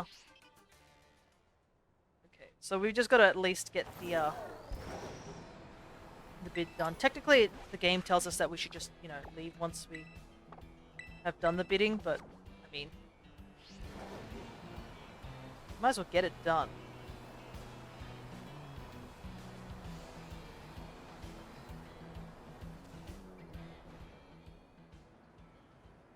Whee!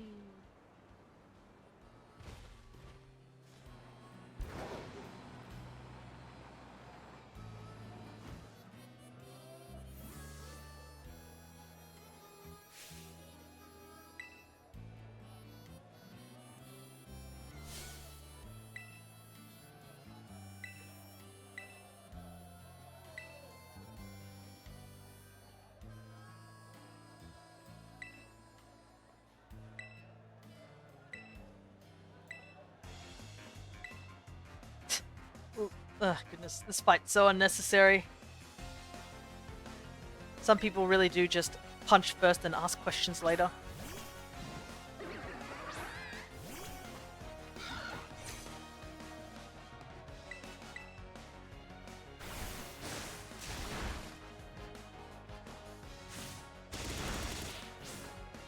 Also, I forgot to tell you, I learned something weird. Apparently, you can't send Gomons without having them in that game's dex.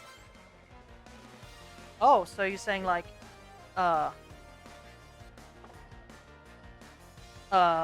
if, let's say I hadn't caught a Pikachu in this game, I can't send a Go Pikachu to this game until I've caught Pikachu in this game? Is that what you're saying? Not me, I punch while asking questions. Pretty sure that's always been a thing. Huh. Okay. Yeah, I don't tend to try and get many Go Pokemon, because unfortunately, Home has this silly thing where the Go stamp is just huge. And I'm just like, ugh, it's so ugly looking. I wish we could disable it. But I do understand why some people want Go Mons over, like, other Mons, because Go Mons can't really be hacked.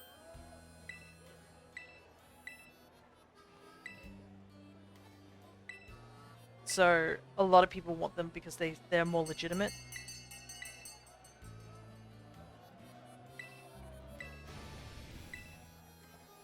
Whoa! The game lagged because I pressed the button too fast.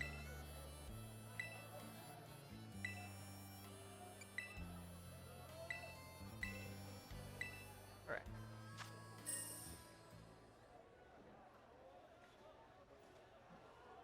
Never had that issue until I tried doing my Shaman. Oh, interesting. I mean, Shaman is a bit of an odd mon to have. Because it's often locked to, like, mystery gifts or other things.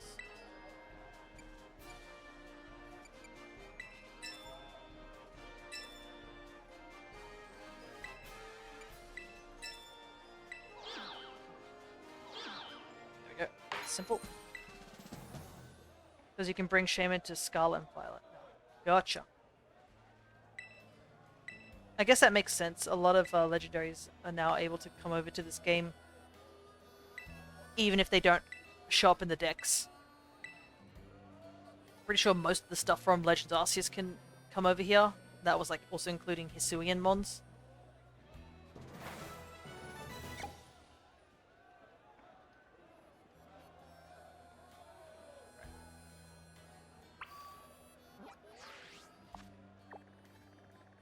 So we need to head to Casserole Lake. And you can also, I believe a lot of the items that are bidded here, you can also get them in stuff here. Fun fact, yeah, I do know about this fact. If you breed Paldean Taurus in Kitakami, it becomes a Cantonian one. Which is super useful if you need to get your hands on a shiny one of those through Masuda method. Because I definitely have like a couple of combat breed ones. I also have a water one, thanks to the whole change in what's them called it? The change with the hordes in this game, and that they actually work like intended.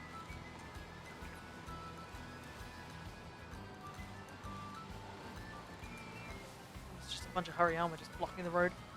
I believe it's also the same, like the whole thing when, in regards to, I assume Wooper would also be the same. If you breed a Paldean Wooper over in Kitakami, it probably will turn to a Johto one. Yeah, Kitakami is... I don't know where Kitakami is. Didn't it say it's like close to Unova? I believe that's what they said.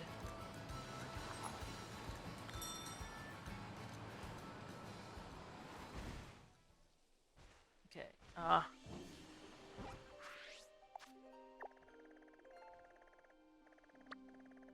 we can go in the water, right? Question mark? We have surfing. Unovian DLC would be nice. Yeah, there's some... I can surf, right? Let's see. Yeah. Just laggy as all hell. I just can't climb cliffs. See, I can't do right now. Not until I beat the Titan here. But yeah, there's been a lot of Unova stuff recently. People think Kitakami's close to Johto because there's so many returning Johto mons. Ah, okay. It is true, there is a good handful of them. But at least at the very least we do know that I think Bang's downstairs. That Blueberry Academy seems to be based in Unova, which I find very odd. Because one of the things I've noticed is that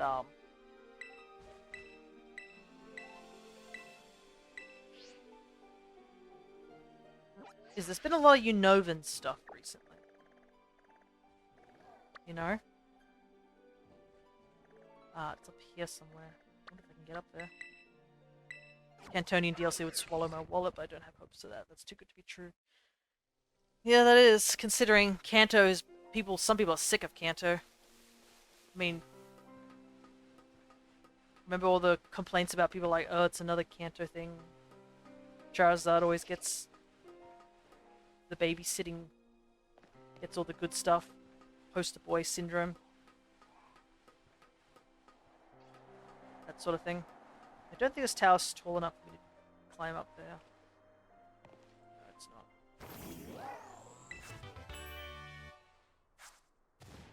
Yeah, let's just go deal with the Titan. But yeah, there's been a lot of Unovan stuff. Like, Legends Arceus was the thing that I understand. Spam too much and failed the league interview. You're supposed to pay attention to the league interview. That's the point of an interview. I never understood why people just didn't pay attention to the interview. I'm like, guys, it's an interview. You should be paying attention. It's like a quiz, an exam.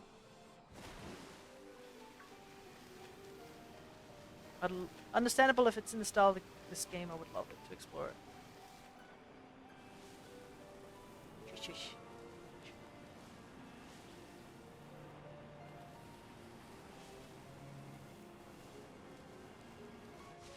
Titan. Titan. I love how it says that. I wonder if that Dondoza is actually bigger than a regular Dondoza, or it's just, you know.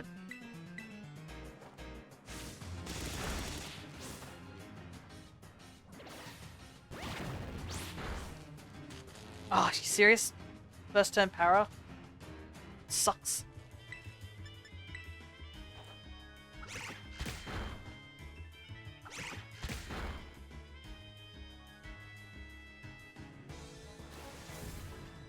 Should have gone for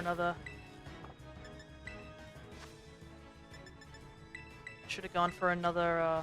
Acrobatics. I went around and started beating up random Tatsugiri for this. I think when I did this, I did it again. I'm too tired. You'll keep pressing the button too fast is what you're doing. No confusion, please. But I think when I did it too, I just was fighting all the Tatsugiri because I was like, oh my god, they're so cute. And also was giving me experience, because I think I came here a little early.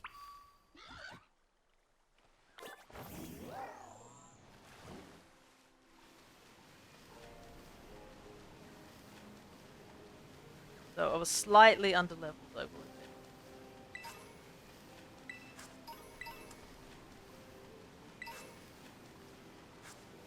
Oh no, there's a regular Dondoza. This Dondoza is bigger. But funnily enough, you don't fight him again.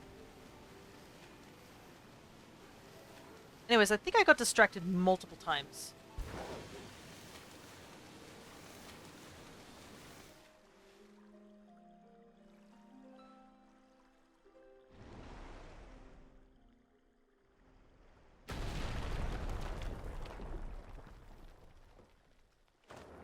But yeah, they added a new genie to Legends Arceus, and I noted that like that was a bit, you know, odd. I was like, oh, there's another genie. That's kind of odd.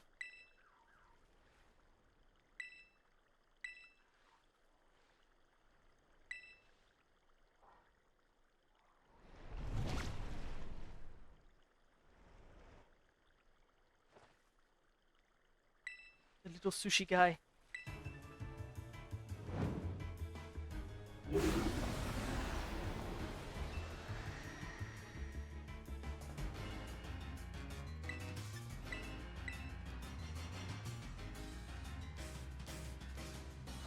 But yeah, it was really odd that the genies were in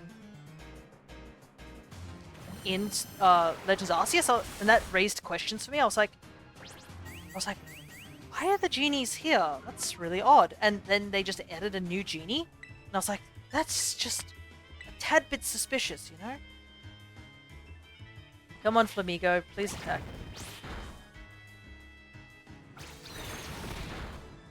I know you're not listening, but I need you to attack.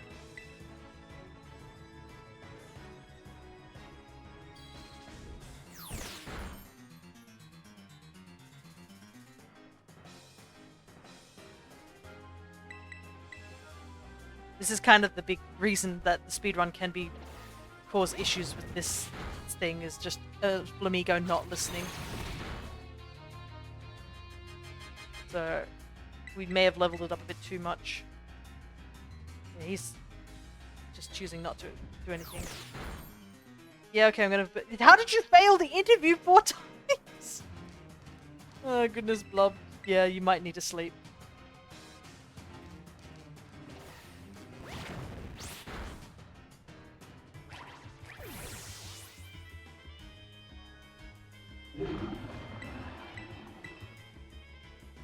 Yeah, Flamigo just doesn't want to do anything right now.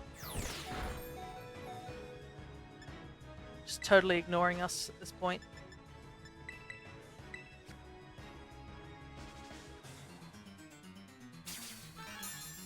Come on, Flamigo.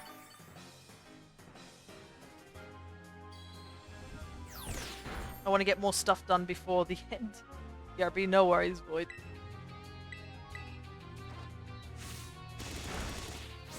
Okay, we got one attack in.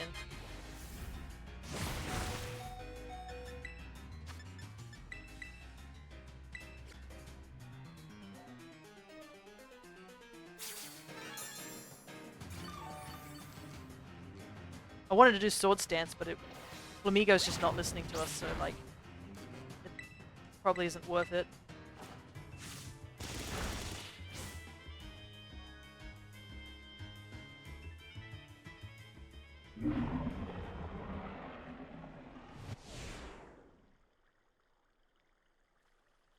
Alright.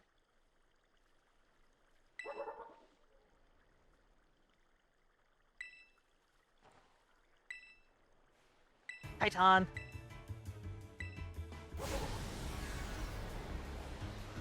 Well, at least Greedent's back.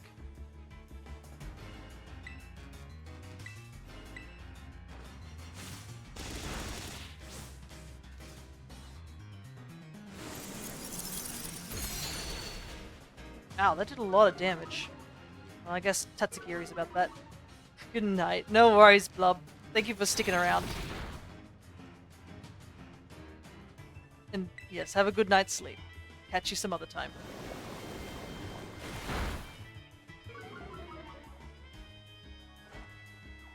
Oh no! Are you serious? That one accuracy drop was enough to make us miss?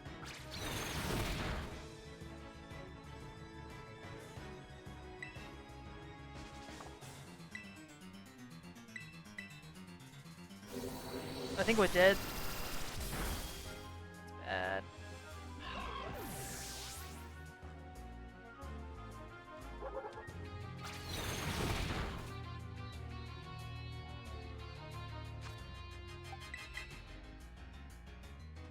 Oh boy.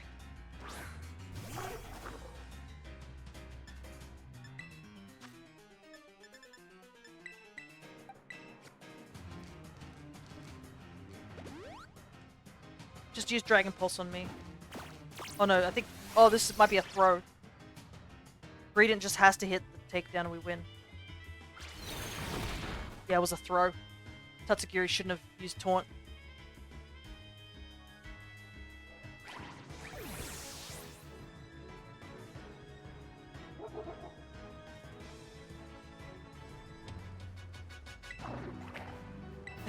He's like, I did it! He wasn't even here for most of the fight. Alrighty.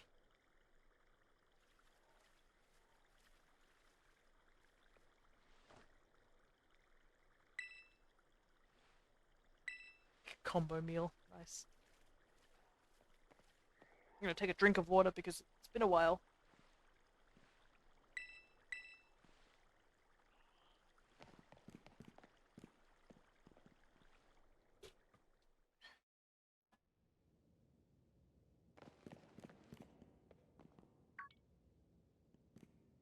Alrighty, all the Titans are done.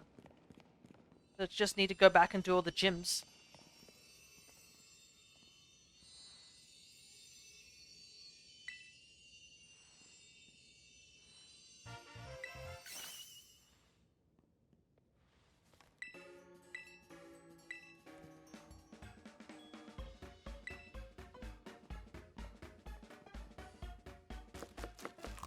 Definitely it went a lot faster, I gotta say.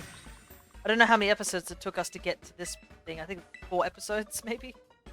When I did the regular playthrough of this game.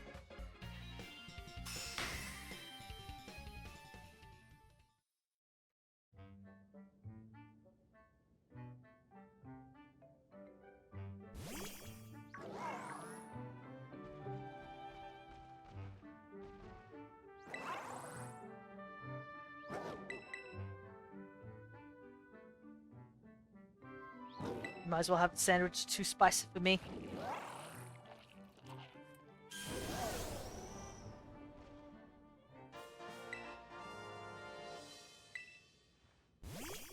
But yeah, I believe this cutscene after this does get skipped. So we won't get to see the cute cutscene that is here. Which, it does suck, but I did turn the cutscenes off. Try and speed things up.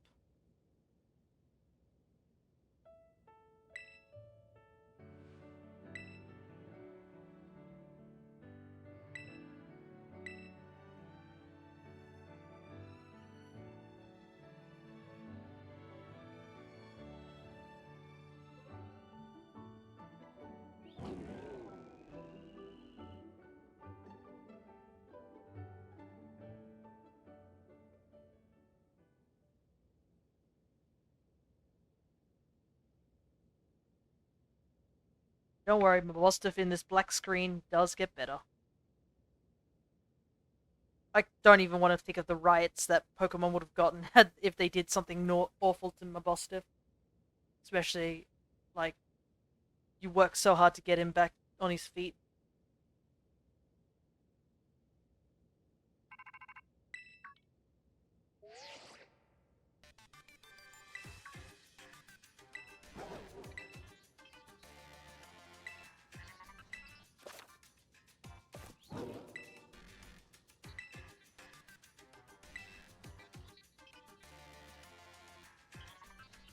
Also, it's kind of interesting here because if you know the story, you know this isn't really Professor Tura, but like, I guess he sort of knows somehow.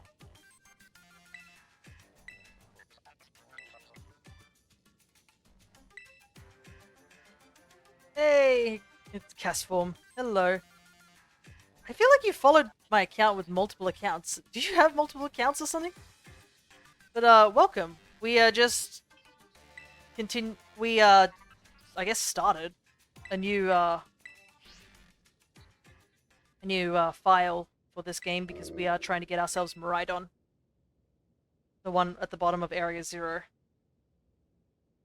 We do need to fight Arvin, but right now it's probably not a good idea because we don't have enough badges to keep Flamigo from, like, not listening to us.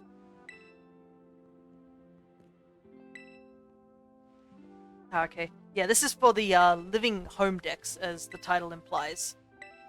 We need Miraidon, and I believe there is someone else who's also running through Scarlet, trying to get to Miraidon. So I'm planning on trading Miraidon for Miraidon there through Pokemon Home so I can get the achievement. But yeah, also, cast form. Here's an interesting thing that I guess I've mentioned earlier. We have a Nightbot on the channel, which is that little UFO dude who's floating around down at the bottom. Oh, that was weird. But Nightbot actually has a couple of commands that are related to shiny hunting. So if you type in !shiny, you'll see what shinies that I have and what I'm missing. And if you do !want shiny, you can see what I have I can offer. Right, let's head over to Levincia, because that gym's a little bit easy. So yeah. So it takes you straight to the Pokédex tracker and you can see what's available and whatnot. Though I should mark off that I just got a shiny Trapinch from AJ just a moment ago, so I better mark that off. Boop. There we go. I assume we're fully healed again. Take a look.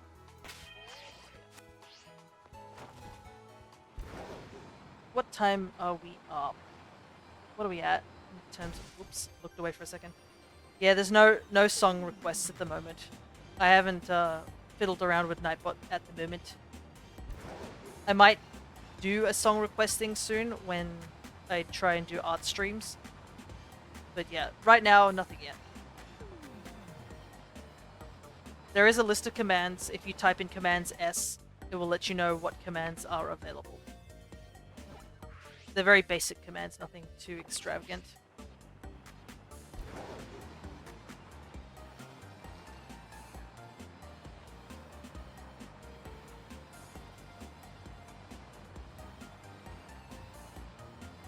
Oh, interesting. So it has stream avatar commands and the Nightbot ones. Well, it's the Nightbot ones that are probably more important. I don't know what the stream avatar ones are. I think it's just the basic ones like jumping and stuff like that. Anyways, I've definitely lost track. I've also noticed that it counts up everybody's thing. I might have to change the poke commands text. I'll probably change it in a little while. Maybe after stream. So don't worry if it says poke 3 times. Because I know Double Buddy, when they were here, also poked Nightbot.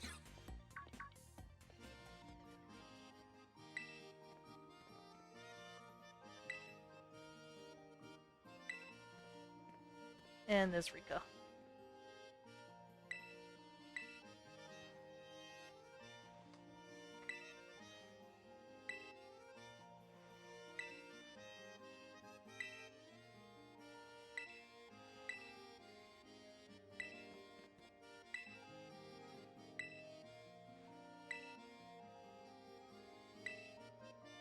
Yep.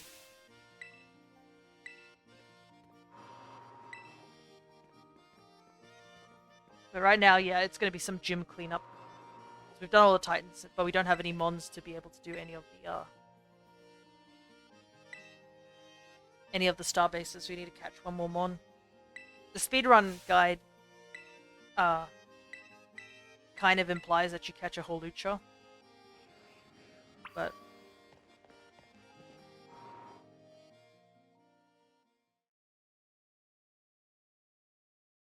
we'll do that after this battle. We'll go to Casfarada and do that battle.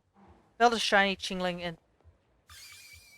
in Legends Arceus. Can't let myself go for that. Yeah, it definitely is rough. Because Shiny Chingling doesn't change that much. It's just the ribbon goes in orange instead of a red color.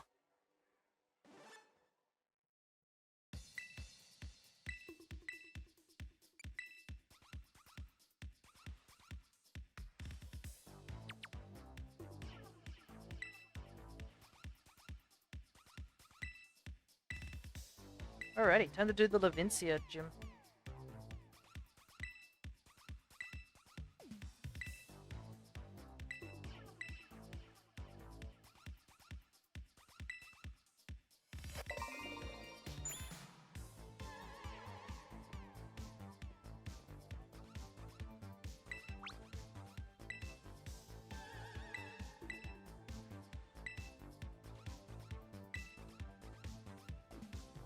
I like how we look down at Iona despite she's definitely on a stream in a different area from where we are. And there's no way we should be able to look at her directly, sort of.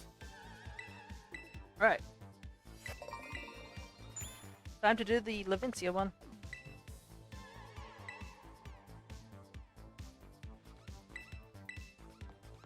I love his goofy ass run. Just legs it.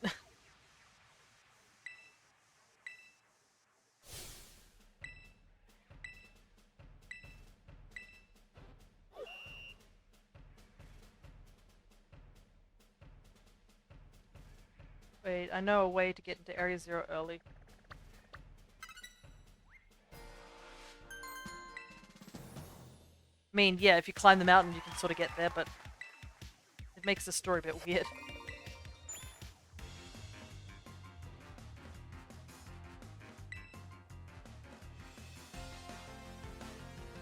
Yeah, our goal is to try and get to Area Zero as fast as possible.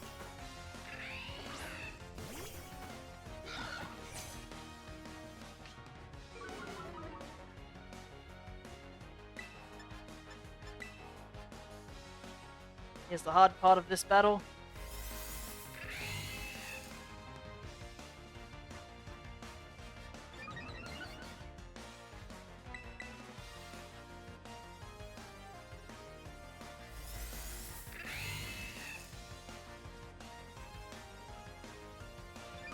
All you need to do is level your Pokemon. Well, my Pokemon are leveled, just won't listen to me. That's the downside.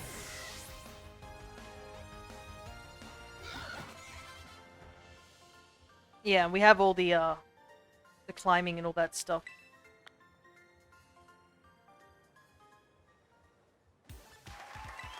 But yeah, our Flamigo doesn't listen to us, so it'd probably be dangerous to go into Area Zero at this point.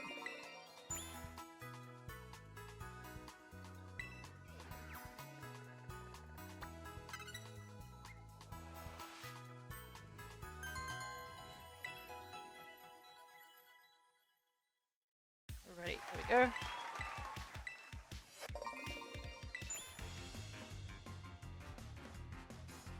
So you could do it theoretically. I think, yeah. You have to climb up near the wall of Area Zero to do the Glitterati quest over in the DLC. But I don't know if you can actually get into the area from above like that. I'm not sure how it works.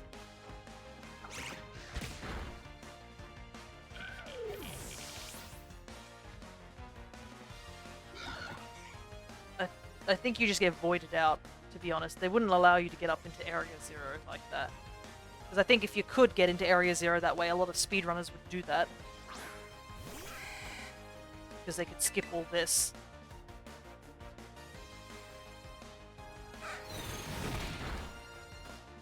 No, we have to get in there the genuine way.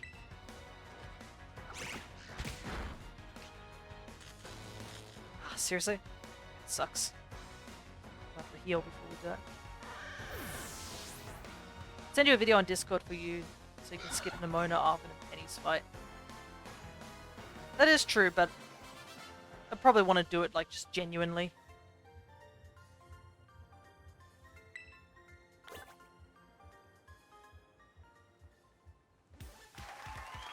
And I don't know, like, if that would cause issues with me catching Miraidon. Because, yeah, we can get into Area 0. Fine and all, but we need to actually...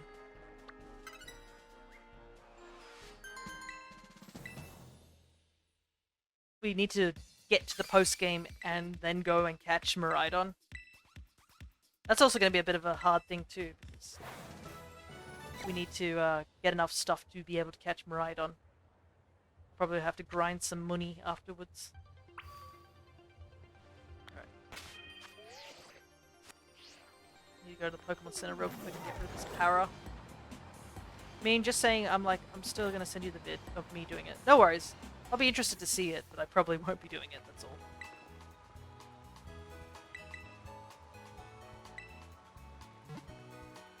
Gotta be genuine. And plus, we only have like half an hour of the stream remaining at this point.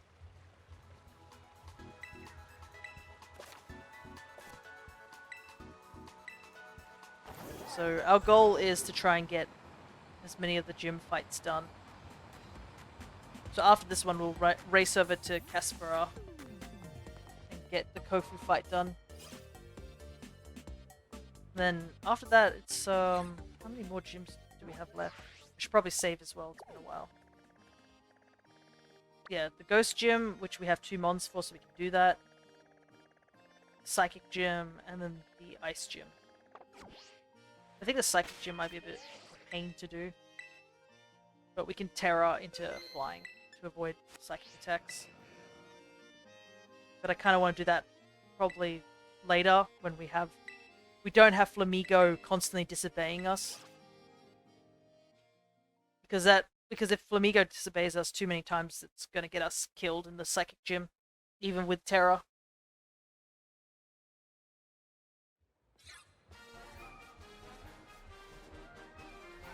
But it is interesting that this strategy that I'm looking at, they choose not to give Flamigo acrobatics like I did.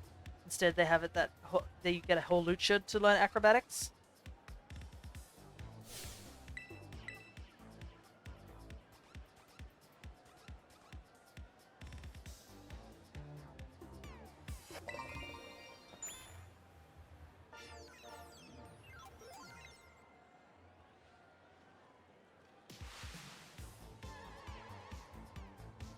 It's me.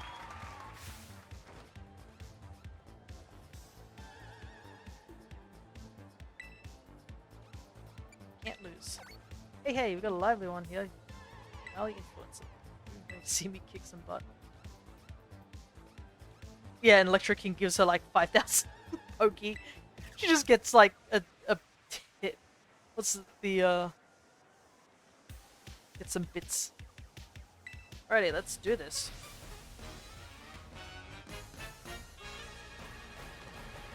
Fighting the game's mascot, I see.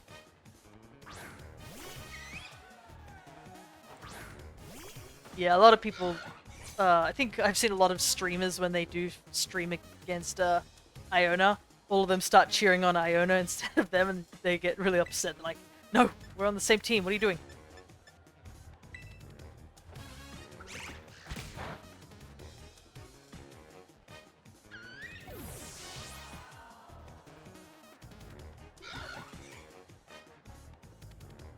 Let's just hope Flamigo doesn't disobey us too many times so that we can get through this decently quickly.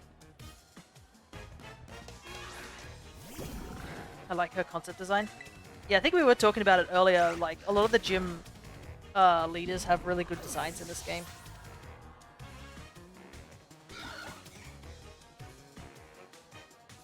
Like, there's not really any gym leaders where I'm like, oh, I don't really like that design sort of thing.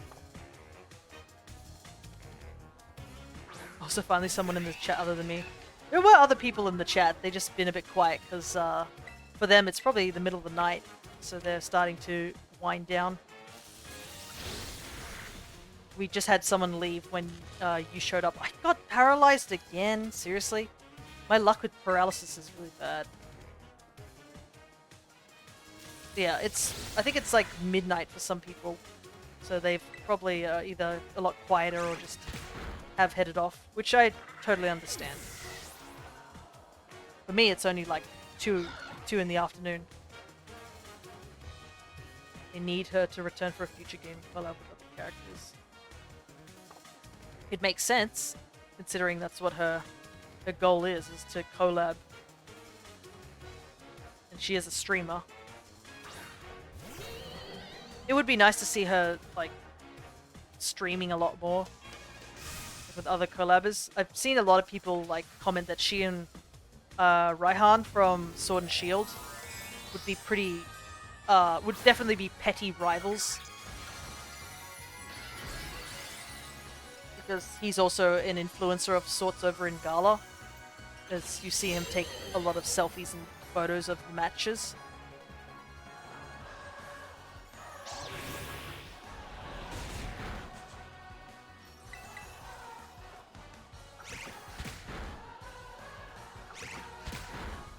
But yeah, they would definitely not be on friendly terms. They'd just be poking fun at each other and just at each other's throats, knowing their personalities. Alrighty. Could have gone a little bit better, but we're okay. We made it. That power did suck, but thankfully power didn't kick in.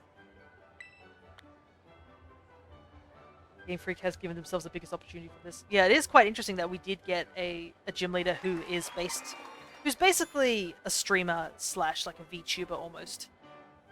Because yeah, VTubing is huge nowadays.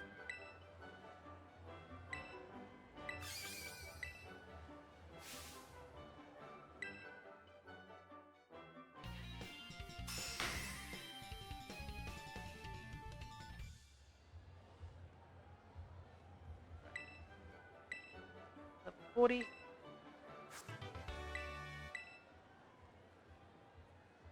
Yeah, I think hit the subscribe button, people. Love how she just says that.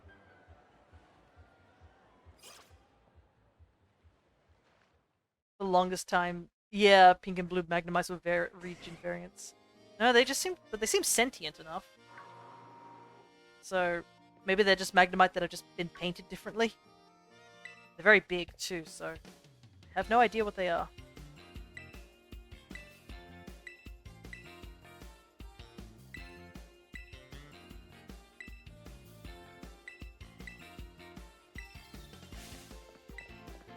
She's like, forgive me for not battling you. Don't worry, Nemona. We've got plenty of things to do before we battle you again.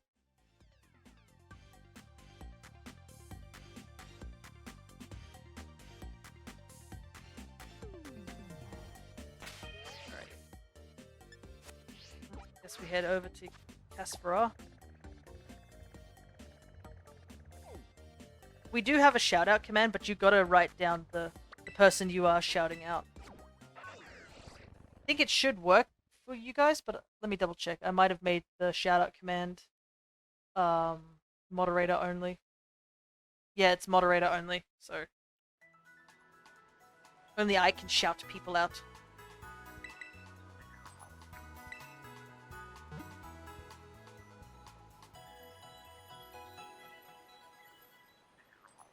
Yeah, it is just mods only.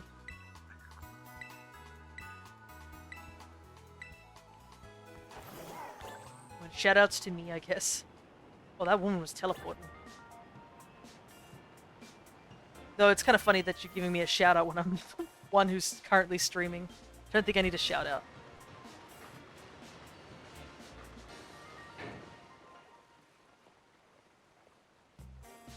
And yeah, there is a Discord command, but as you can see, it is not available just yet.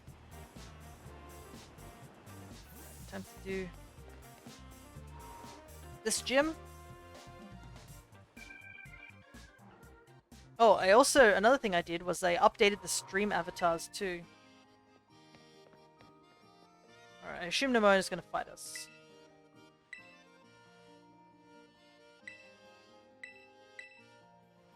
Yep.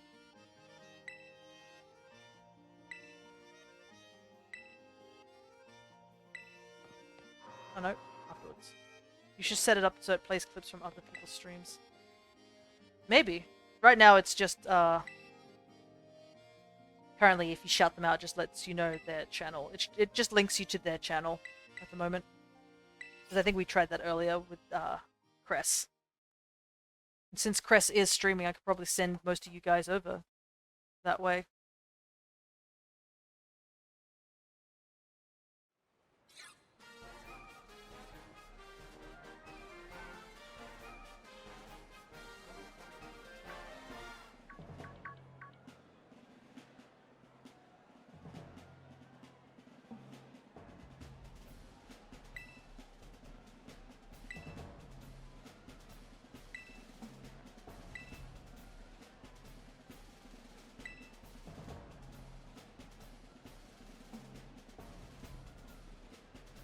Like she's on break at the moment.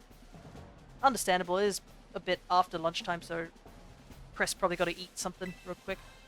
Plus, Crescent has recently done something interesting where I think they're using a 3D model now. They used to do a 2D model similar to me, with a bit more animation. But now I think they've moved on to 3D, which is super cool. It will take me a while to get used to it, because I have drawn a bunch of Cress's avatar a bit, and I often have it that her hair has like really dark grey spotches instead of the gradient that is currently over on the 3D model. But I'll get used to it, I'm sure of it. Alright. This is gonna suck because I started with 3D. Oh, nice. I prefer 2D, that's just me.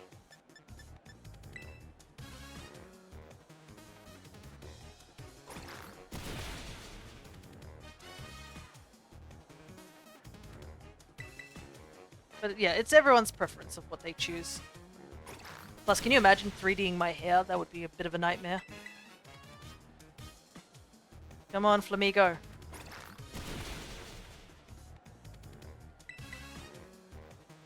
Come on, Flamigo! Chris? Chris? I assume it's supposed to be Cress. Ah, are they ending early? Come on, Flamigo! Just... there we go. Finally, we actually get a hit. Yeah, they start their stream earlier nowadays. How's it spelt? Because their full name is Crescent. I just say Cress.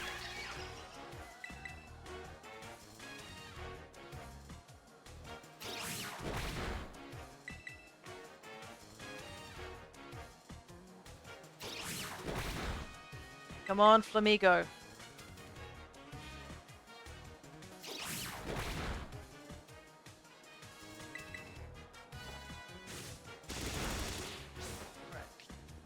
I probably will have to heal because I'm pretty sure this thing's going to hit us hard because it's a Crabominable. And the way Flamigo's acting, it's not going to attack for sure.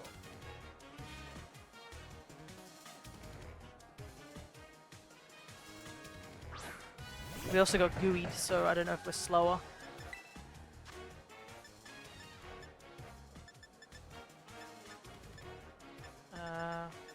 Type potion.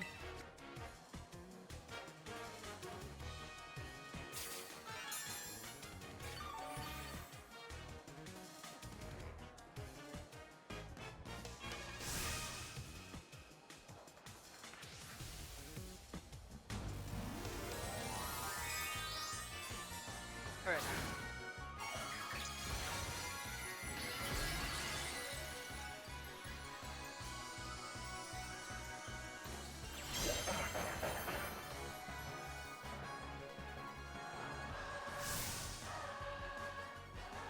Probably gonna do a chunk of damage.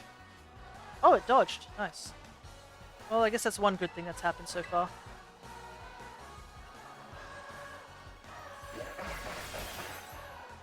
This is gonna hit hard.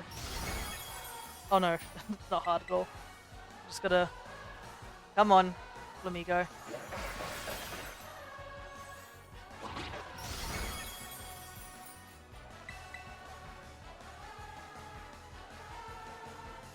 If we can just get one hit in, we can do this. Come on, Flamigo. One hit. It's one attack. And then you won't have to fight.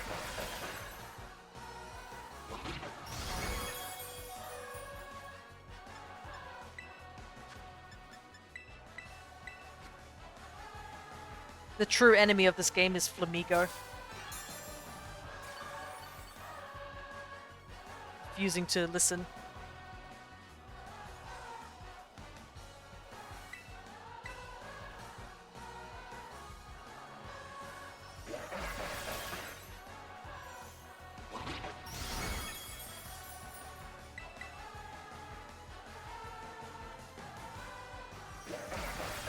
It's gonna run out of Crab Hammer at this rate. Come on, Flamigo. It is interesting though, they seem to have taken out the thing where, like, in the old games, if your Pokemon didn't listen to you, it sometimes would use another move. Yeah, it just seems that they just choose not to attack at all. I wonder what the percentage is of that though.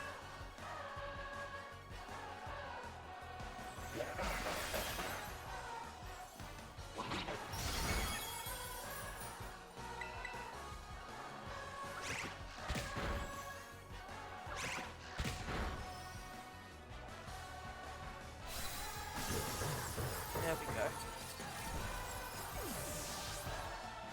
That only took 20 turns.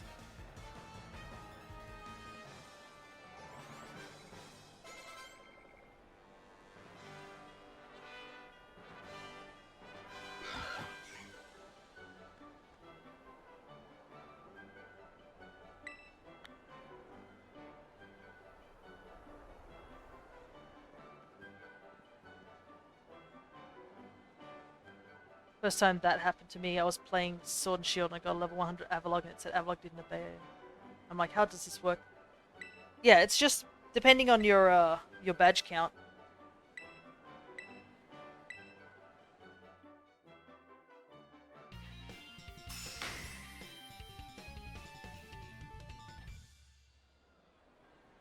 Yeah, it goes up by increments.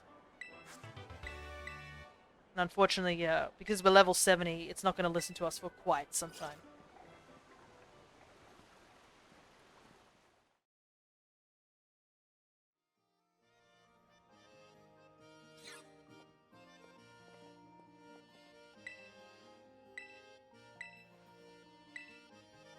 Like how she's like, it was a very interesting battle. And I'm like, well, I don't know about that. I mean, most of the battle I spent was just,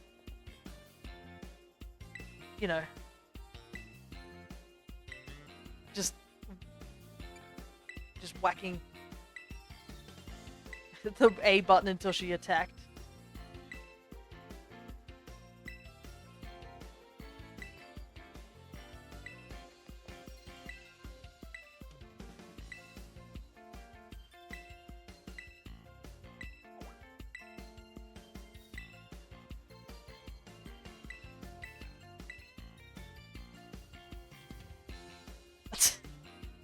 I just saw my dog attempt to just, like, get up and he's sort of flopped over.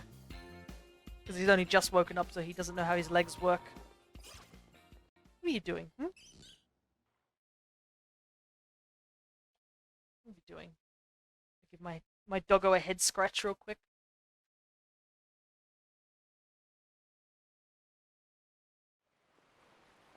Alright.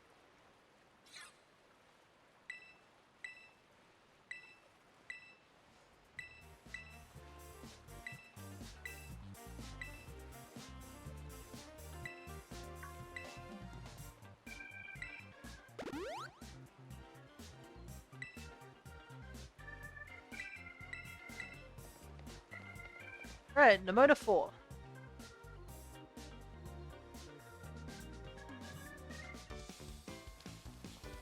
Yeah, we may have leveled up Flamigo a bit too quickly. So... but we'll see how we go.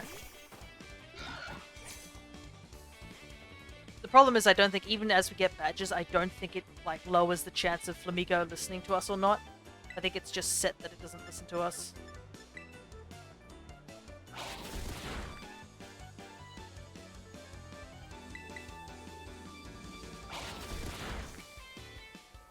Well, at least one benefit is that it's strong enough not to get walloped immediately.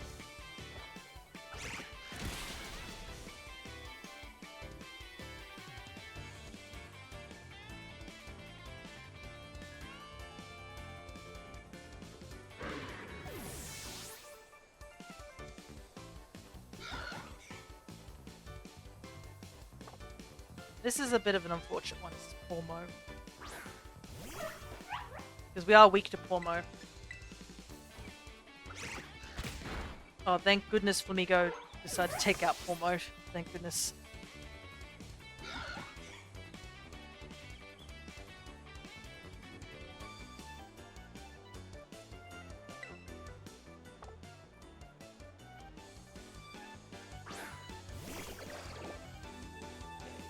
Gumi, and then it's,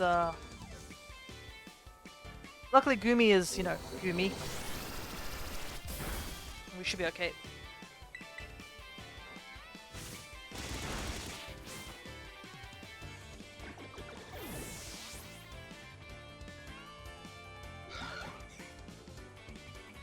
Alright, Yaskarada.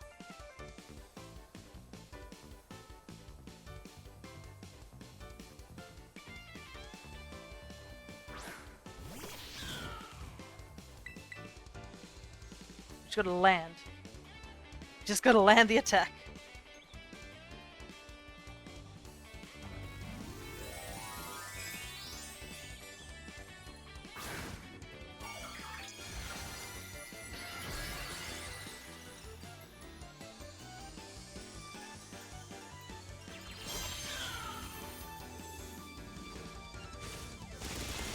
Thank you, Flamigo.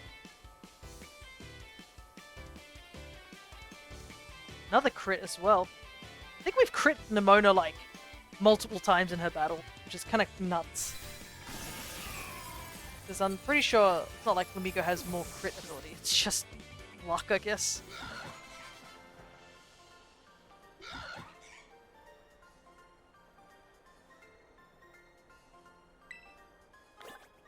Alrighty.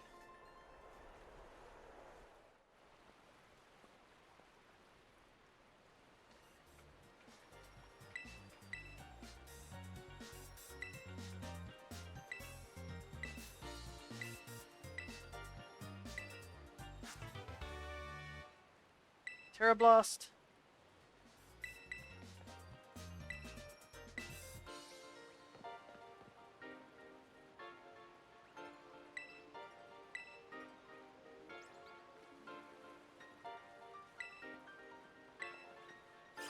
Alright. So I think, yeah, there's only 3 more gyms left, right? The problem is that there's a double gym, which might be a bit iffy for us to do. Because double battles could be a bit iffy. But, like, the ice gym would be stronger, wouldn't it?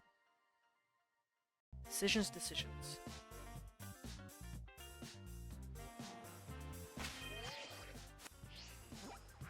I think our goal would be to do the ice gym now. Or doing the, ghost gym.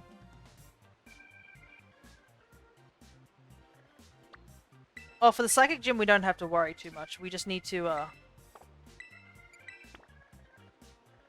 do I need to go? I guess Medali's the closest.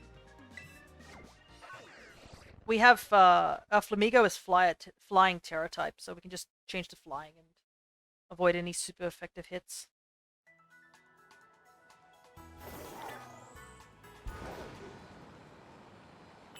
Yeah, we were lucky to get the, flying one.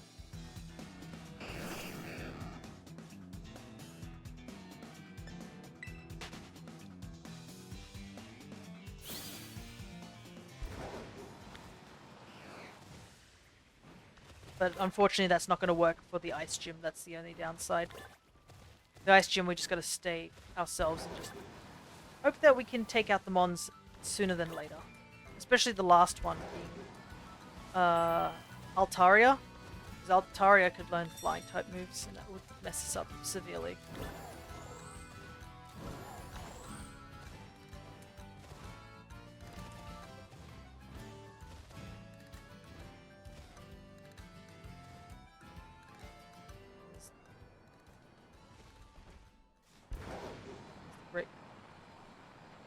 Raider here. I like how it says you can head here later. Like you're not supposed to be here. Alright.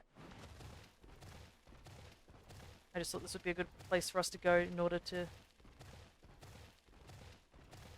fly. Also, I like how there's just a single Garchomp just floating around like it's nobody's business.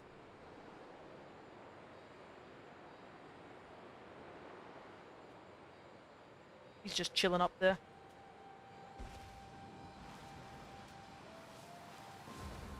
But I do like how it says you can come here later instead of just being like, the door is locked. That'd make more sense. No, it's just you can come here later.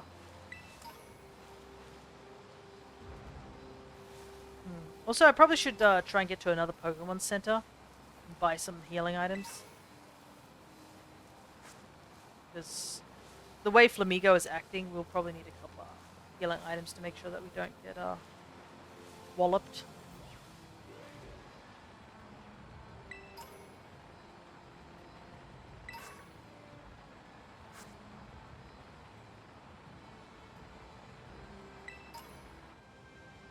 Thankfully, now that we've done all the Titans, we can actually just get moving.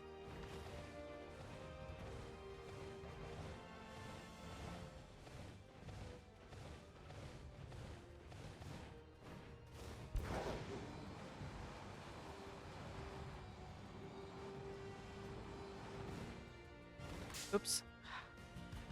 Try to turn around before hitting that. Luckily, we're strong enough to avoid most fights, so we don't have to worry.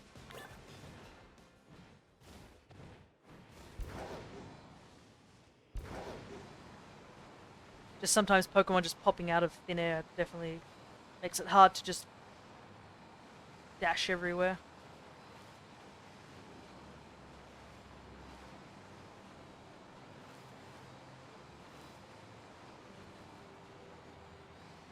Here we go.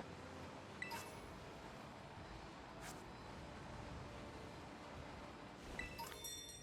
go to this Pokemon Center first.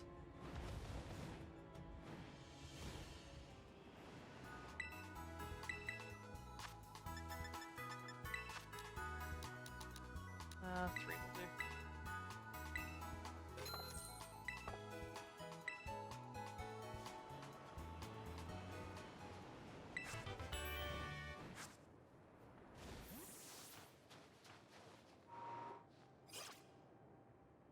Alrighty.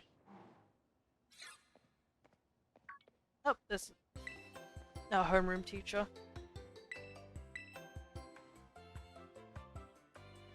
Yeah, we know exactly what we're after. Bottom of Area 0.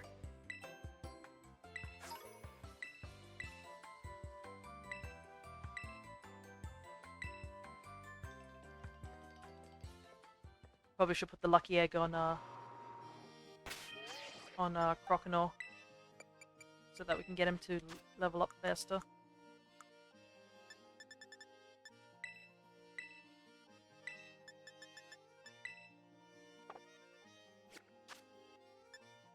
One protein. He's on Flamigo.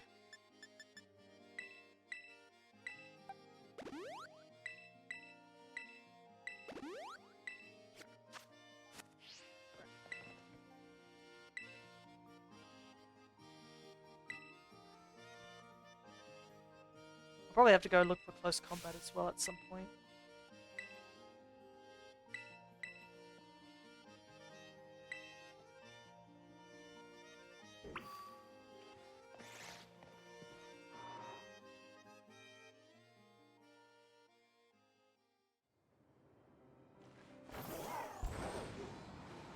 It's done. Heck. Smallest of corners there.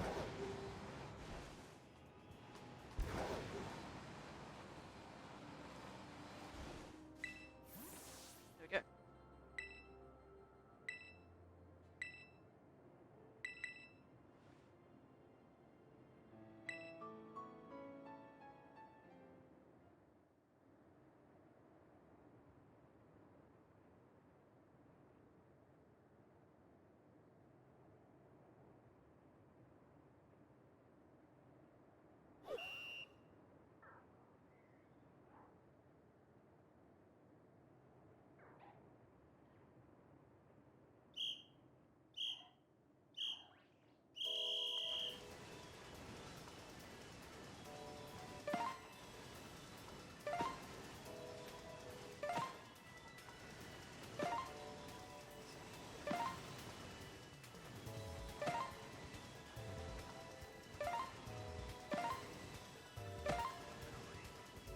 tight one there.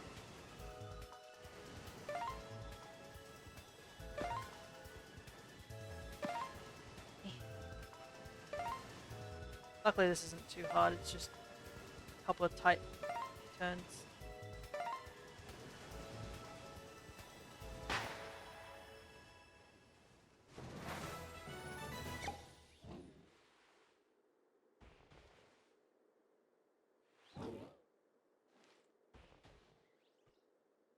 Alright, done.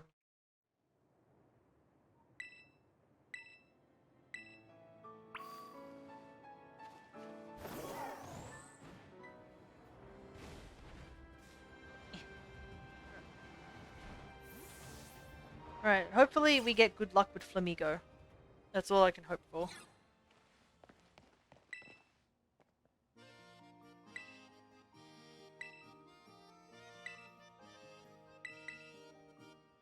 Just gotta hope that Flamigo doesn't mess up too many times.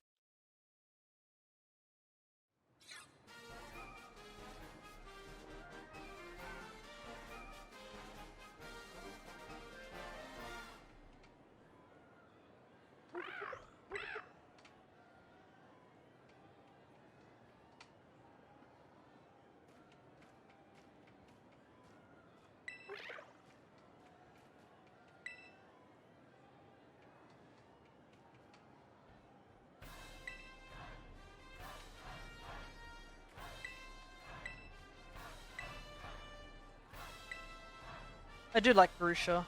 Grusha's a cool character. Just wish there's a little bit more backstory on him. Clearly something happened, you know.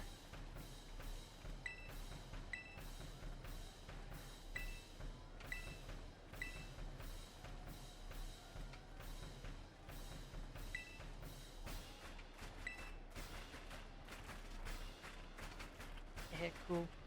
Oh goodness. But yeah, there's something very hollow about him, you know?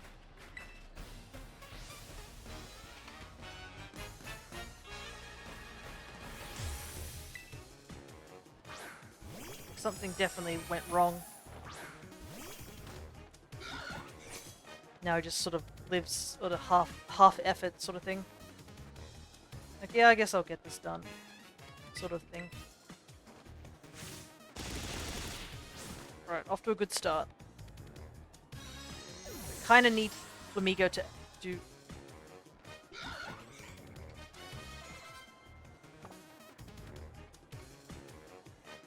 First MO, no shiny? Or you mean mono?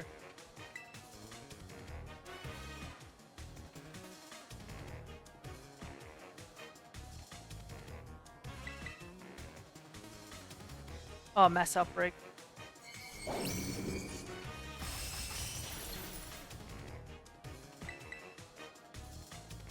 Yeah, I knew this was going to be an issue.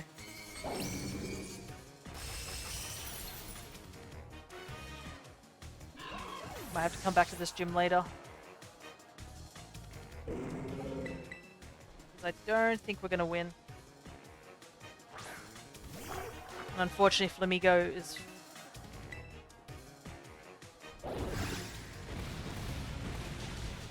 flying type, so... Oh well.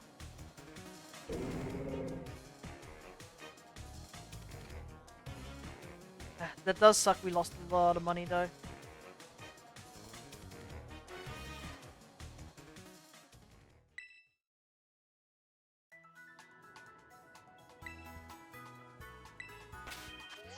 So I probably should make it that it has better moves.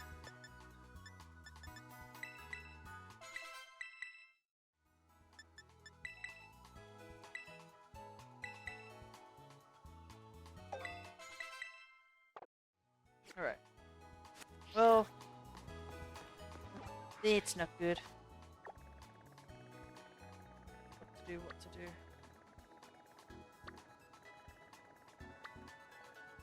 I know I could go here and do some grinding, but I'd need to get sandwich ingredients before I can do that. Because a lot of chances spawn over here, so I can use that as a grinding method for Procola. Till it levels up. What time are we at? We are at the 5-hour mark, so it might be a good place to wrap up soon. So what I might do is just head over to that location and get the Pokemon Center there. And I think we'll call it for today's stream. We did get quite a bit done. I kind of wish we could have got a little bit more done. But I am no expert in like speed running this game or anything like that. It's just... I just was trying to get through this game as fast as possible. I mean, we have done a good chunk of the game. All the Titans are done. Half of the gym leaders are done. Team Star is unfortunately not done yet because we have to go back and we'll have to get another Mon put on the team before we can do Team Star stuff. Because I believe they won't even let you in unless you have at least 3 Mons. I mean, worst comes to worst, we could just catch another Mon. But apparently it's suggested that you go and grab a whole Lucha, the 3rd Mon. Crest is still streaming. They got distracted from Kingdom Hearts conversation we're having. Oh, okay.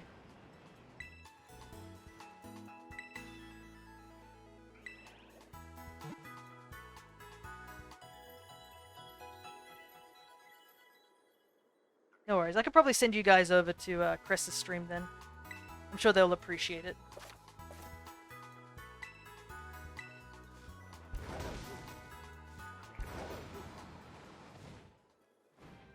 I think I'm going the right way. Nope, I'm not. Just do the mini-map.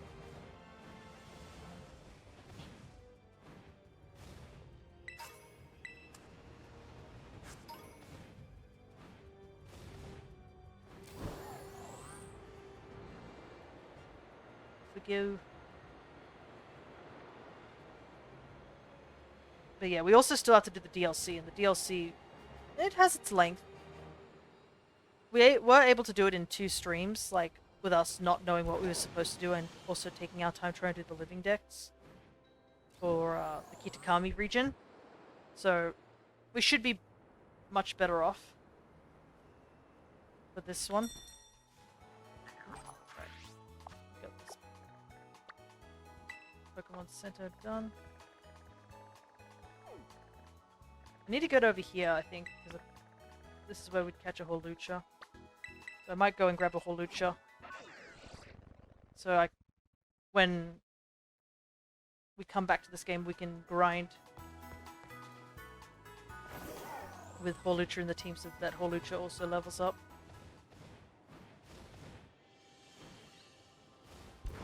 Trigonal here.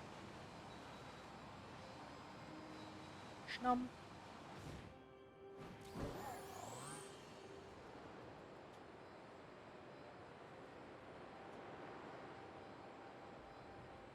I do have Pokeballs as well, so I should be able to catch one. That shouldn't be too much of an issue.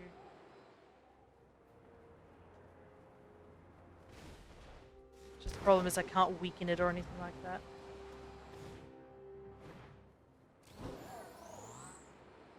Whoa, what the heck?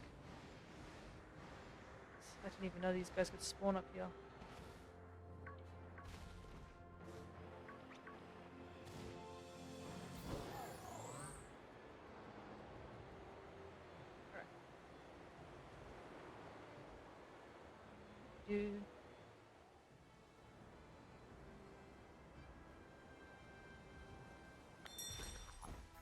Let's see if we can find a Holucha somewhere. It is nighttime, so I guess Ghastly will spawn a lot more, but here we go.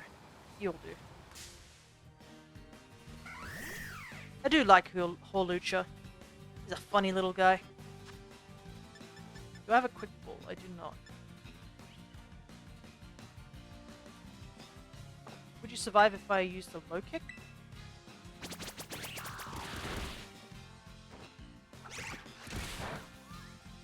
Yeah, easily.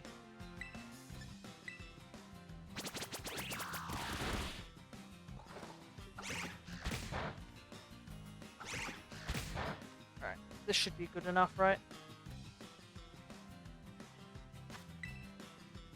Picked up quite a few Ultra Balls.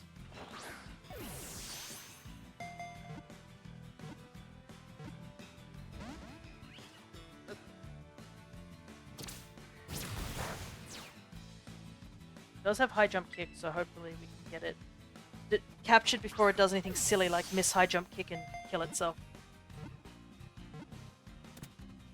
There we go. Alright. So we should be able to take on the star bases now as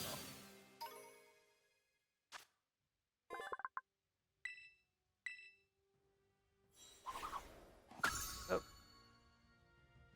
I'm not sure if we should do the star... We'll probably have to do the star bases first before the last few gym leaders, because clearly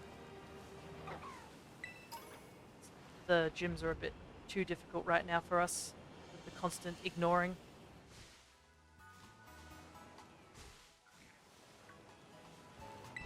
Yeah, I think this is where we'll close off for today.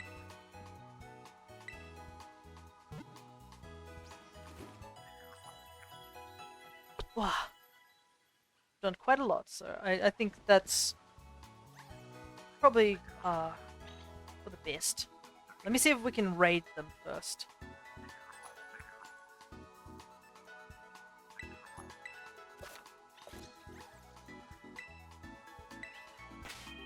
me save the game because it's been a while.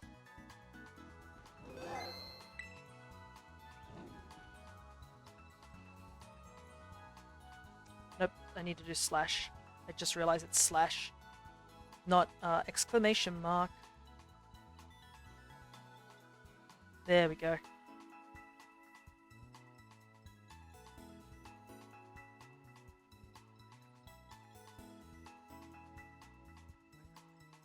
Alrighty. So, I guess this Wednesday we'll be continuing on with our Stardew Valley game. And then, I think, is it this week or I think it's next week is the Hisui and Decidueye raids? Well, whenever that happens, I will be doing it. So, until, I guess, Wednesday, or whenever you guys come see me next, I hope you guys take care. I'll see you around.